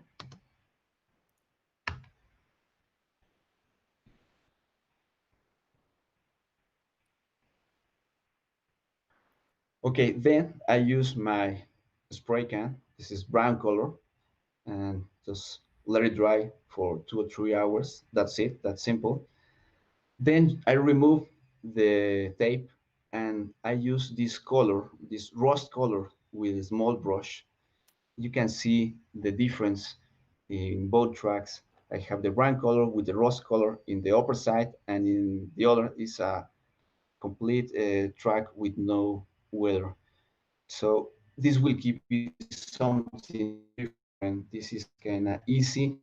The only part you need to be careful is when you are using the tape to cover the track. But this technique works easy for me, and I choose rust color, but you can use then I will not talk about how to glue the track in order to complete the time. But I already have my mix of 50 of ballast, and here you will see how I use the spoon. And I always begin in the middle. I use the spoon, try to cover all the track, not only in the middle. I also use in the sides, and then I choose my brush. This is a brush, a makeup brush, or to experiment with different brush. This is very important. The next minutes are the most important for the technique. You need to spend some time on this. Try to do easy with no rush. You go forward, backward, and try. For this scene, my objective is that the ties are almost clean, so I need to spread all the ballast in the track. And sometimes you will need to use the finger, then you can use the tip of the brush and small hit on the track. Then then the ballast will move to to find a place between the eyes, like so. The you will spend more time, and after you finish the first, you will need to add more ballast into the sides. I'm using the pink foam, and then I'm using road bed from Wood and Scenic, so I need to use more ballast in order to cover all the area. You need to cover the black road bed that you see, but if you have cork, it's the same. You need to use uh, some ballast, then small brush to do the size like this. You can do this once, twice, as many times until you see the ties that are connected. Okay, I work the scene, and I'm still working on the side. You can see how I use the small brush, how I clean the ties in the outside. You can see the small ties that emerge from all this ballast. Again, this is very important. Take your time. If you like a beer, take a beer. Try to do this nice, enjoy it, and you will find a small section. Okay, it's a little more. At the end, you will have something like this.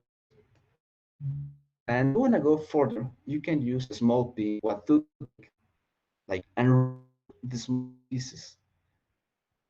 This is kind of Rubik counter technique, but I like it. I use a small pin and then gently remove the ballast in the dies. Once again, this is gonna be perhaps some tedious, but I use this technique to free my mind and some other things. But spend much time you want, and remember always to have a picture on the side. Then one look. This is the side look. Try to check everything again. You will is everything done. Stop. Look if this is what you want for your layout. For me, when I made this video, this is my objective. I believe that I properly have done what I imagined, and I believe that I'm ready to apply the glue. But always before the glue, one last check if everything looks okay. Then first use the wet water, soak all the area perfectly. You see? Then after you apply the wet water, look if the ballast doesn't move. If the ballast move, again use a small pin, a toothpick, and put in place, back in place. Then this is how I apply my PVA mix. I use a small eyedropper, but if you have a big layer out, you can use a ketchup can, like I said. Again, soak all the area. This look kind of messy, but don't worry. 24 hours later, this will be solid as a rock. And this is a small tip for you. The ballast is fresh. When the ballast is fresh with the PVA solution, try to apply some turf, earth color turf. This will give you a different look, not only great. And then this is the final result. Here you can see that I applied the turf. Looks like a small earth on the side, and the piece of track is completely solid as a rock. This is very important. You need to let it dry for 24 hours. Then the final step for me is to use some chalk powder. I use brown and I use black powder. I only use a different brush in the middle of the track. This I believe is black, and then I use brown, but you can play with this black, brown, burnt amber, or perhaps some uh, rose colors. This will give you the final look for this clinic. And remember, if you don't like the weather, well, try only to apply and no weather. And this is the small diorama that I work for my channel, and I have the main track and I have the abandoned track. And I like the result, and obviously I need to improve. I need to keep practice, but these are my advice for you. Practice, try to use the different techniques before or after apply the weather. And now let's talk about turnouts a point. What is the difference? Okay, the process almost the same. What is the difference? The difference is between my fingers. This mobile section, you don't need paint, you don't need glue, and we don't need ballast in this section because this uh, will ruin the the turnout. So simple, use a tape in this section and apply the technique that we just saw in the same way. Let it dry, and it will look great. That's it. That's very simple. But remember, you don't need to apply PVA or paint in this section. 24 hours later, remove the tape, and this is very important. use small drops of PVA between the ties. This place, small drops of PVA right here. Then with the spoon, add some ballast. Be careful, do not touch the rail inside or outside. So you don't need to apply wet water, you don't need to apply anything else. Just small drops of PVA, full PVA, and a small piece of ballast. At the end, you will have something like this. And it works perfectly, and it looks natural. And the most important, we take care about the conductivity in the turnout. We try not to use PVA or picture in the in the mobile section around here. And Gordy, I believe this is all the video. Or Bruce, are you there? That's great. Okay. Yeah, we're here. Yeah, no, I'm here. So if you stop sharing, we'll go to questions. I think we've got a few in the chat there. I think Bruce has got them ready. Yeah. So I'll just minimize that. Whoops. If I hit the right tab in there. Yeah. Yeah, that's always useful, eh, Bruce? Yes. Yeah. One question has come up, and how do you keep the glue out of the switch points, which I think you were just kind of showing there? But do you take any precautions besides what you just showed us to keep the glue from out of the switch points? Yeah, some important thing that I need to say again is, well, obviously first you need to use tape in the point. Then do not use the PVA solution. You will only need small drops of 100% PVA between the ties. And be careful with the spoon, apply some ballast. You see the final result. It worked for me. This is a small switch number 4 from Atlas, but it worked great. If you have like Pico, like you have Micro Engineer, and you have the bigger switch, it's all the same. You need to be careful with the mobile section in the rails. Okay. Somebody else has suggested he puts full strength glue down before he puts the turnout in place, and then puts ballast in place. Oh yeah, I heard that about. I saw a video when they have a big layout, and in order to have the proper adherence to the surface, that's what they do. They apply only PVA in the bottom, and then they apply all the process like I did. But this is why you need to use wet water solution. Wet water solutions allow you to break the tension in the ballast. So all the PVA should go all the way, but both techniques are correct.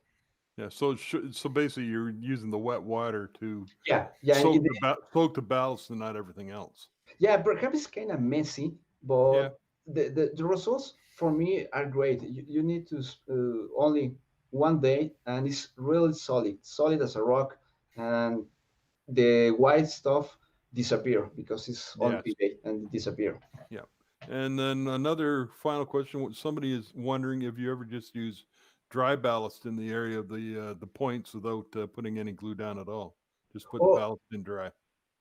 Yeah, the dry ballast you could use dry ballast if your layout is fixed. But sometimes you have like a modular layout, you need to move around, you need to turn around the layout. You'd be losing a lot of ballast. Yeah, that's correct. Yeah. So if you have a fixed layout, that's great. I haven't used it now, but that sounds kind of logic to me. If you have fixed layout. Yeah. I have a question.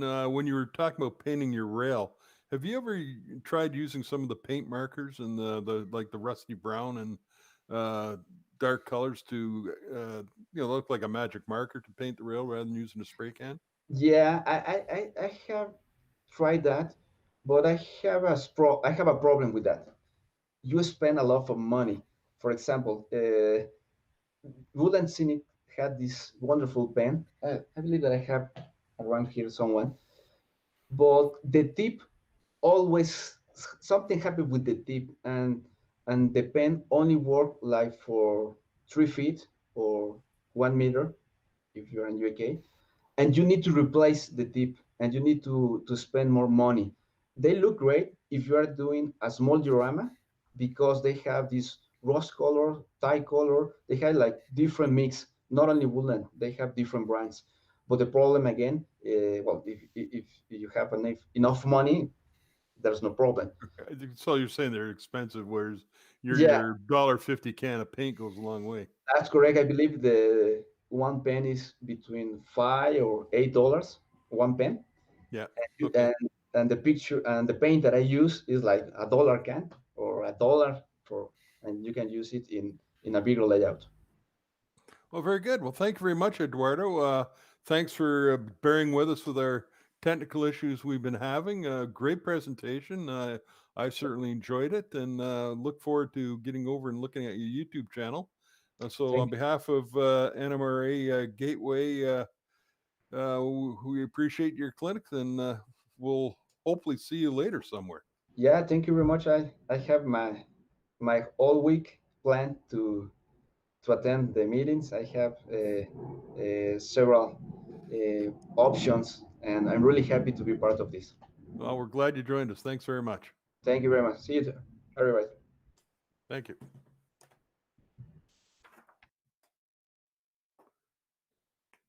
Who was that fucking asshole who got in eating?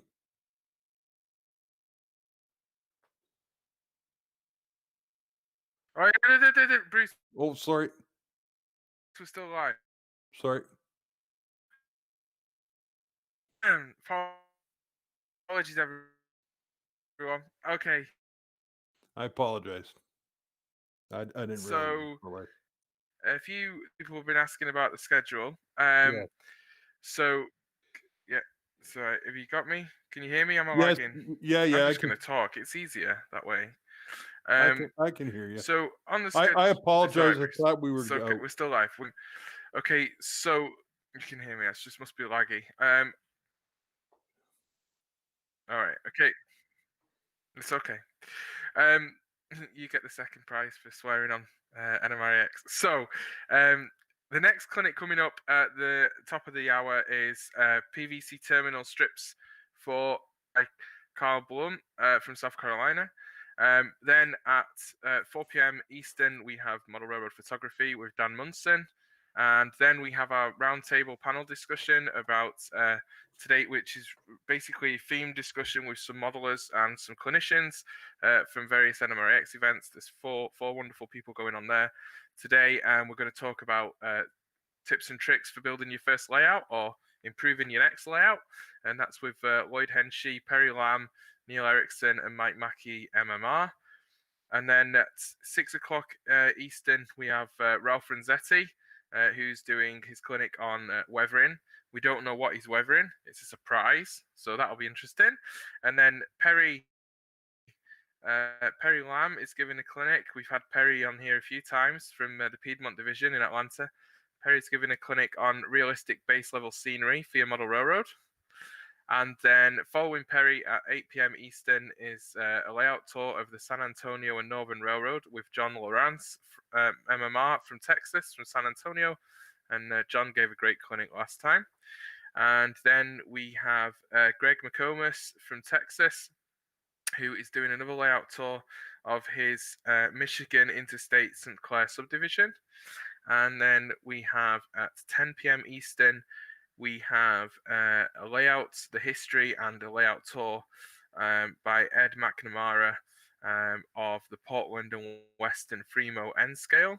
So Ed's been is prolific for posting about Fremo N on Facebook, and you'll have seen some of his posts. You'll know how good the modeling is with that group up there in the Northwest. And then we go into, in a change to the advertised schedule, at 11 p.m. Eastern, we will be back in Australia with Jerry Hopkins, MMR, for his clinic, which is, I think, how to run a scenery clinic for kids. So stay tuned for that. We're going to just go over to our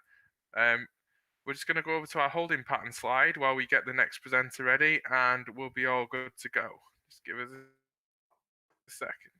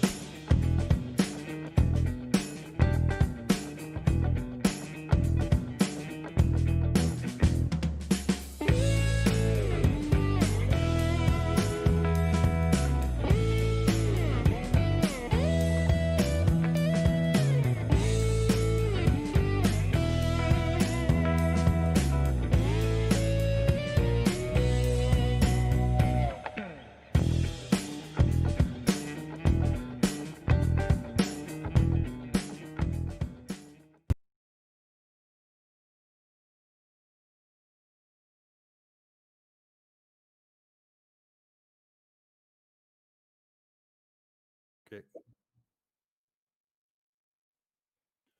All right, welcome back to the NMRA X Gateway X Virtual Convention, day one. We are now well into the afternoon, having a lot of fun and seen some good clinics so far today.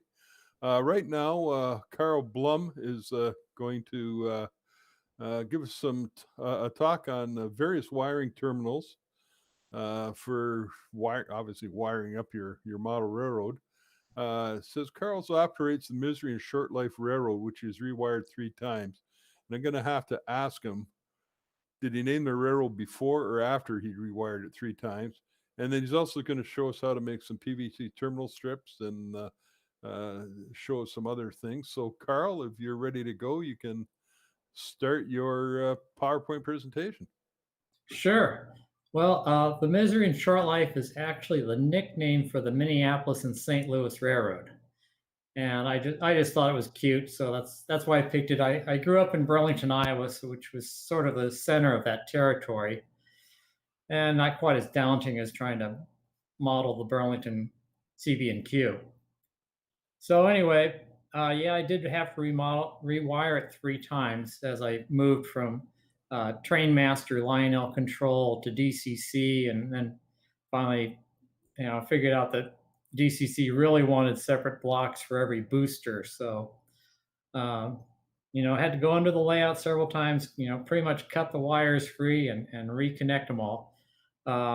It's an O-gauge railroad with Gargraves track, and I didn't want any continuity problems. So every section of Gargraves track has 2 wire drops from it, which are all connected up underneath. So I did a lot of connecting.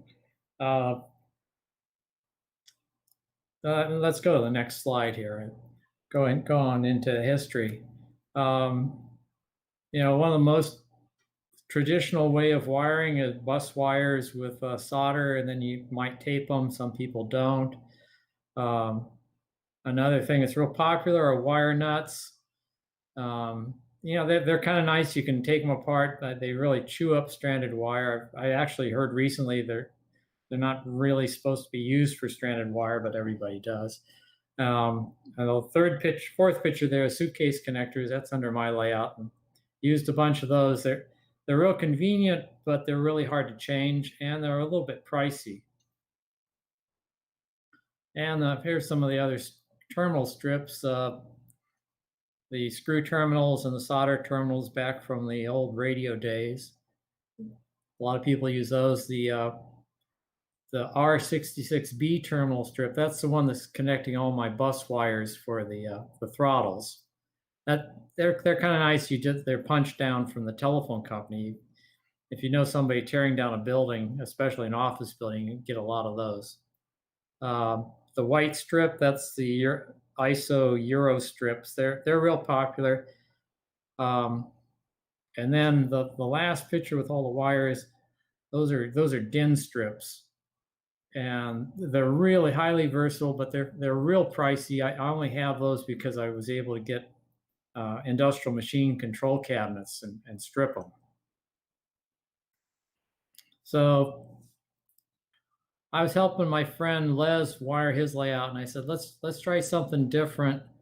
And I'd done some work with the PVC trim boards, they're about the same weight as 1x. And I found out a 1x2 strip of this stuff makes a pretty nice terminal strip. You got a picture there. You can see that it's 2 plug terminals, and they're cross-connected. There's the trim like you see it from Lowe's and Home Depot. It's like $6 or $8 for a strip of the stuff. Cost is almost null. One side's got a wood grain to it, the other side's smooth. I prefer to put the smooth side out because it makes it easy to write on with a Sharpie pen. Now here's how the terminal works. You put a groove in 1/4 inch deep. You stuff your 2 wires in and you chase it with the sheet metal screw.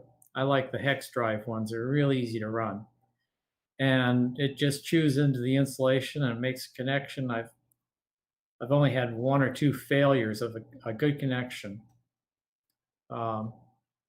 If you've made the wrong connection, you just take the screw out, you pull the wires out, and relocate.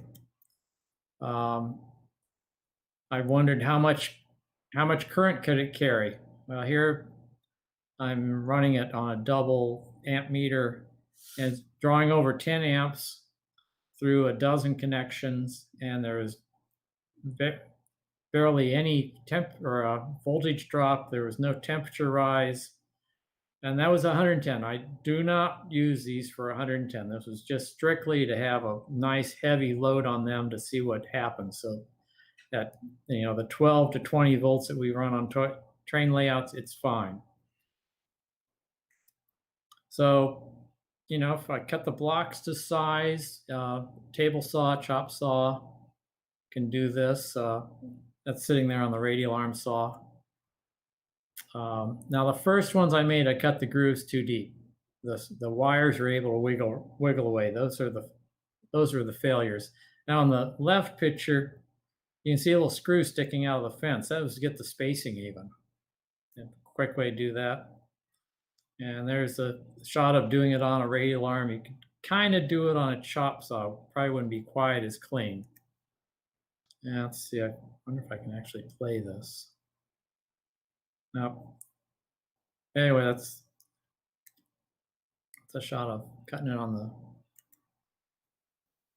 radial arm. That's a 1x4. I found the 1.5 inch wide was a real convenient size. You can get 3 screws in there. I made some that were narrower, and you can only get 1 screw in, so it just limited the flexibility. I like to put mounting holes in it, flathead screws. Sheetrock screws work great, and not having the head stick up is nice. There's a shot of doing it on the drill press. So now here's some terminal strips in use. From Les's main control panel, he had a 40 conductor wire coming up and split it into 3 bus lines of looks like 12 or 13 conductors each. And you just thread the wires into the notches, then chase it with a sheet metal screw. And that's the other end of the bus line. And you can see the wires going off up to the layout. Now on the right side, the first common return, I just put a long groove. I really didn't like that. It having the wires come out in the same direction was kind of messy. So I kind of prefer doing the serpentine. So here you can see those. From the left, there's a red and blue wire come in there, common to all the outputs. That serpentines up and down. And then you see the 5 black wires at the top. Those are like signal wires for turnouts or something coming down. And then at the bottom, you see the 5 groups of wires leaving. There's a close-up. And you can take a Sharpie and run it across the groove so you know which groove's a red wire and which one's a blue wire.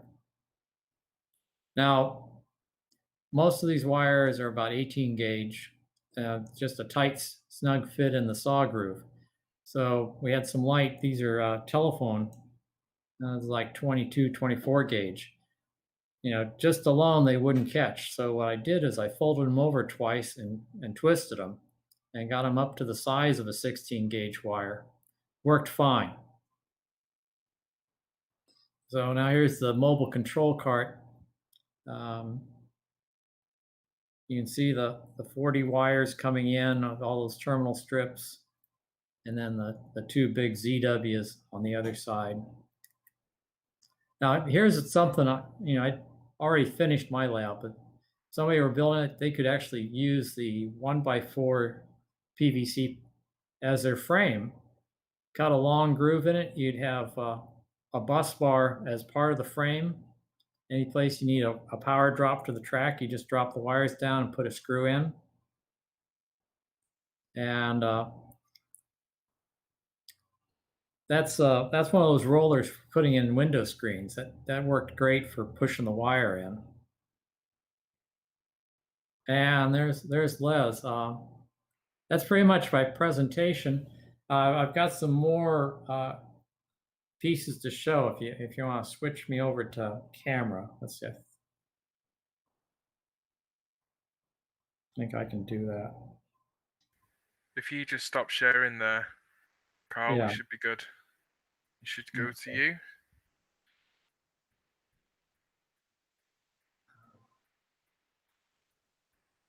Yeah. Yeah, just... There we go. Stop this sharing. So now, if you have Okay. access to the Your industrial, am I on Gordy's full screen. That's not what we wanted. Exit full screen. We don't want to throw Gordy out. Bear with me. Okay. So here's there some you of go. You're full screen now. Go ahead. Okay. Now here are some of this industrial connectors. That's like 3 high, and then this one. Get up here. Yeah, that's got a jumper, so like you can make a bunch of terminals the same.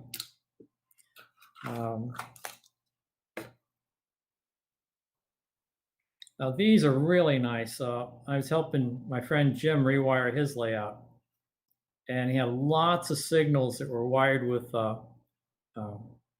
magnet wire, enameled wire, and under the layout that would really be a pain to strip the enamel off.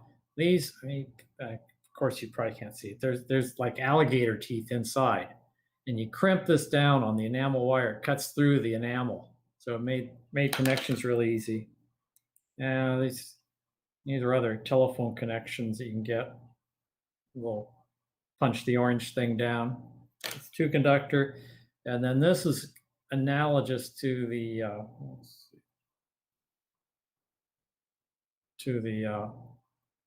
suitcase connectors of bypass, and of course the suitcase.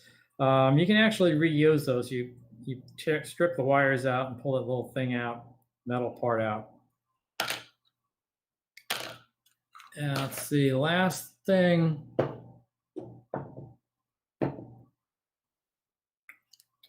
What I want to do is here's a made-up block. Yeah, stuff 1 wire in there.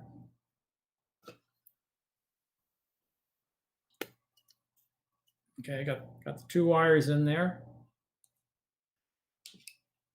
And here's a little buzz box. Hook the buzz box up.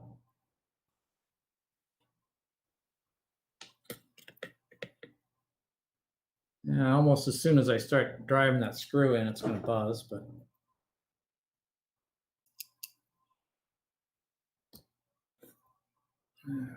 Okay, so here we go.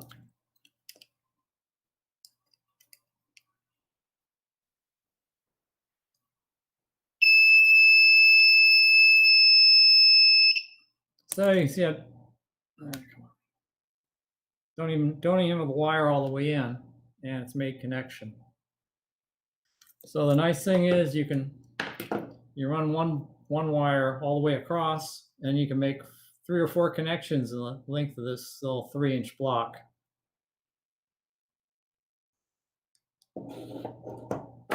So, is there time for questions?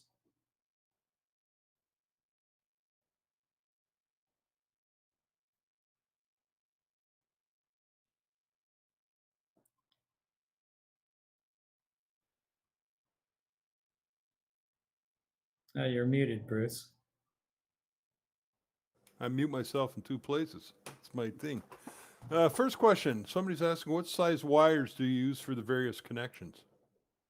The blue wires here, I think those are 18 gauge, but as long as you get a tight fit in the groove, it'll work. So that's like the really light wires, I was doubling them up. Okay. Along that line, somebody's asking, how deep do you make the grooves when you're cutting? A 1/4 inch. 1/4 inch. Okay.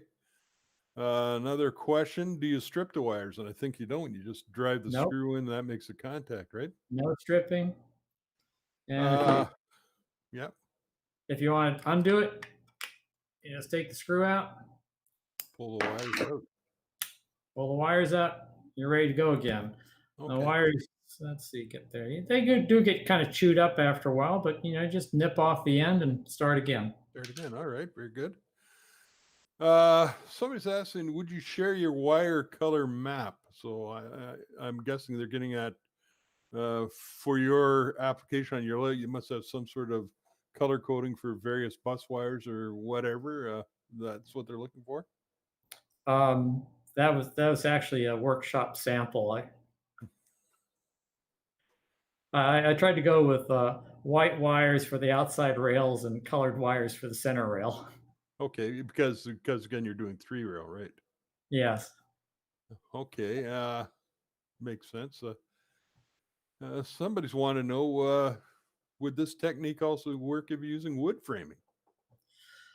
It probably would. I'd be worried about the wood framing gathering more moisture, and you'd be phantom short, or right. Minor short even. Okay, yeah, that. And well, I suppose too. Have you ever had any problems with shorts and overheating and things like that, or no? No overheating. Some people have expressed concern. You could touch a screwdriver over the top of 2 of the heads. Right. I've thought about making a deeper groove just for the heads, but it really hasn't been a problem. I mean, it's safer than some wiring I've seen under layouts. I suppose if you're worried about the head, you could always hit it with a bit of tape or something like that. Just put on to protect the head, or rubber cement or something like that. Right, silicone. Yeah, silicone. Okay. So let me I've check. seen live 110 volts under some layouts. Yeah. Okay, a couple questions. What is your buzz box? Which somebody says a continuity tester, and then the question is, how is it made? Okay, well, let's see. There's the top of the 9-volt battery. There's the bottom of it, and there's this little black thing that's a buzzer. I bought those all electronics, like for 75 cents each. Right. And then a little alligator jumper cable. And they're just all connected in series, and you touch so you've got one lead to each of the terminals on the 9-volt battery, and once you're shorted out, the circuit's complete, and buzz is your name. All right, so fairly simple. Do you have that anywhere, website or page, something you could share or no? I could. Now there's a website, instructables.com. Right. And it's got a website for the terminals. Okay. So that will keep people there. All right. Let me double check here. That looks like the end of our questions. I'm seeing Gordy has disappeared on us again. So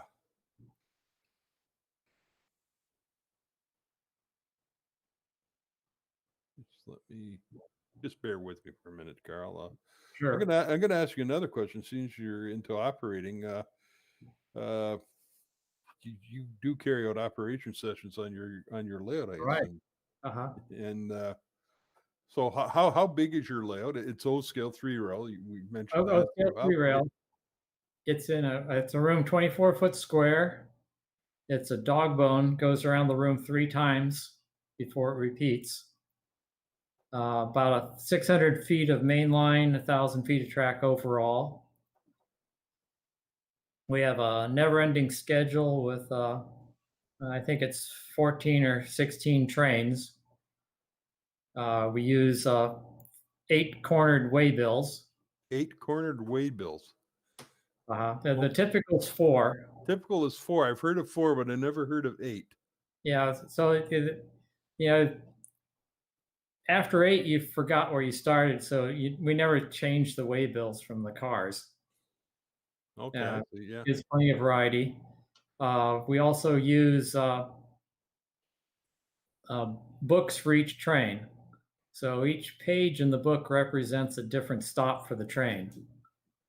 So, you get to the first stop, you take out all the cars that are in that page. The pages have folder or pockets. You take all. So you're carrying your car cards around in like a wallet. Baseball card album or something like that. Okay. Yeah, they're the typical 3x5-inch size. Right. Okay. And you switch the card when you get the car to the business, then you turn the waybill to the next stop.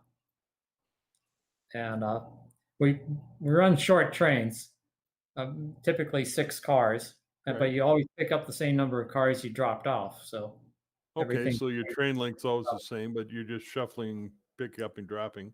So how many trains, or how long would your session be, and how many trains would you run in a session? Well, before the coronavirus hit, we met every Monday for 3 hours. Okay. And since it's a never-ending schedule, when lunchtime came, we just, hung everything up and went to lunch. Went to lunch and then picked up again after lunch type thing. Right. And typically 5 to 6 guys. Okay. They keep most of them busy, probably be one sitting out at a time. And what are you using? Some sort of just Mother May I, or do you have a dispatcher, or how are you doing that? Right. I usually function as a dispatcher. And what I do is when people show up, I write their names down on the roster. And then often I'll change operators every time a train goes to a new town.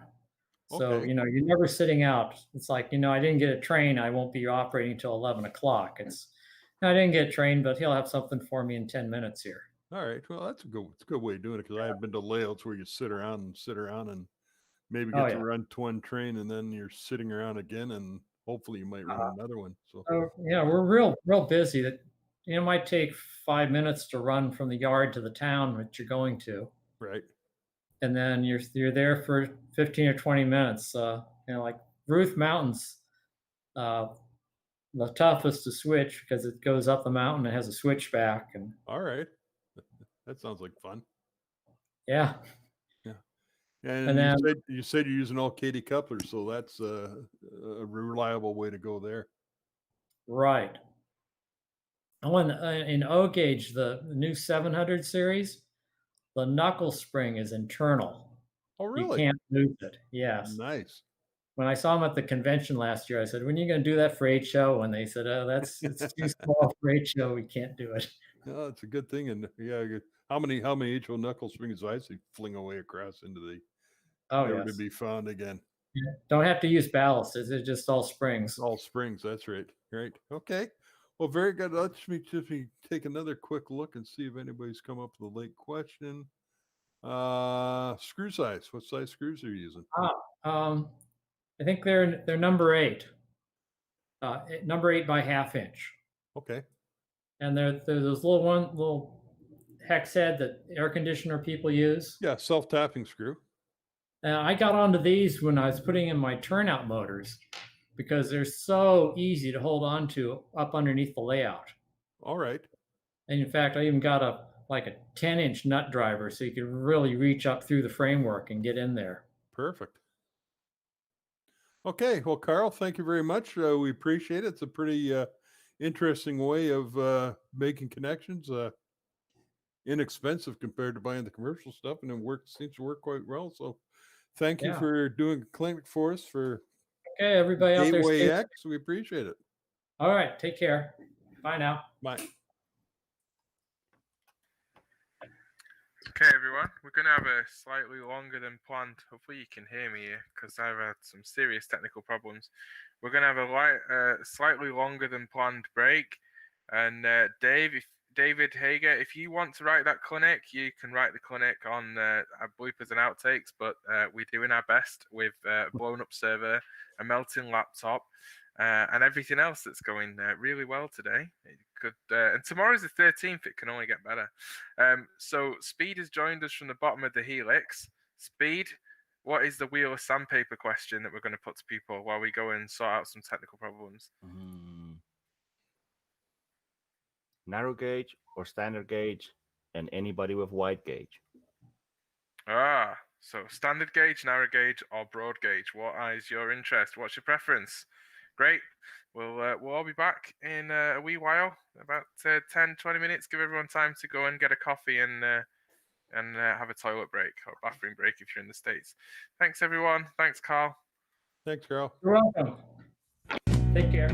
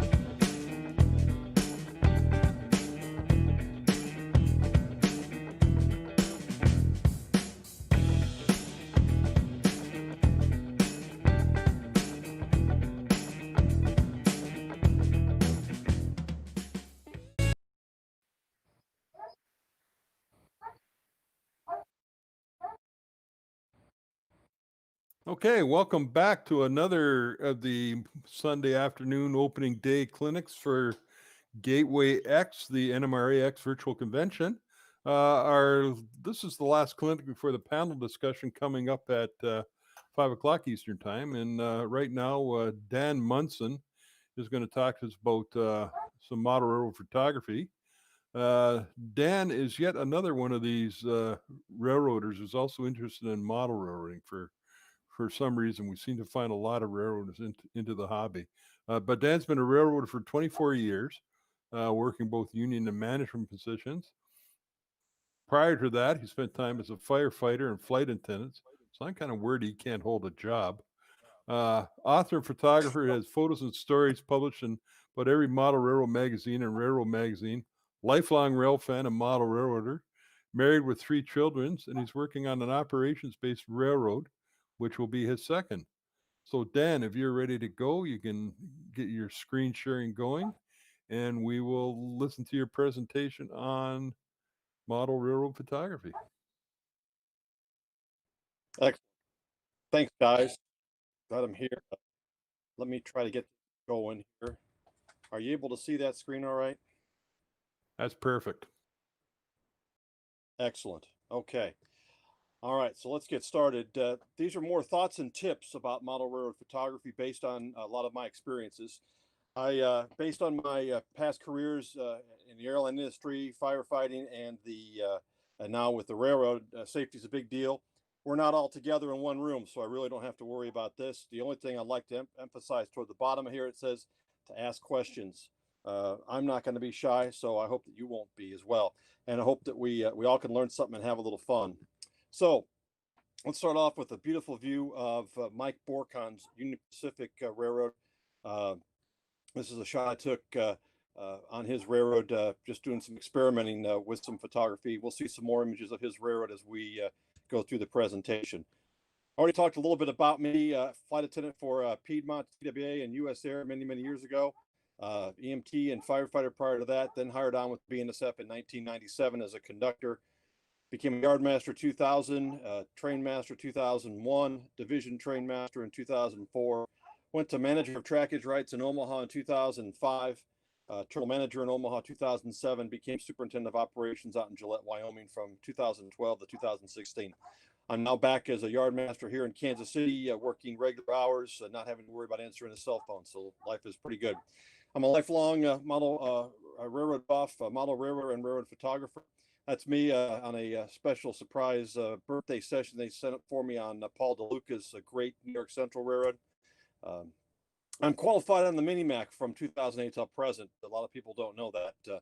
And that's actually a little Cushman cart that was built by an engineer out of Newcastle, Wyoming. It's got a little coal car behind it. We pull that around at different family events. It's a pretty good deal.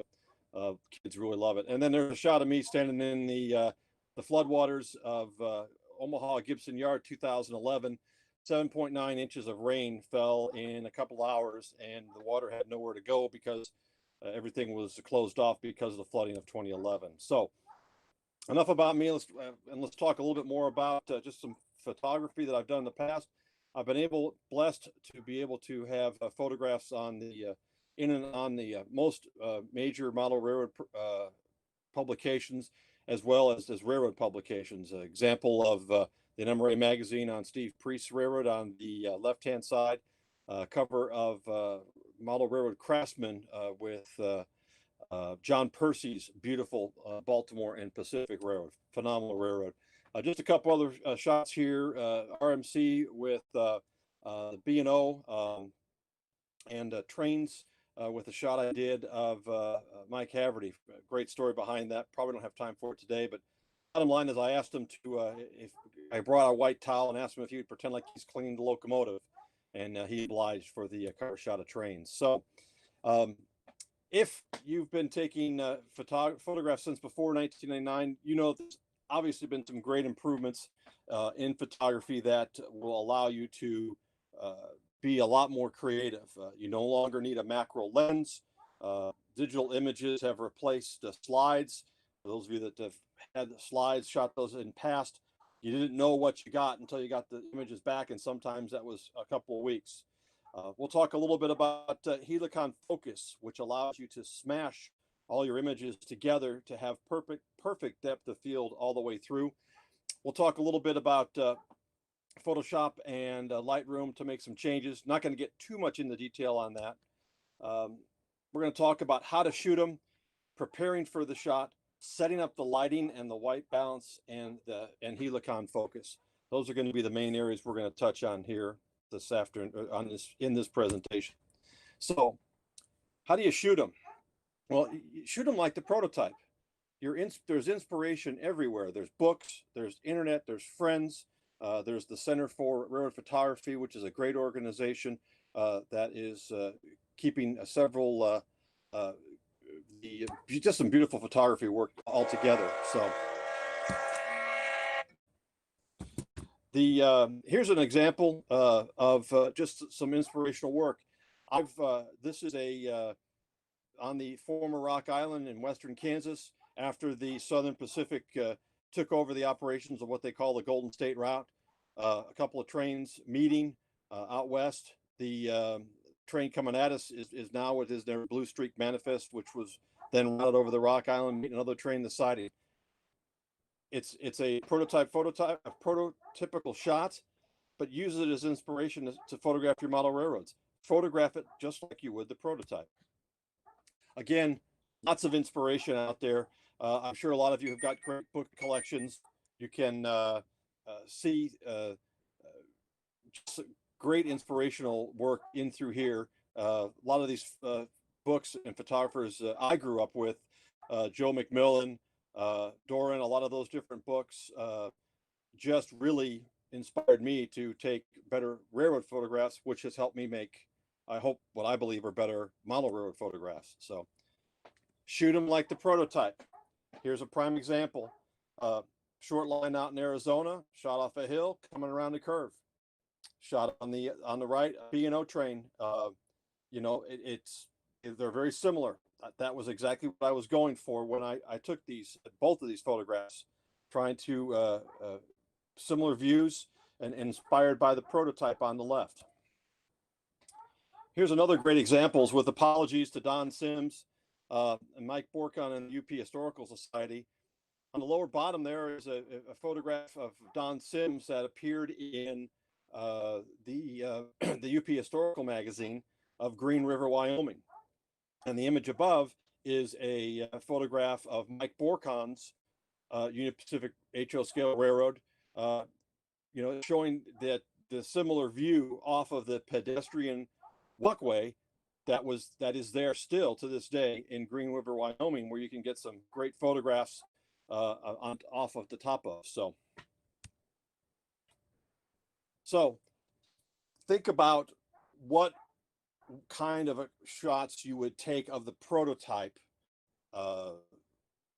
in that specific area you're modeling. So for example, you know, if you have a steam railroad you're photographing, you wouldn't use a lot of telephoto shots because telephotos really weren't as common back during the steam era. You know, that'd be more later on in years.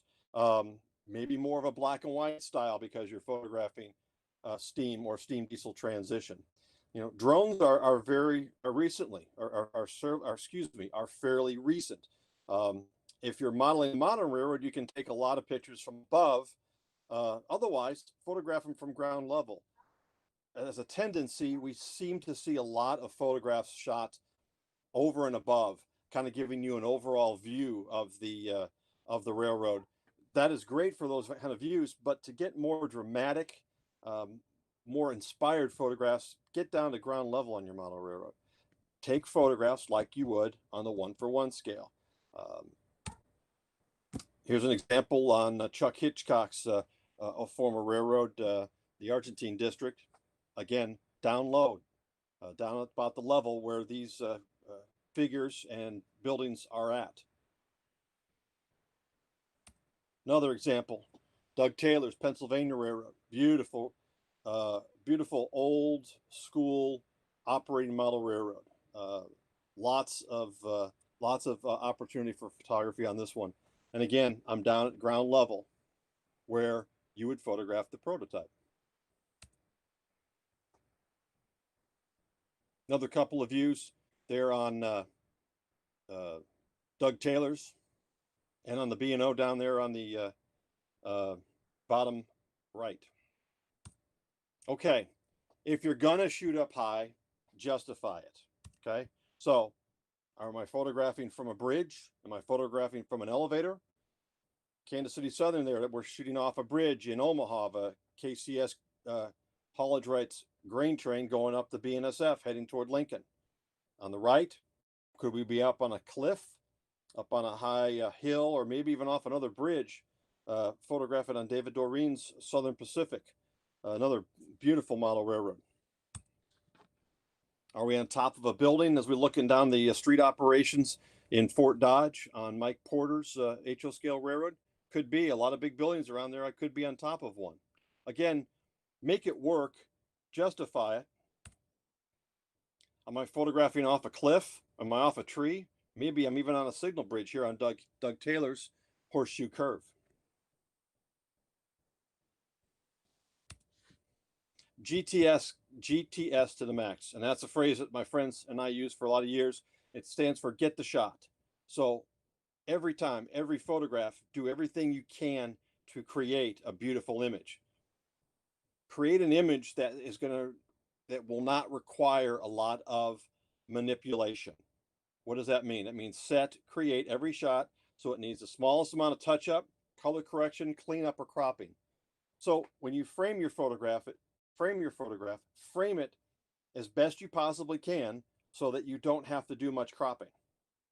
Set it up, your lighting, so you don't have to do any modifications in Photoshop or Lightroom.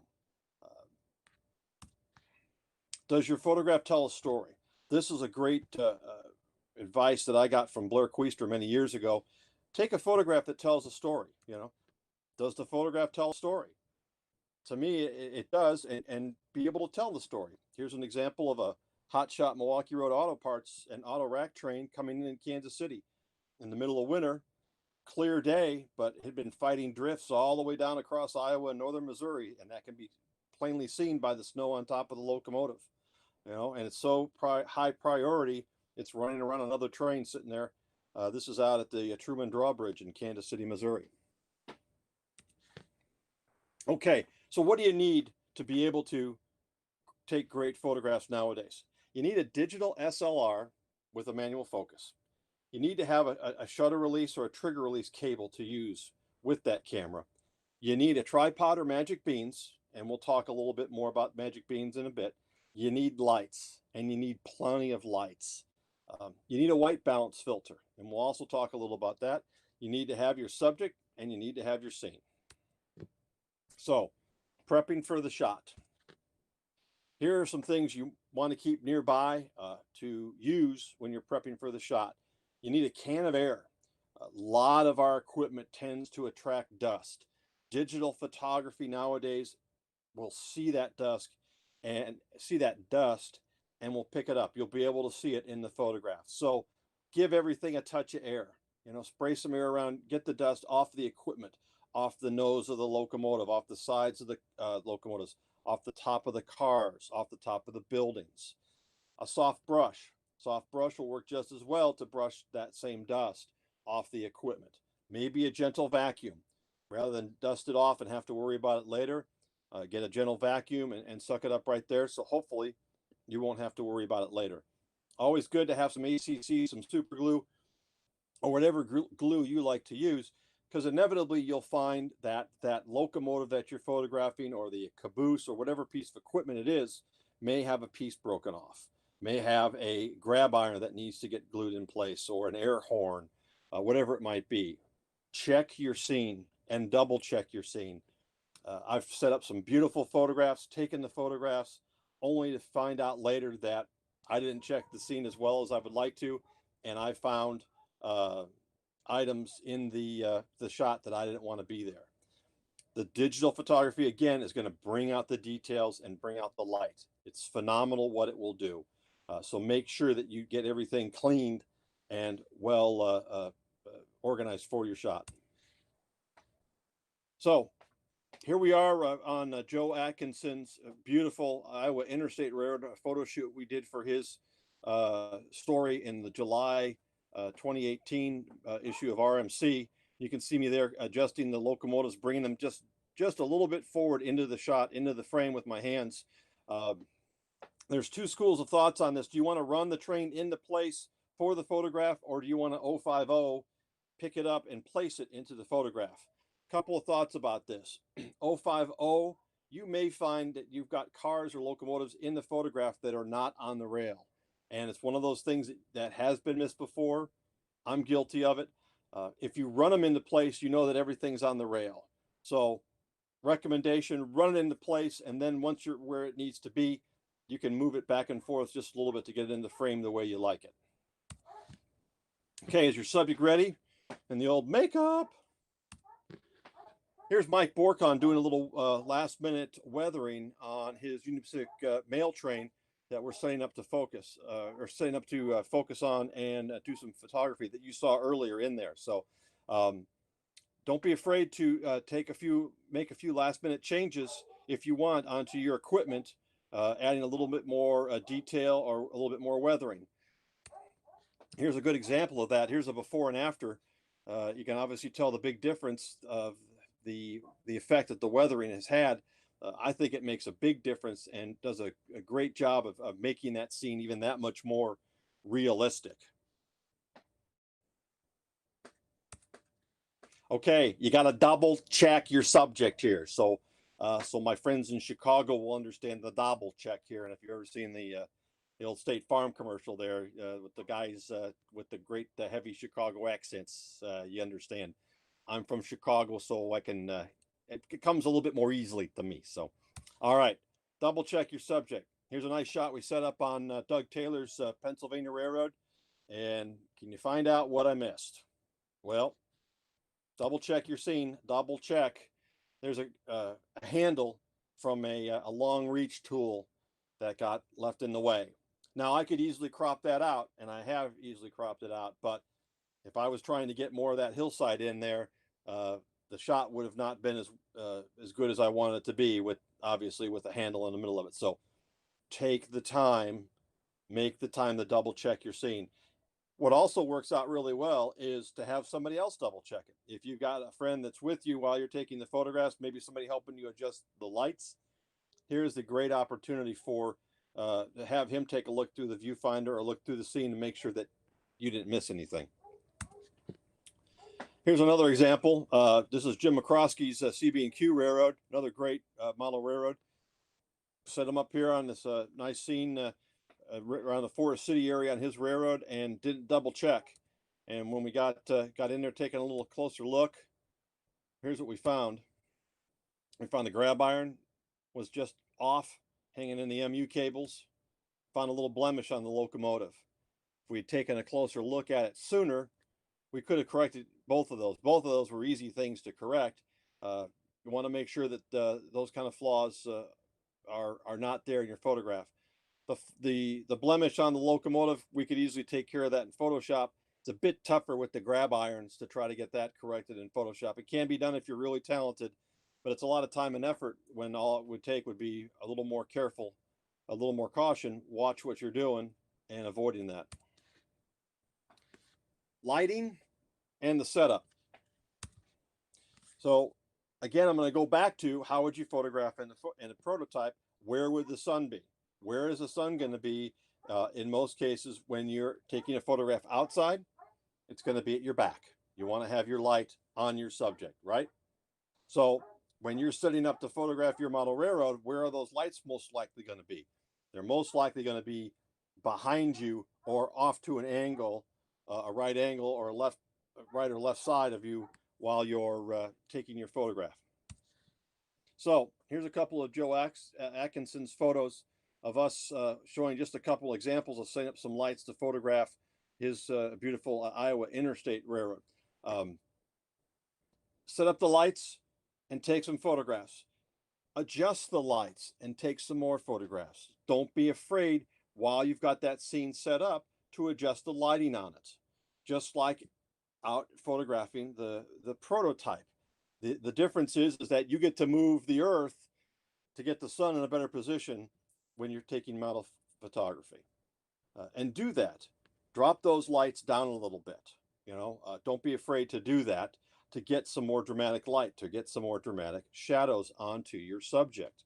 When I go out and take photographs outside of the prototype, I shoot from dusk, excuse me, I shoot from dawn till about 10:30 during the summer months, because at that point, 10:30 or so, the sun gets very high in the sky, and it's straight down light on the subject matter, which washes it out, does not make it appealing to photograph. Then I won't I will not photograph again until the afternoon. Typically, it's about 3:30 in the afternoon. I will then go out and start taking more pictures until dusk. Again, the Earth is turned, the sun has come around a bit, and it's now a little bit lower, and will continue to drop lower and get more dramatic as the day continues on into sunset and dusk. Remember that when you're taking your model railroad photography, and adjust those lights accordingly. Here's just a rough idea, a real rough drawing of how to set up your lighting. The camera is the red square there. The black arrow is the train. The smaller arrows are the lights. You want to have one right on that nose. You want to have good side lighting all along, and you want to have one on that backdrop. That far away backdrop is always a challenge. What you'll find is you'll find that your lighting will drop off, and that backdrop around the corner is not as well lit as you'd like it to be. I've found in most cases I have to put a light right up against that backdrop to make sure that it is as bright as the rest of the scene. Watch your shadows on the backdrop as well. This is a challenging thing. Sometimes it can't be avoided. So say, for example, there's a structure between the train and the backdrop, a water tower, a grain elevator. Those will cast a shadow. Excuse me, depending on the angle of your photo, the angle of your lights, you may be able to adjust it out of there. I've found it takes away from the photograph in most cases if I'm trying to adjust the light to get rid of shadow in the background. Best thing to do is to, I guess it's kind of like it's give and takes with everything. Take the shadow in the background and hope that you can work with it in the Photoshop or Lightroom later on. There's an example of the scene we saw first off, and how we lit it. Ended up having 3 lights. I use a low Tata lights, and you can see I've got one all the way back there, fairly close to the curve in the backdrop, to make sure that is well lit all the way through the scene. Try different lighting. Like I said earlier, don't be afraid to move those lights around. Here's a couple example of Carl Kempkes's narrow gauge Denver and Rio Grande. You know, I put the lights back behind, like it might be coming into a shadow of a mountain or a cloud from the sky. And then I gave it full head-on light there on the bottom right-hand side. Play with it. I was there, I was set up, I had the chance, I had the time, so I moved the lights around and came up with 2 strikingly different images. Again, always watch for your lighting in that far backdrop. You can see in both of these images, you can see how the lighting drops off fairly quickly toward the right-hand side of each of the image. Most of the lights that I use and the lights that are available will put out some heat. So limit the proximity to the model. You don't want to get too close to it. There has been some melting that's gone on in the past, and it will be an electrical draw. You may pop some breakers with some of these, depending on the house you're photographing in and the setup of the electrical system there. Don't be afraid of the dark. One of the things that is phenomenal that you can do now with digital photography is that it really does suck in the light. It really just finds it and goes after it. And with a well-detailed scene that is lit for night photography, you can create some what I feel phenomenal photographs. Here's an example of Steve Priest's former HO scale railroad, Santa Fe, Rock Island. Great night scene. Again, he had set it up for all of the with lights in the tower and along different structures on the right of way.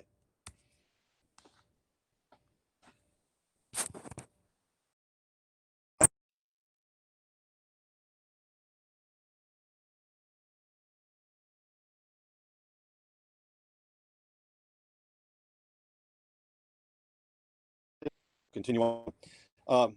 The setup and the shot. So here's a good example of how to set up the shot. Mike Borcon putting some finishing touches on a turbine that is in his Green River, Wyoming engine facility. And you can see the camera and the lights already set up. Notice that the camera is set up on blocks of wood and a bag of beans. You know, you can go out and buy expensive professional photographer sandbags to set your camera on to use to stabilize them in different locations. I chose to spend about $1 and bought a bag of pinto beans, threw them in a Ziploc bag, and I find that that works very, very well. Any kind of dry bean in a gallon-sized Ziploc bag, again, depending on what type of camera you're using, works really, really well. We'll talk about this in a bit when we get into more with the Helicon, but you've got to be able to keep that camera very still and use your shutter release to trigger your photographs. The bag of beans works great. Also, if I'm placing that bag right on a model railroad, it does very limited damage to the model railroad. Might bend down some static grass in a particular location, but other than that, it doesn't leave any kind of a footprint behind. So that's one of the other reasons why it works well. And I jokingly call them the magic beans because they're magic. They help create some incredible photographs simply by allowing a stable, fixed location on a model railroad to photograph. White balance. This is another one of these things that you want to do to save you time on the backside of processing, to get that color right on your first photograph the first time. So what does white balance correction do? Well, what it does is it creates a more natural light for that location. It creates a tone, a color tone throughout the whole photograph that is more natural, hopefully more based on what you expected to have by using the particular lights that you were using and making the scene look more like the prototype. I'll touch on this just briefly. You may be familiar with this, the Kelvin scale. This is what it talks about, the temperature of light.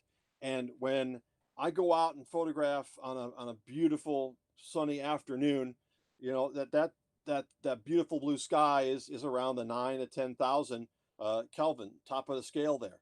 You know, crisp, clear skies, what some people might call a Kodachrome sky, you know, white puffy clouds and a beautiful blue sky. You get some haze in there, like we had the Sierra sands moving through parts of the country the other day. You know, you get down to the 8,000 or maybe even down to the 7,000. You start dealing with clouds. You start dealing with everything else. It continues to drop. You get more down toward the white side of that scale. You get down to the household bulbs and you get down to the sunsets, and you start getting down into the reds and oranges, which are the lower numbers.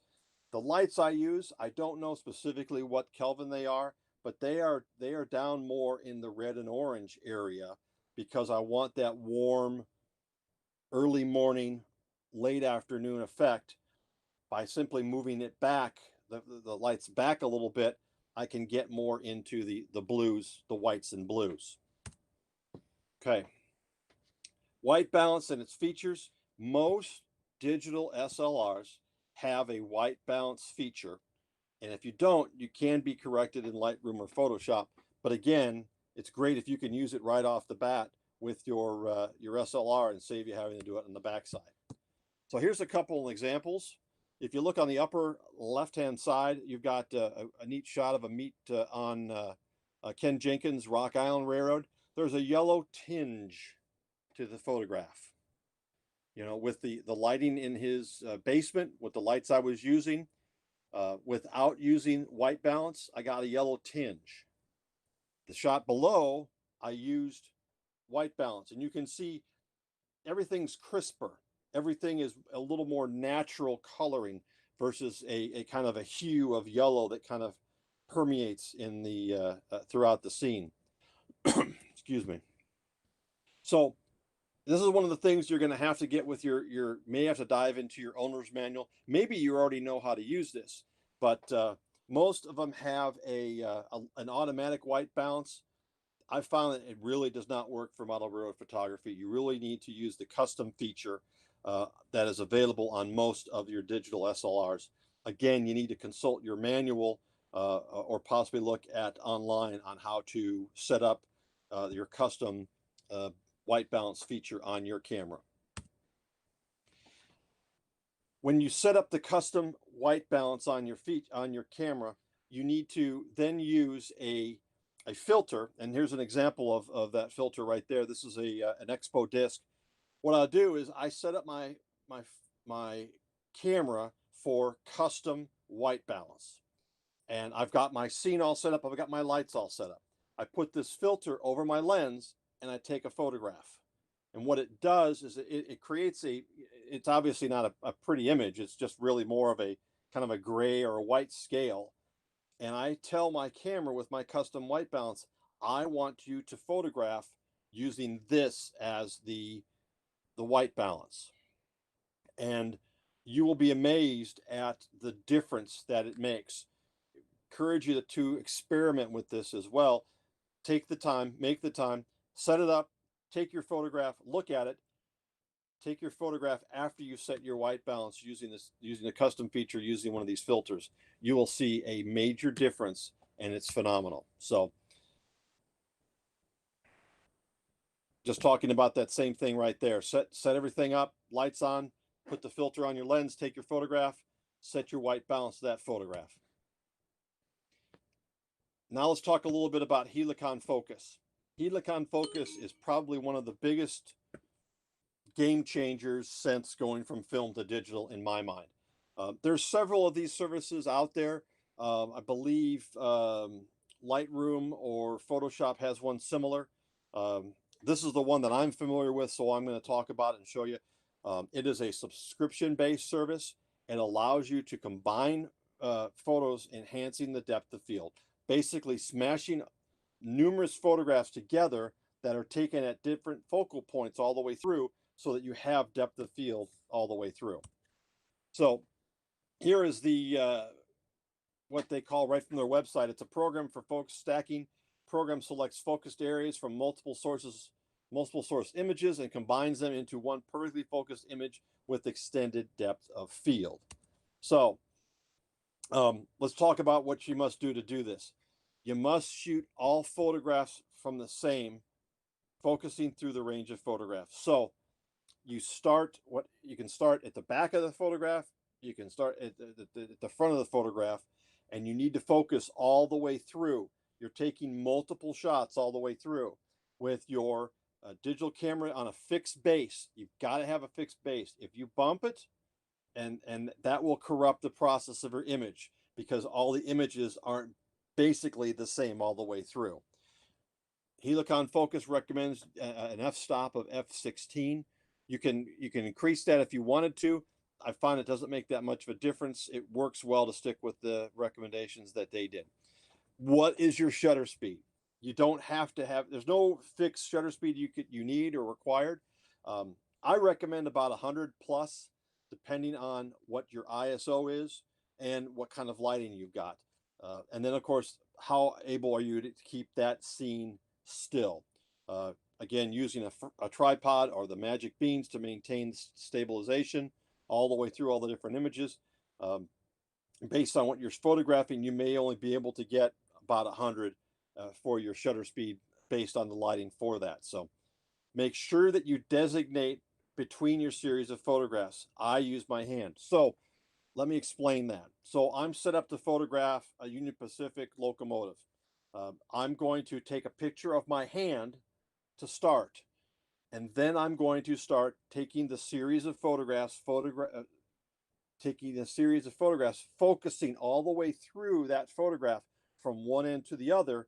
When I am done with my photographs, I've got enough, I feel, through the depth of field, I take another picture of my hand. What that does is that allows me to designate between the beginning and the end, because I may take two series of photographs of that same location. Or if I'm going to go to something else, it will be obvious that it's different. The hand just really helps you keep an eye on what's going on. There are online tutorials with Helicon Focus to help you work through all that. So with Helicon focusing, you tend to get some haloing around edges. It's more so in telephoto shots. You can eliminate this by, again, taking more frames, is what I found. The more frames, the better, to avoid the haloing. Adjusting the frames based on the areas to reduce the haloing. I'll give you an example here. So this is a photograph on Steve Priest's Santa Fe Railroad. If you look up toward the searchlight signals there on the cantilever, you can see there's kind of a little bit of a ring around them. This is part of that haloing. I didn't get enough frames between those signals and the buildings way behind, which is what caused that. Let's take a look at, here's one on Mike Borcon's railroad, an example of a S2 Alco switcher at the engine facility at Green River. It's kind of hard to tell the halo in here. You really can't see it, but if you zoom in, you can see just a little bit there on the roof line behind, with the station behind, and a little bit around the exhaust stack. Not too bad, not an issue at all. Again, incredible that you zoom out to the actual frame shot, it's really unnoticeable. Okay, if you're using a laptop computer to do Helicon focused, again, it's based on how powerful that is. I will tell you that I find that it drains the battery. So you want to make sure that you are you're plugged in, you're ready to go, because it will drain it fairly quickly. Let's take a second here, and I will give you an example of how Helicon works.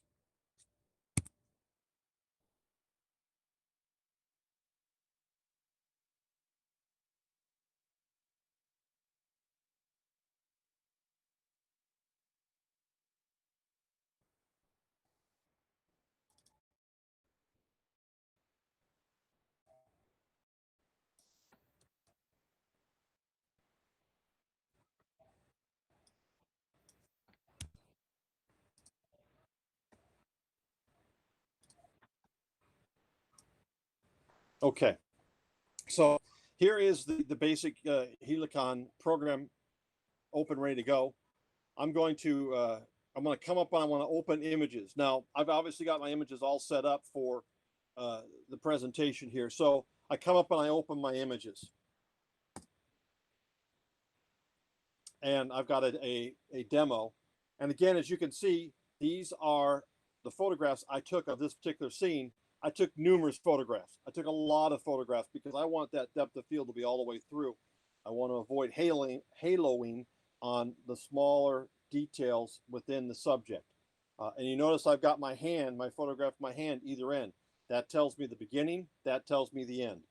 So I select these photographs.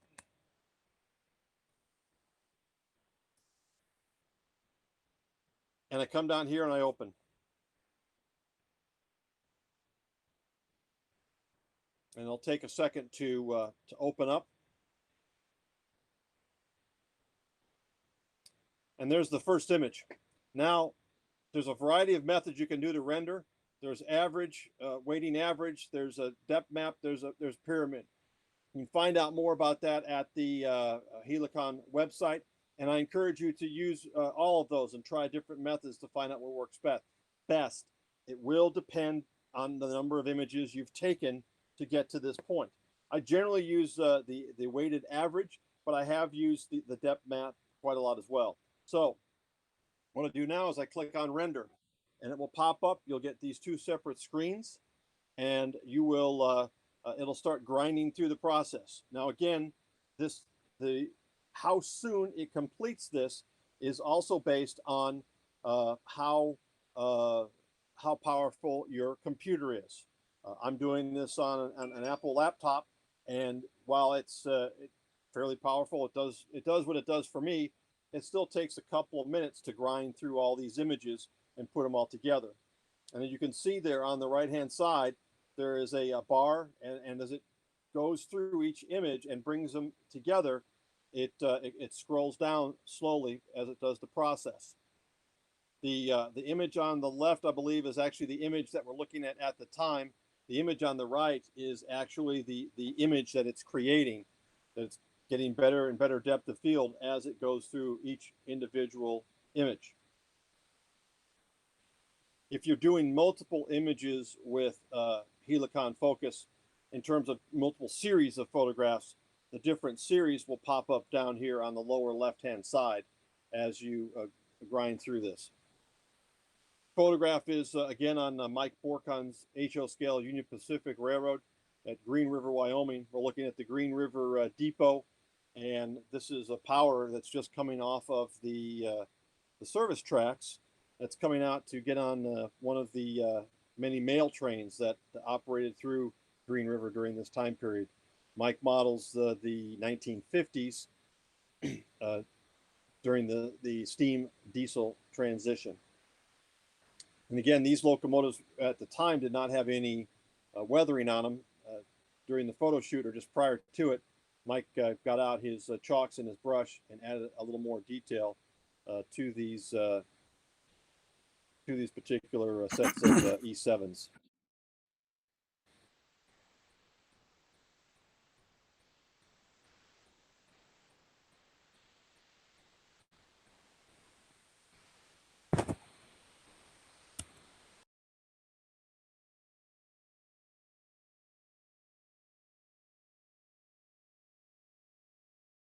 You'll see the finished product and how well it does at bringing all these images together. And again, I started at the front.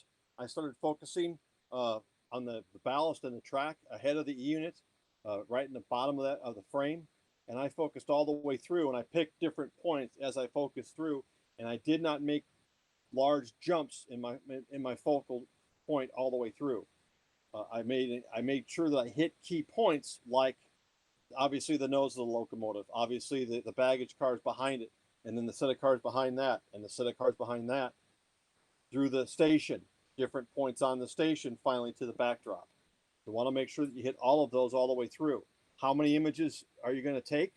You may take 10, you may take 20, you may take 40 to get through that depth of field. You get through a telephoto scene with more depth in it, you're going to take a lot of images to get all the way through that and to avoid the haloing. We're just about done with this. Let you get a chance to see what this is like.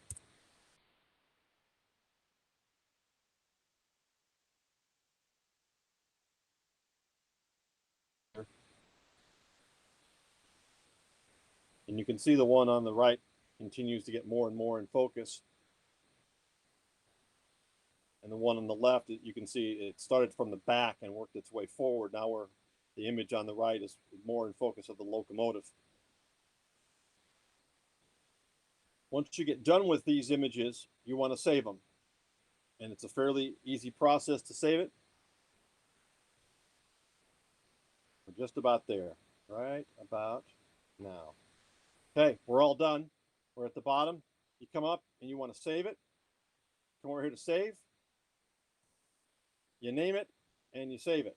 Now, one thing I want to show you just really quickly, look at the detail you can do and see with the little magnifier as part of the process. You can actually see the dirt, the dust on these locomotives. You can actually see the bricks on the top of the depot. Very, very neat program. Again, it's a subscription program. You'll have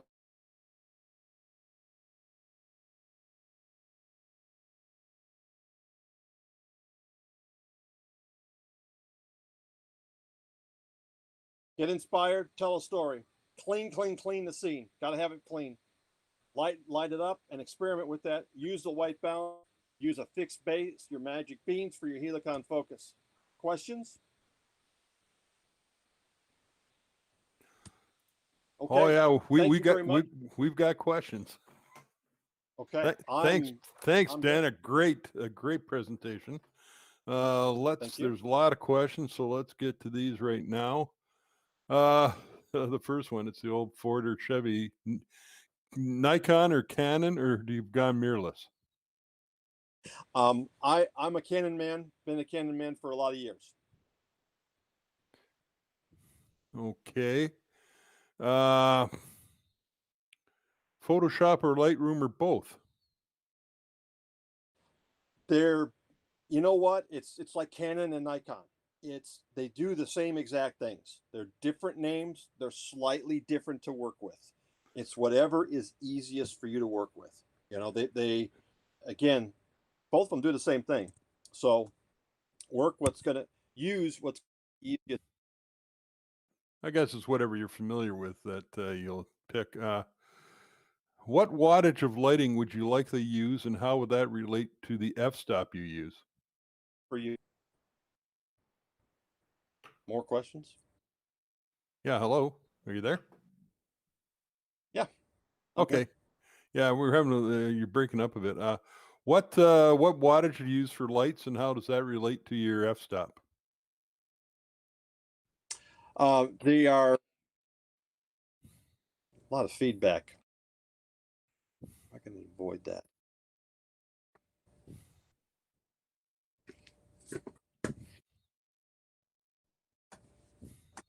Bear with me.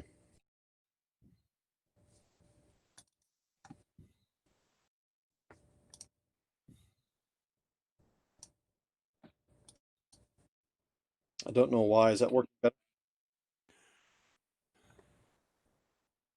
Is that working better now? If you stop sharing your screen, might make a difference. I'm not sure. Yeah, for some reason it seems like I share the screen and I don't get the feedback. Okay, well then let's lighting. share the screen and keep going. Yes. Okay. Lighting. I use Lowell Tata lights. Couple reasons why I do that is one is you can pick them up used, fairly inexpensive, online, eBay kind of stuff. The bulbs you can get just about anywhere. You can get them at Home Depot. So they're just these elongated halogen bulbs. They are around the 3,500 Kelvin is what those are that I'm using. When I'm traveling, say I'm going to go to Salt Lake City to photograph some of the great railroads out there. I get out there and something happens to my lights. I want to be able to get those bulbs fairly easily, so I can just run by the Home Depot and get them. Again, they're fairly simple, so that's the other part I like about them. Easy to use and then easy to repair if I've got an issue with them. And somebody asked about the light tinting you use, and I think that relates to the Kelvin scale, and you said you're probably down at the lower end of that? I'm probably down at the lower end of that because I'm going to take those lights and I'm going to drop them down low to cache those shadows into the photography. And again, I'm using I'm using my white balance and my filter to get that adjusted right so that I don't have the yellowish tinge that may come for using those lights down that low. Okay. Somebody else asking a question. How do you pick your shutter speed? I do that based on what I'm photographing and the lighting I'm using in that particular location. I always want to try to keep it around 100 because of the risk of bumping the camera while I'm taking the photographs going through those series. But I have gone down as low as 30 or 40, again, based on the subject matter and the lighting in that particular location. Question, LED lighting. Can that be used for what we're doing, or is it there? Yes, you can use LED lighting. Right now, I've found that a lot of the LED lights, first off, you need a lot of light. And a lot of the LED lights are still fairly expensive right now. So as time goes on, as those kind of come down as they are, I'll start experimenting more with those. you can do that. A lot of the great LED lights nowadays, you're allowed to control a lot of the temperature and the intensity with them, which is, again, it's a nice feature. It's a great feature, something that I can't do with the lights I've got now. They also don't put out the heat, which is also great if you're in a basement in the middle of the summer trying to take some photographs. Again, I'm personally waiting for those prices to come down a little bit more to afford to get enough to be able to take the photographs. What I've found also right now is, and again, personal experience, a lot of the LEDs, you need a lot of them to do the same what I'm doing. They don't tend to cast as much of a light out. Okay. What kind of lenses? What kind of lenses? I tell you what, I've got a 24 to 70 on my Canon that I use all the time. I have got a larger telephoto that I have done some shots with, but I've really found that 24 to 70 covers everything. I've been able to do a lot of, it's worked very, very well for me. Okay, a question. When you're doing your stack shots, your manual focusing, how many, I guess it depends on the depth of the scene you want to catch, how many shots you're going to take, and then you're manually focusing every inch or 2 inches on the scene? Correct. So, for example, the scene we're looking at right now, the Frisco train on the bridge, Rick McClellan's beautiful railroad. I focused every, every a couple of feet, based on the scale, obviously. I started focusing on that first bridge pillar on the bottom, and then I probably had 2 frames in between that bridge pillar and the first of the handrails on the bridge. I probably had 3 images focused there on just the nose of the locomotive. I'd focus on the coupler and the MU cables. I'd focus on the grab irons on the front, the nose. Then I would go to the windshield or the headlight, the air horn, and then work my way back along the locomotive. I don't remember specifically how many I shot for that one, but it was a lot. And you can't shoot too many because Helicon can smash them all together. Okay, and I've got a question, interest. Cell phones and cameras and cell phones, they've come a long, long way. And we've seen guys like Bob Fallowfield do a lot of photography on his railroad, for the lack of better terms, the Fallowfield effect, where he's getting his camera right in the scene. You as a professional photographer, are we getting the point where a cell phone is getting to be a suitable tool for layout photography? And again, this is my opinion, and I hope I don't come across as being a snob on this. When it comes to trying to photograph model railroads like the prototype, the Helicon focus and being able to step through all that and give me that depth of field all the way through, I think makes a difference. I think it makes a big difference. The cell phone photography is getting better and better every day. And I think it's absolutely awesome for snapshots. I think it's great to use it. The problem that I find is the depth of field isn't quite where I'd like it to be. Understanding that even if I'm using my telephoto lens out on the prototype, that stuff way in the distance may not be as in focus as the nose of the locomotive I'm photographing, but it seems to be a little extreme when it comes to the cell phones. Not badmouth them all. I just think that this takes it to the next level, as opposed to more of the snapshot type stuff that you can do with cell phones.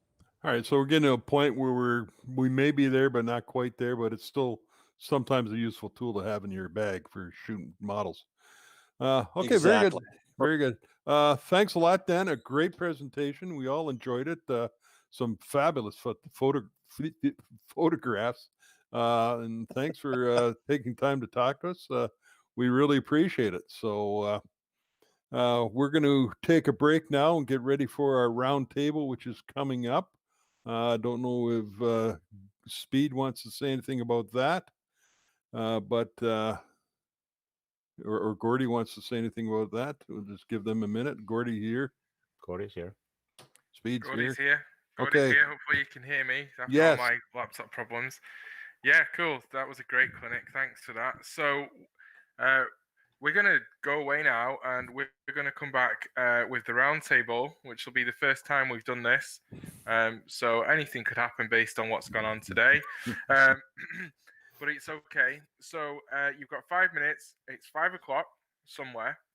So It is. go and get yourselves a beer or a soft beverage, and we'll be back in a moment with the roundtable. What I want you to do in the chat while we're away is I want you to describe your first model railroad, and I don't mean round the Christmas tree or the train set on top of the table straight after you on Christmas Day. Okay, your first true, what you would call a model railroad with scenery and buildings and all that kind of stuff. Describe that in the chat. We'll get the folks in for the roundtable, and we'll be right back. As soon as Gordy sorts out his team viewer. There we go. Roll the music.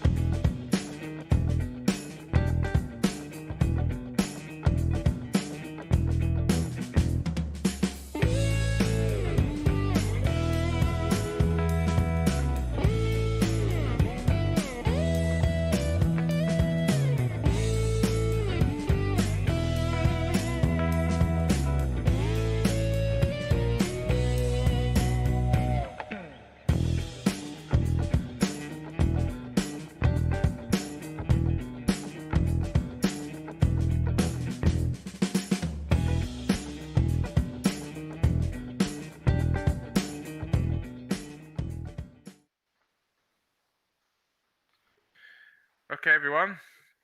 We're back with our panel. This is our panel show. We're going to do these at 5 p.m. Eastern every day. It's a good thing because at the end of it, I get to go to bed, and you get more clinics in America while I catch up on some Z's before work this week. So it's all pretty good. I have a great panel for our first panel as well. So in no particular order other than the order they're appearing on my screen, because that's how it works. We have Neil Erickson all the way from Hawaii. Hi, Neil. And we have. Gordy, can you hear me all right? Yeah, give us a wave when I say your name so people know you are. You like your names are like titchy tiny on their screens now. Unless you've got like one of these 65-inch TVs, which like scares the heck out of the cat when something comes out the Moffat tunnel while you're watching the Denver Rio Grande videos. I don't know. Anyway, then we've got Perry Lamb from the Piedmont Division in Atlanta, Georgia. Thanks for joining us, Perry. Yeah, sir. Then we've got Lloyd, who has been on and gave a clinic on his first layout, which I think everybody was like, oh, so that's cool because that's the topic of tonight. And then we have, last but very not least, we have Mike Mackey, MMR, from the Lone Star region down in Texas, Division 1 Cowcatcher Division. Mike's the one that scoops everybody up and gets them into the NMRA. That's the whole Cowcatcher Division thing. So a great panel. So how this is going to work, I know we've not really done this before, but the topic for tonight. Oh, got the dog. Awesome. My dog's asleep. All right. Jasmine's helping out here, but I'm trying to keep her quiet. That's all right. Don't worry. That's fine. Don't worry. Shadow and Steffi will be probably saying hello at some point this week. So, which is Perry's dogs. So we're all family friendly here. So the topic for tonight is building your first model railroad. I've got 3 pre-prepared questions that I'm going to put to the panel. And then what we're going to do is we're going to go to our Facebook group. I'm going to share my Facebook feed, which I apologize for anything that may pop up in there from chats from people that know me and know that my screen is being shared. I apologize in advance. But we'll see that. You'll even get to see the NMRA Facebook group from the admin side of things because my admin panel's all open and I can't turn them off. But we'll have a look at the post that we put on this morning, and there was a few comments on that. And then we'll go over to the YouTube and we'll pick up some chats, some questions from the YouTube chat to ask to the panel. So post your questions in there as we go, and I'll pick them up at the end with whatever time's remaining before we go over to, I think it's Ralph Renzetti for our weathering clinic. So let's go. Standard practice, okay? I know you're not all MMRs, but the MMRs can do this. So I want you to put your hand up if you want to answer the question, okay? But we'll go for the first question in the same order that I just introduced you all. Okay, so question 1 that we've got in our pre-prepared questions is tell us about your first model railroad layout, not something that was chasing stuff around the floor or around the Christmas tree. Okay, your first model railroad layout, which had scenery and stuff like that. Just tell us a bit about it, Neil.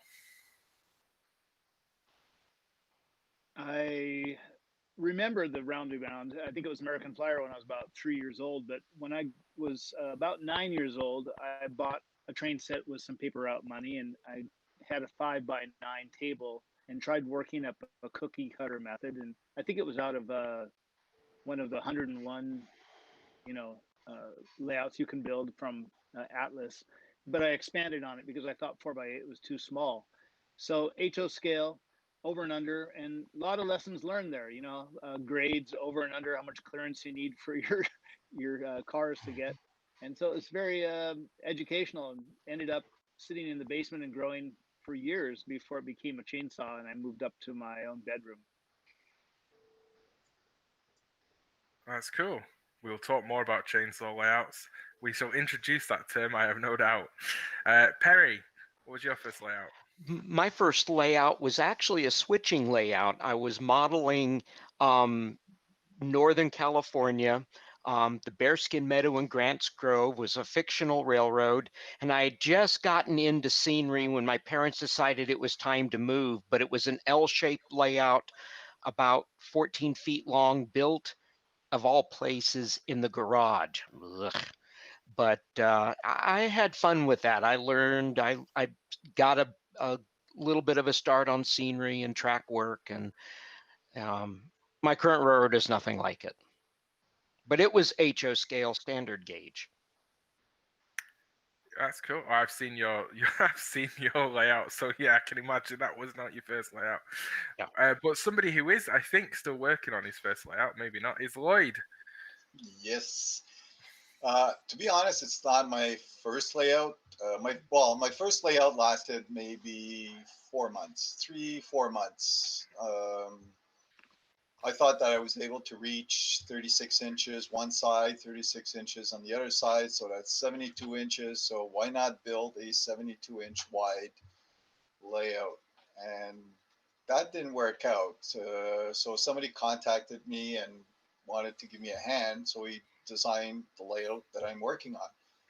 So my first layout, I was told, bigger is not necessarily better. So being a planner, I decided to go big. So I've got my first layout is a 40 feet by 20 feet layout. And I've encountered a lot of problems, and I'm glad that I joined a lot of groups and I was helped by a lot of people. So yes, I'm hoping to get it finished in 5 years. Yeah.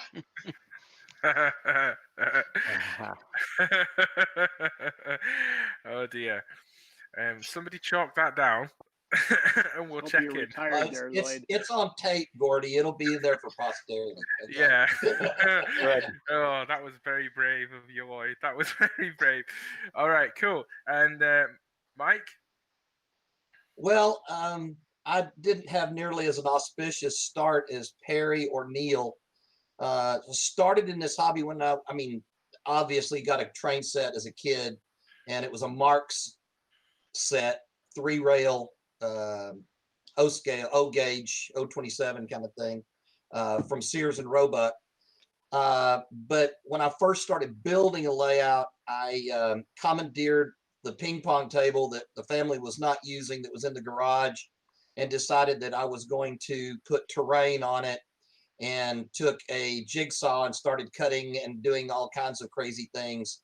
And it was absolutely a disaster.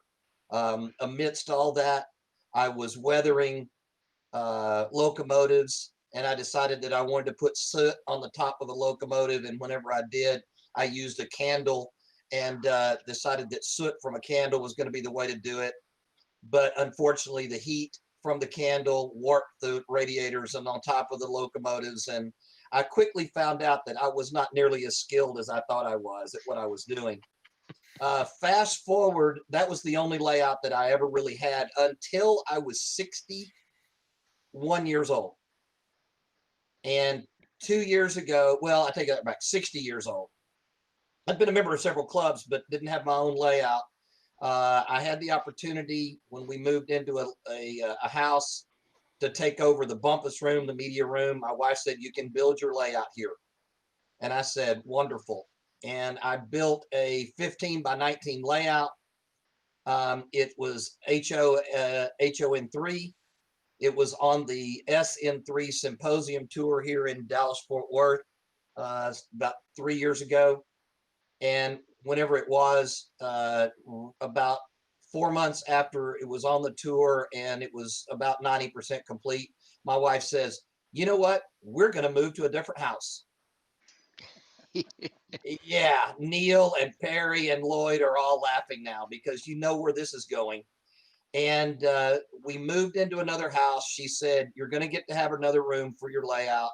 So she wanted a single-story house. We ended up buying a 2-story house. I got the entire upstairs of another bumpus room, and my layout room went from 15 by 19 to 19 by 39. So I upgraded in the deal. I'm happy with it, and I've got some pictures of the other layout if time permits, Gordy, and you want to see a couple of things on the old layout that is no longer, and then the other layout that's here in the room where I am serves as my office and my train room. So I'm very fortunate. I get to go to my office and work in my train room every day. So we might come back to that.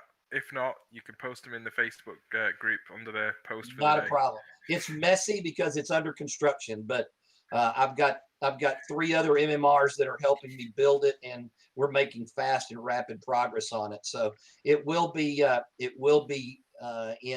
in great order by the time the 2023 convention rolls around. Trust me. That's good. That's good. Hey, Gordy, See, by the way, I am sporting my brand new NMRA X shirt that I got from Daylight Sales last week. Absolutely awesome. Yeah, and everyone can go there, daylightsales.net, and support us. And get yourself a t-shirt or a polo or something, and it'll come. Some proceeds will come back to the project and help us possibly repair the server that Chernobyl on us this morning. Mine are on the way. They're somewhere in San Francisco in the USPS hub. So who knows when they will arrive in the distant North Atlantic, but they will be flying across it soon, hopefully. They will personalize them for you if you want them to also. So just to let you know. Very good. Good plug. Okay, back to topic. So the second question is, what piece of advice would you give somebody who is just joining or rejoining the hobby and thinking about building a layout for the first time, or the first time in a long time? Who wants to go first? It's open season. Neil? You know, I wanted to ask Lloyd and Mike because it sounds like they did amazing things with their first layout. But if I were to start again, I would definitely start small. I mean, maybe 18 inches by 4 or 6 feet long, something just to get my feet wet, get the whole thing done, understand little things like laying track, getting my rail joiners tight, slipping in the sleepers underneath where you had to take them out, how to ballast, how to set up room and think ahead for your structures, right? Just something small. You can always incorporate it in a future layout, but honestly, something that small, you can just wipe it clean and start again. I mean, unless you have a support group like Mike and Lloyd do, I don't see, like me, I've been a lone wolf modeler all my life, right? So, I mean, I don't see any other way to learn it than do it. Just sit down and do something small. I mean, you can see behind me, I've experimented and played with all different scales, and you got to find out what it is you like about this hobby. Lloyd? I could go next. Go ahead, Lloyd. Being new to this hobby, a lot of people had trains when they were small. I've never seen a train, but train was very far from my mind. So what I would suggest as a newbie into this hobby is do a lot of research. There's so much stuff out there. There's forums, YouTube, Facebook, the people or clubs. I mean, there's so much. Yeah, there's lots of information. But I would say that the most important thing is for me was budget. If you know what your budget is, what your space is, then you could decide if you're going to go N scale or HO or O scale. So there's a lot of questions you got to ask yourself before you get started. I think that's the important thing. Neil, to come back to your question and where you were addressing that, I was very fortunate in that before I started my own layout at home, I was a member of 4 different model railroading clubs through the years. And through those individuals that I met in those clubs, and then joining the NMRA, Gordy, in 2012, it opened up an avenue for me that was unimaginable. We had the 2016 convention here in Dallas-Fort Worth, and I was the chair for that, for a regional, for the Lone Star region. And Charlie Getz came, and I presented Charlie with a application that I picked up back in the 1970s that still showed that I could get a lifetime membership for $125. And I presented that to him and asked him if he would go ahead and process that. And he just kind of giggled and walked away. So I had known about the NMRA for a long time, but never functionally joined. I had a gentleman come up to me by the name of Larry Swigert at a train show in 2012, and he saw me operating some trains at train show, and he said, "You really need to join this organization. I think it would do wonders, and I think you could probably help the organization." And it allowed me to make friends. It allowed me to go to layouts that I had only read about in magazines and operate on those layouts. You know, whether it's Gil Freitag, Stony Creek and Western in Houston, or Steve Davis's Kansas City 3rd Division in Tulsa, or different layouts all around the country. I've been fortunate enough to learn from individuals. And one of the things that I always tell people, and the rest of you guys I'm sure will agree with this, as a new person in the hobby, there is no reason that you need to make the same mistakes that the rest of us have. So learn from those people, ask those people that are around you, and let them mentor you so that you don't make those mistakes, and try to, as I mentioned, weather with a candle to get soot on the top of a locomotive and ruin it. So there's no reason for that when you've got a resource at your fingertips that's ready and available. Trust me, I've been on both ends of the spectrum. So that's the deal. I would never have tried, Neil, to answer your question, I would never have tried to build that layout of mine that I built that was the 15 by 19 first home layout if I hadn't have had years worth of other experiences to go with it. So that's true. But again, you have to get your hands dirty, right? You got to absolutely get in there and do it. No doubt about Otherwise, you just can't read about it. You can't watch YouTube. You just do it. You can't break anything. I mean, really, it's hard to break something that's not. It's not a big deal. I do scenery clinics all around the country all the time, and one of the things I tell everybody is the mystique of doing scenery clinics. Everybody goes, "Well, I can't do scenery. I can't do scenery." Yes, you can. And if you mess it up, take it out and start all over again. There's no big issue there. You know. Right. Okay. We're gonna go to Perry, so Perry can answer the question. Yeah, I would tend to agree with Neil. If you're going to do something, start small. Our division is about to start. Next Saturday is going to start its next training camp series, and the series is going to be building a module and getting all those steps for what you need for a model railroad in on 2x4 feet. And for somebody who would be just starting with the model railroad, just to get your feet wet and learn the skills that you need, that would be perfect. The other big thing that I would suggest to people when they start, if they're starting on a model railroad, is please try not to cram everything that you can find online into one model railroad. You'll end up with something that is so crowded, confused, and may or may not work very well. Spend a ton of money and not be very happy with it. So if you can start small and not stuff everything into your railroad, you'll be much better off. That's great.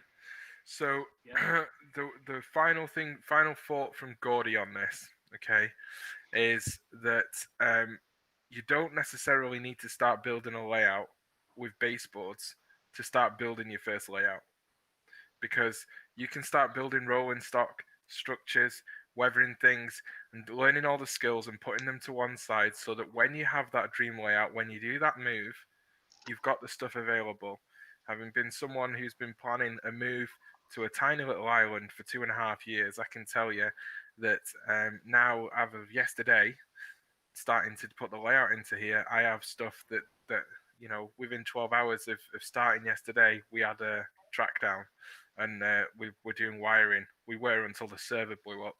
So you know, we would have had an operable layout tonight. So if you can, you know, there's nothing to stop you building those component parts before you put the layout together. That's how they build airplanes. That's how they build cars. So in some places, that's how they build houses. I think it's important to point out that there's no right and wrong way. If you want to build it out of a piece of foam or a piece of plywood or whatever, give it a try. You could do it on foam core, right? There's no right and wrong way. I mean, now I'm experimenting with spline roadbed. I've never done that before. And so every layout I'm doing has some new aspect to it. And you're not going to be good at it until you try it, right? And you're never going to be an expert at it. Andy, you're never going to be brilliant. I saw your post, because it's like when you lose something, you're going to look for something until you find it. Who would keep looking after you found it? You know, they always say it's in the last place you look. But honestly, you're going to build it until you're satisfied with it, and then you're going to stop. That's all the further you're going to go. Yeah. So we're gonna go somewhere, because you've just hit on a topic, and I just want to go down that route a little bit before we come back on track. So, 3 of the guys here are very much near metropolitan areas, have a large group of modelers, a large presence of the NMRA active in their area, potentially more than me and Neil do. So this is really a question for you, Neil. Where did you, because where's your support network for your modeling? If you have a question, it sounds like a blatant plug for it sounds like a blatant plug for the NMRA. But in the beginning, it was Model Railroader, and joining the NMRA when I was probably 13 years old as a junior member, and then traveling from where I lived in Northwest Washington down to Seattle to King Street Station and seeing those layouts. I had to beg my parents to go with me, you know, but just to see other people's work and reading about it in the magazine. I was too shy to write anybody, or heaven knows we didn't have anything like this back then, right? But you know, even learning and reaching out, and years later, I found out that the surgeon for the local hospital, Nicholas Muff, was building a giant Kansas City railroad in his basement, and you could view it through his F7 locomotive cab. Who would have known? And now, of course, I'm 2,500 miles away, and no opportunity to do that. But you know, you just keep learning in the way that was available to you at the time. We have so many more avenues now to reach out and help one another. Lately, Model Railroading Live on Werribee like this has allowed me to have a community of people like you, Gordy, and others. Lloyd's frequently on there. And so it's been a real way to bounce ideas off of people and learn from their experience. Gordy? Neil, it's amazing. Nick, it's like 6 degrees away from Nick Muff. Mike, we're going to go down to Lloyd. To answer that question is, for example, myself, I live what we call in the boondocks. There's nobody around me that does any model railroading. So if I want to go to see some layouts, I got to drive an hour to go to Montreal or an hour to go to Ottawa. And so I spend hours and hours, if not days and weeks and months, just searching the internet. And for me, the internet really is what saved me. And that's how I found out about NMRA, which is in Ottawa, which I drive an hour to go there. But I mean, in immediate area, I'm all by myself, but I'm starting to find people that are willing to drive an hour to come over. Yeah, so I know from so I live in Orkney, where there are no railroads, and the nearest railroad to us is on the mainland, and there's 4 trains a day. That's it, that run down to Inverness, and so model railroading as a hobby tends to come from people who see trains in real life and want to mimic it themselves. There are no trains here. However, there are model railroaders. There are quite a lot of model railroaders actually in Orkney. In fact, there's one in my village, and one that I met on the boat, who happened to babysit my partner when she was younger. So, and she didn't remember that they were a model railroader. So, and I know through NMRAX that Christina, the marketing consultant, found out that her neighbor, who I think is 3 doors down, has a model railroad in their basement through sharing one of our NMRAX feeds, which if everybody that's on YouTube right now just wants to share the feed to their Facebook or Twitter or everywhere on social media, that would be lovely, and you might find a model railroader just down the street. But you know, there are many people around. Even if you feel like you don't know anyone, if you join the NMRA or join your local model railroad club, you'll open that door. And there's, like Neil said, the internet's a great thing. Okay, so my final question we were going to go to was, how did the NMRA help you to learn the skills you required and encourage you to complete your fish layout? We're not going to do that because we've well covered the NMRA there. You all got the brief. So, but no, seriously, I didn't prime anyone. What we're going to do is we're going to scoot over to the Facebook group of the NMRA. And if you're not already a member, you should really think about joining if you've got a Facebook account, because there's a community of over 22,000 model railroaders from around the world. And if you want a wealth of ideas and you want to see people doing their first layout to doing their masterpiece before they never build another layout again, let's just leave it at that, then you can see both ends of the spectrum. So it's a fantastic group, and there's manufacturers in there and vendors, and you'll get to meet some great people. So we're going to try not to kill Gordy's computer. If this dies, I apologize, but I'm going to share Facebook. That looks like not Facebook. Where's Facebook?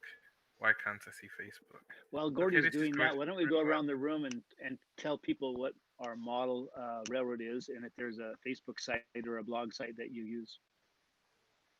Great idea. I am actually sharing now, though. Yeah, you are. I've managed to get it to work. Okay, so this is our NMRA Facebook group. You're all seeing lovely Facebook there. And we're going to put a post on that's going to look like this every day. Okay, so today's theme was your first layout. So we asked people to share photos and videos of their first layout or train set. Now, for some people, this was going back quite a way. And I have to say, before we get there, that Andy, we'll say your surname in a minute, but Andy, I'm super impressed you've got photographs from this far back. I didn't think that, someone would still have a photograph that far back, but you did, so that's great. So Brad Anderson of NMRAX Parish in Australia, who's currently camping with his family. That's why he's not here today. He has shared a video of his first layout, which you'll have seen in the background of NMRAX sessions in the past. He has built his layout. It's going to be a multi-deck layout there. He's got track down on level 1, but he's been sidetracked by setting up remote operations. And if you see up there on this little picture, there's a camera. So I guess, guys, one thing we could say there is that no plan survives first contact. So you can get sidetracked when you're building your first layout. It's a journey. It's a journey you have to go on. It's not a process you have to follow, right? Guys? Definitely. There's a lot of rabbit holes. Yep. Jeff shared a video there of his first layout. The split is Swamp Creek. That's great. Everyone watch that video. It looks like, yeah, Andy's even said there, Andy Ambrose from the UK has said that looks like a pretty good standard for a first layout, and I can see that, but you don't know. Someone's first layout could be their only layout, and they could have been working on it for 50 years. You just don't know, but that looks fantastic. Well done. There we have Dan. Dan's in the process of building his first layout. Dan, is there some kind of civil unrest there? There's a tank that's looking a bit worrying, but that's looking great. Got some structures in there. I see maybe using the tank as a bulldozer. I don't know, but that's great. Somebody says they think they're keeping Gordy up. Yeah. Does it feel like it? No, it's not that late yet. It was the beer. Yeah. It was the beer. Oh no. After today, Gordy needs a beer. So, wow. And this is the photograph I was telling you about, guys. This is Andy's dad's layout from the 50s. How did he build it in black and white like that? I don't know. Andy, how did you build it in black and white? I mean, that's what I've been wondering all day. But some hey, people... those are the way that the scenery material was back then. Okay. that hurts a lot of weathering. I was going to say, I mean, who thought they were weathering in the 1950s? But look at that. And Mike, there was no issues there with... there was definitely no issues there with the whole soot. Look at that. No, not a bit. No, I was thinking about that. That would have survived my technique. And then there's Patrick's layout. His first American layout, anyway. Some interesting use of background scenery. Looks like you tried a technique there to do some depth of scene, which is great. That looks like quite a narrow little switching layout. We talked about, different types of first layout. Switching layout was one that I think came up earlier. Mark there is well in progress with his first layout. That's looking great, and you can see that the scenery is starting to come. But key important thing that I just want to touch on that I have spotted from here, okay, and that is that these first layouts have all got track down. So one piece of advice that click the photo and open it larger. Okay, yes, that's a good point. Gordy will try that, and you will see what happens to Gordy's computer. Here we go. We are And he said he streaming. was colorblind anyway, so. Well, join the club. There you go, bigger picture. So one of the key things here that I've noticed, and this would be my one and only tip for someone who's building their first layout, is the first thing you should do once you've built the baseboards is put the track down and wire it up. Don't ballast. Don't do anything like that. Put the track down and wire it up and run a train. Even if you've only put the main line down and you put the turnouts in, but you've not put any track off the turnouts. Running a train as quickly as possible is what will maintain your interest, because even if something doesn't go right, you get frustrated with something starts taking a long time, you can always just go to the layout, run a train, and let your imagination see the scene and give you a bit more inspiration and motivation. Okay? Guys, we agree with that? Or Yes. Yes. Yeah? Yep. I think so too. I definitely think so. I mean, Okay, that's the cool. point of railroading is for things to. The point of model railroading is to get your engines to run. It's an animated event, and at some point you're going to want to get beyond watching it run around and chase its tail.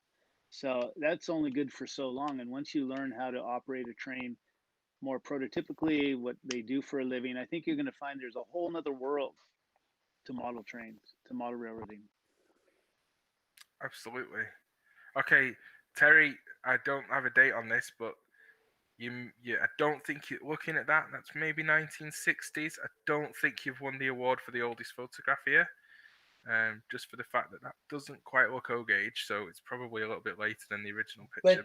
But I want to point out something on this one, Gordy. Okay, he came properly dressed with the respect for model railroading. Look at those shoes. I mean, I'm telling you, he came prepared. Okay. Absolutely. There's a good bit of bullying, as we would say in the British military. There's a bit of bullying gone on those shoes for definite. I think he's got a Sunday going to meeting clothes in there. Yeah. That's definitely definitely a good photo. Oh, was there a date there at the top? Did Gordy miss that? 1960. Oh, well, look at that, Gordy. You're a genius, right? Look at that, 1960. So I wasn't far off. Right, here we go. Proof that there was color photography in Montreal in the late 70s. So I saw these pictures earlier. This was Greg. Fantastic. Look at that. So, yeah, and we got the track down and we got the trains running. That's great. But Greg, did we ever get past that? That's what I want to know. Did we ever manage to get past that bit there? Did you ever get any more scenery done, or did you just decide you were a wee nipper and you just decided to run trains? Because I don't think my first layout got far from that when I was a wee-in. Okay, I clearly have issues with my computer today. I apologize, guys. I'm struggling to scroll. There we go. Okay, Pam, NMRA Facebook manager here, has put on a picture of her dad's layout. This is the first layout she can remember, so we'll call this her first layout. Yep, look at that. Oh, we got to note there's the UP calendar there in the top right corner, and look at those curtains. I mean, straight out the Sound of Music. Absolutely awesome. Right? Fantastic. Points for that. I don't know what you can convert those points for, but points don't necessarily mean prizes here, okay? Oh dear. Oh, gone way too far. There's the wheel of sandpaper. Okay. I think that was the end of it. That was the end of our stuff, so that's great. Stop sharing. Back to that. So some great stuff there. So people, put your content. You'll see that post go out again tomorrow morning when I'm at work, before you guys are awake. So in the middle of the night on the East Coast of the United States, that post will go out. Pop some photograph comments in there. I think tomorrow it's locomotives and rolling stock. It's a great opportunity to show what you're doing. It's a great opportunity to drive the conversation and get yourselves involved in NMRX. So, but some great stuff there that we got to talk about. So from that, Actually, Gordy, yeah. Gordy, in the States, that locomotives and rolling stock is on Tuesday. Oh, okay. You're that's ahead of us a little bit. I'm Yeah. way ahead of you. What are we doing tomorrow? Structures and scenery tomorrow. There you go, buddy. There you go. Oh, dear me. It's been a long day. It's been a very long day. Okay, cool. So we've still got about 10 minutes to go. Let me see if Mr. Speed has sent me any questions. But so right, Speed, send me the questions as you get them. When he's got them. So Speed will send me some of your questions. I have a question for the other guys though. I'm curious what tools they use to design a layout. What do you pencil and paper, or do you use a computer? I use somebody else. I found a track plan in Model Railroader magazine. One of the NMRA's MMRs published his track plan in Model Railroader, and it arrived 2 weeks after I got my basement train room finished. Perfect. This is what I'm putting in my. This is the schematic of what I'm putting into my basement. I've got a question for you guys though. You've all been doing this for a while. Okay, I just lost my train of thought. Okay, next. I know what you're thinking, because I often wonder what drives people to choose an era or a prototype, right? Because a lot of us do things based on our memories. But I mean, like my ON30 railway, I wasn't around when there was any steam. I've sort of sought it out, but that's what's become fascinating to me, and I've never actually seen it in real life. So how do people decide what railroad interests you, and then from there, do you design a layout around it, or do you use a pre-manufactured, published layout? Mike? I'll jump on that one. I actually worked for the Cotton Belt Southern Pacific, and the late 70s, early 80s, and I started out modeling that time frame because I worked there, I lived it, I saw it every day, and it became very easy for me to recall what I saw and work with that, and that's what I modeled. I have found myself over the last few years to start to roll back my time frame because I've gotten more interested in steam, like you, Neil, and now I'm modeling the diesel to steam transition era, and doing first generation diesels and late steam. So that's the reason I chose what I did. Boyd? Not knowing anything about trains, like I said, I spent so much time on the internet, and I was born in the 50s, so 70s, and I've heard that the transition era, like for example, CP went from burgundy gray to the Pac-Man, so I'm able to get both of them at the same time. And basically everything was internet, and I did a lot of research, and that's where I found what I wanted to do. And when I met the track planner, I told him, I want a passenger train running nonstop, and I want my freights, and I want a double main line, and these are all things that I saw when I was doing my research of what I really wanted. So, but all the rest though is, I mean, it's all you guys, the information that I was able to find. Yeah. Okay. So I don't want to jump. Let's not jump too far down the layout design discussion, because Wednesday is LD Sig Day and also Op Sig Day. So let's not jump down there. Other than Gordy to give a plug that Gordy's given a clinic on how he designed his layout, and my layout, I model Wisconsin, not the Wisconsin. I model Wisconsin in southern Wisconsin on the old Wisconsin Central and what's now the part of the, well, old Milwaukee, now part of the Wisconsin, it's now the Wisconsin Southern Railroad. So I modeled 2 railroads. It's 2 separate layouts. You could model yourself. One's completely modular, but it's triple deck modular layout. And the other one's a fixed layout. There's a switching layout that fits in a 10-foot by 10-foot space with 6-foot by 6-foot square chopped off the 10-foot by 10-foot area. So it's quite a tight space, 4 decks, end scale. You'll see that track plan on Wednesday. I've got a clinic on it followed by a roundtable. So let's not go down that route too far. But well, one I do thing want I to ask, Gordy, but I do want to ask because you can get frustrated trying to build a layout that you see getting towards completion in 5 years. I mean, that just seems like a lifetime to a lot of people who want to see trains up and running. And maybe you're going to touch on the Toma ideas. I don't know. Well, I was Do you just going feel to like touch you've ever on. bit off more than you can chew? I'm sure all of us have. Oh, well, yeah. But I'm in the UK, so we build a lot of small layouts because of space constraints. I mean, very, very constricted on space. I'm not now. I live in Orkney, and I built a house that's got a custom train room.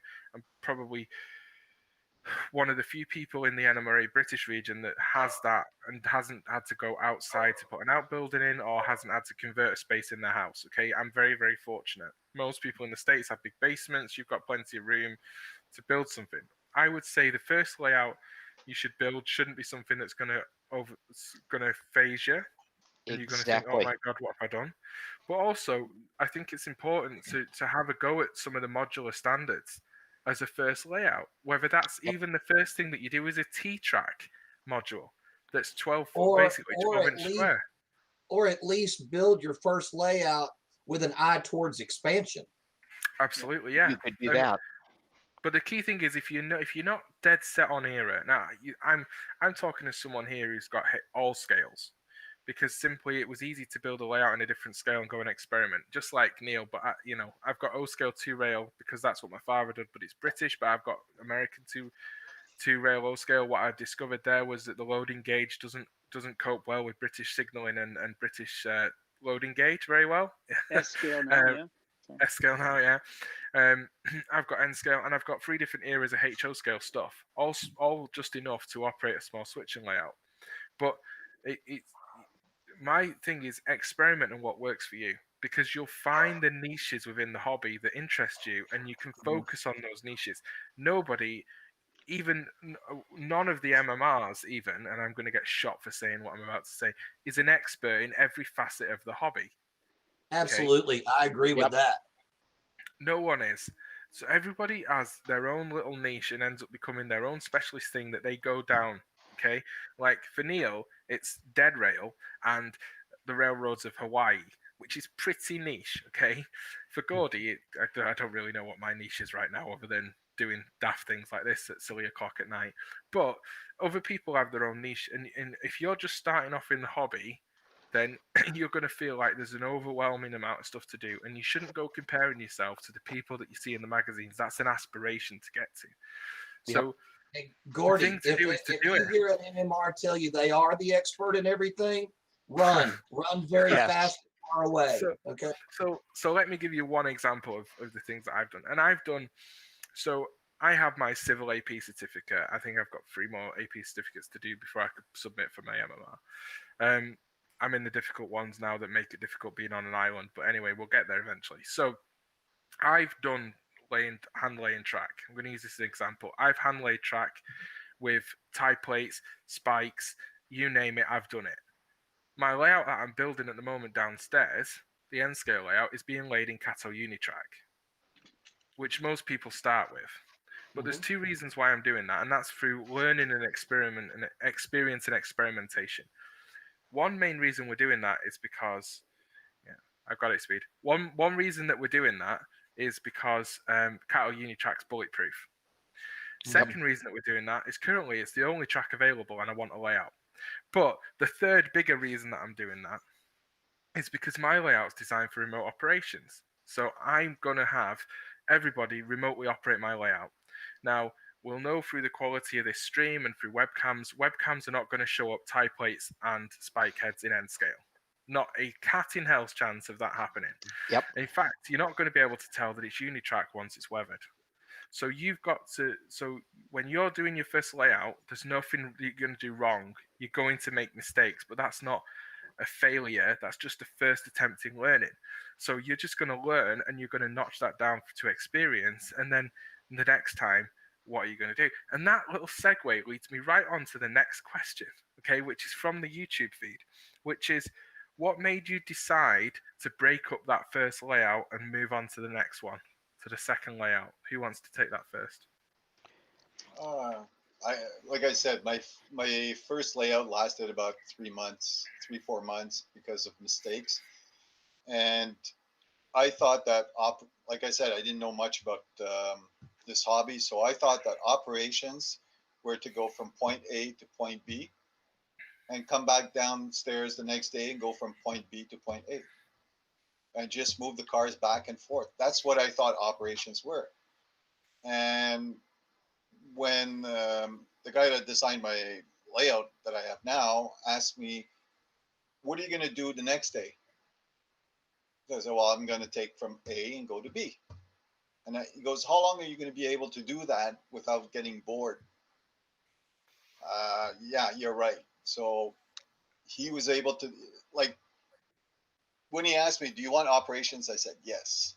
So now I'm into operations, and I've got 18 industries on my layout, so it'll keep people very busy. Yeah. No, I think that's a really good point, Lloyd, because every NHL game starts off with the same number of players. Okay, everyone between the Maple Leafs and the Bruins ends the same way with a Leaf defeat. But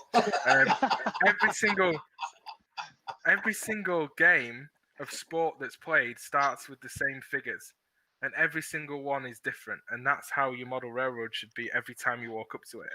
If it's the same all the time, people won't be, you'll lose interest in it. You know, it's like washing the dishes, honestly. All right. You wouldn't, it's a chore, and you don't want your hobby to become a chore. So who wants to go next with the ripping it down? Mike? Well, I wanted to come back to one thing. I know we're bumping up against the clock here, Gordy, but Neil brought up something a minute ago, and you echoed that you wanted to do it. A list of places, if we've got a Facebook page for our railroads or something like that you wanted to list. Do you still want to do that? Yeah. Or Yes. post it in the NMRAX bit for today. Yeah, if you can do that, that would be great. All of my taking down layouts have all been because I've moved, but I'm in this house, and since it's just me and there's nobody to tell me I'm going to move someplace else, this one will get finished. I think your layout's pretty finished. I've seen your layout. Yeah. But there's always something more you can do. Yeah, I've got a couple more towns to build, and I've got some hand-laid track to install. But the definition of finished is very across the board. I know a guy that's got all 11 certificates and an MMR, and the name of his layout is the never done layout. Okay, because it's never done. That's why my 5 years to go, it's not really true. Yeah. I had to put it in before the end of question, Gordon. So hang on, Neil, hang on. We're just going to go back to Lloyd's point. So what you're saying is that your quest for finishing your layout could be like the Toronto Maple Leafs quest for winning the Stanley Cup, right? Well, I can tell you it's not going to take over 50 years. That's for There's sure. a history here, I think. I think there's history here. No, not between me and Lloyd, but there is between other people that we're watching this. Yeah. And the key thing there is that 2020 was going to be their year. I don't know. But we'll move on. We'll move on to Neil. Neil, go on. I think every time I've broken down a layout to start again is because as I build layouts, I learn more and more about what it is I like about model railroading. And I think it becomes more and more refined. And lately, I'm going back to my roots. My background is building model structures for architects, and eventually it led me into the profession. So now I feel really comfortable building structures, and yet I still love it. So that's something I really love to do. I can't get away from model trains because that's sort of the ground that everything is built off of. And so I love that part of it. But every time I've broken down one, it's because I've learned something about what I'm doing that isn't going to be satisfied. I can't scratch that itch. And for example, the last layout I realized, I started researching buildings and then doing photo match and SketchUp to create replicas of those, but they seemed out of place on the layout. So now I'm doing something that's more prototypically based, and it's going to be representative of actual places using the same tools I've learned in the past. So it's as you learn and you move forward, you're going to learn things that you like and don't like. Do you like laying track? Do you like putting tie plates? Do you like building structures? Do you like weathering cars? Do you like building cars and structures? To me, if I buy something that costs more but takes a long time to build, that's good value for me. So I've learned that's something that I like about the hobby. That's awesome. That's a great place to stop. So we're gonna stop. All I'm gonna say is that if you're an NMRA member and you go to the NMRA website, there's something called the layout directory. Okay, it used to be called the Pike Registry if you're familiar with the older terms. Like we used to have a logo that was shaped like a wheel, and now we have a logo that's shaped like a well. We'll move on. So, it's still shaped like a wheel. So, you can go there and you'll find layouts there that people that are members that are willing to host people to go and look at their layouts, and you'll find that they'll talk about their layouts and they'll show you things and explain things. And obviously, of course, we've got to plug the NMRA Facebook group, 22,000 members in there of that Facebook group, not all necessarily NMRA members, but they're from all over the world. You ask a question in that group and you'll generally get an answer from 20 different sides, but you'll get the answer that's the best that people have. So what we're just going to do now is we're going to kind of wrap this for today. We'll be back with another roundtable tomorrow with a different panel. It's going to be, what is it going to be, Mike? Tomorrow is, I know Tuesday. That's when I'm coming back. I don't know tomorrow. tomorrow is structures and scenery. Okay. And then we have locomotives. Neil's coming back for that one, right, Neil? I'm there tomorrow. I'm there tomorrow at 6. So we'll have different people every day. I have a daytime job there, Mike. So do I. I'm working in the morning. So we have different people every day. We'll do these up until Friday. On Saturday, we're not doing one because we have our banquet, our virtual banquet. I'm expecting people to post lots of pictures with them watching NMRAX with their family at the dinner table. But we'll see how that goes. Or breakfast table if you're in Australia.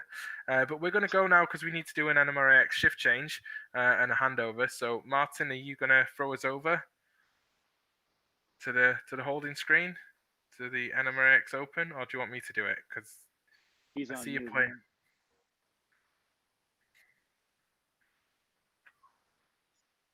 Well, if you just to move everything, see, this is what goes on behind the scenes. Okay, this is what goes on behind the scenes. There's chaos behind the scenes, absolute chaos. So, hey, I'm going to shout out to the AML network. So, listen up. Podcasts are a great way to learn too.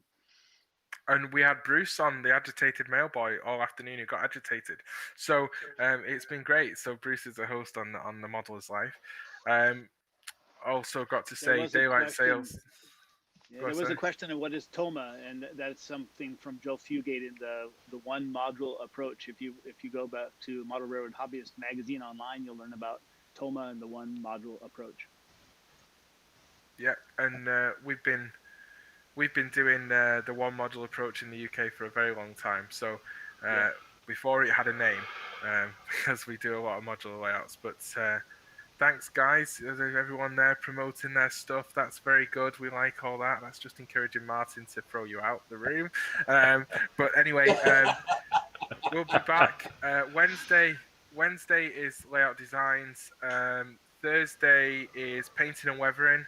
And Friday's roundtable will be model railroad technology, which will be great because the amount of the technology is always moving forward. We're seeing remote operations and lots more ways to interact with modelers, as we spoke about tonight. So that'll be great. Martin, how long?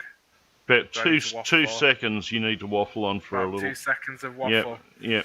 2 seconds of waffle. Okay, well, the other thing that people may not know is that speed from the bottom of the helix. Remember, never speed at the bottom of a helix, but have speed at the bottom of the helix. He is the Pike Registry coordinator for the NMRA. So if you're an NMRA member and you want to get your layout added to the directory, contact Speed, and Speed will help you out and get your layout up there, and then people come visit. And Gordy, those pipe registries expire every 3 years. So if you used to have it on there but haven't re-upped, you need to re-up. I just had to do that myself. Ready to go. Kill it.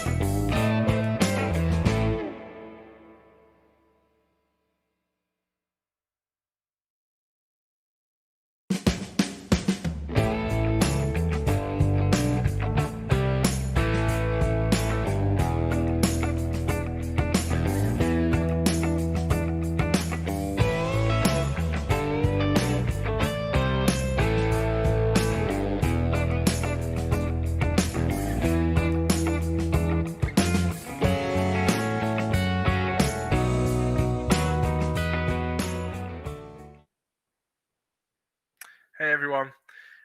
So you may have noticed that we've had some technical difficulties throughout the day, which started with our server that we've spent all week building, throwing a few wobbles at us this morning. And we do apologize for that. The team have been working very, very hard. One of the things that we had to do at the last minute was throw this stream over to a different computer that was still set up from when we did our last NMRX on the 27th of June. And I apologize because that meant that this stream went out as the 27th of June, part 2. And obviously it is July the 12th and this was part 1. What we're going to do in a minute is we're going to kill this stream on YouTube, and it has 160 viewers on it at the moment, and we're going to restart the stream. We'll delay the next clinic by 5 minutes to give people time to join the new stream. And we hope you stay with us, and we hope that tomorrow we'll have our server issues sorted, because Martin's now awake in Australia and has all day to fix it. So thanks everyone. I'm going to bed now, but enjoy the rest of the evening. Bye, Gordy. Bye.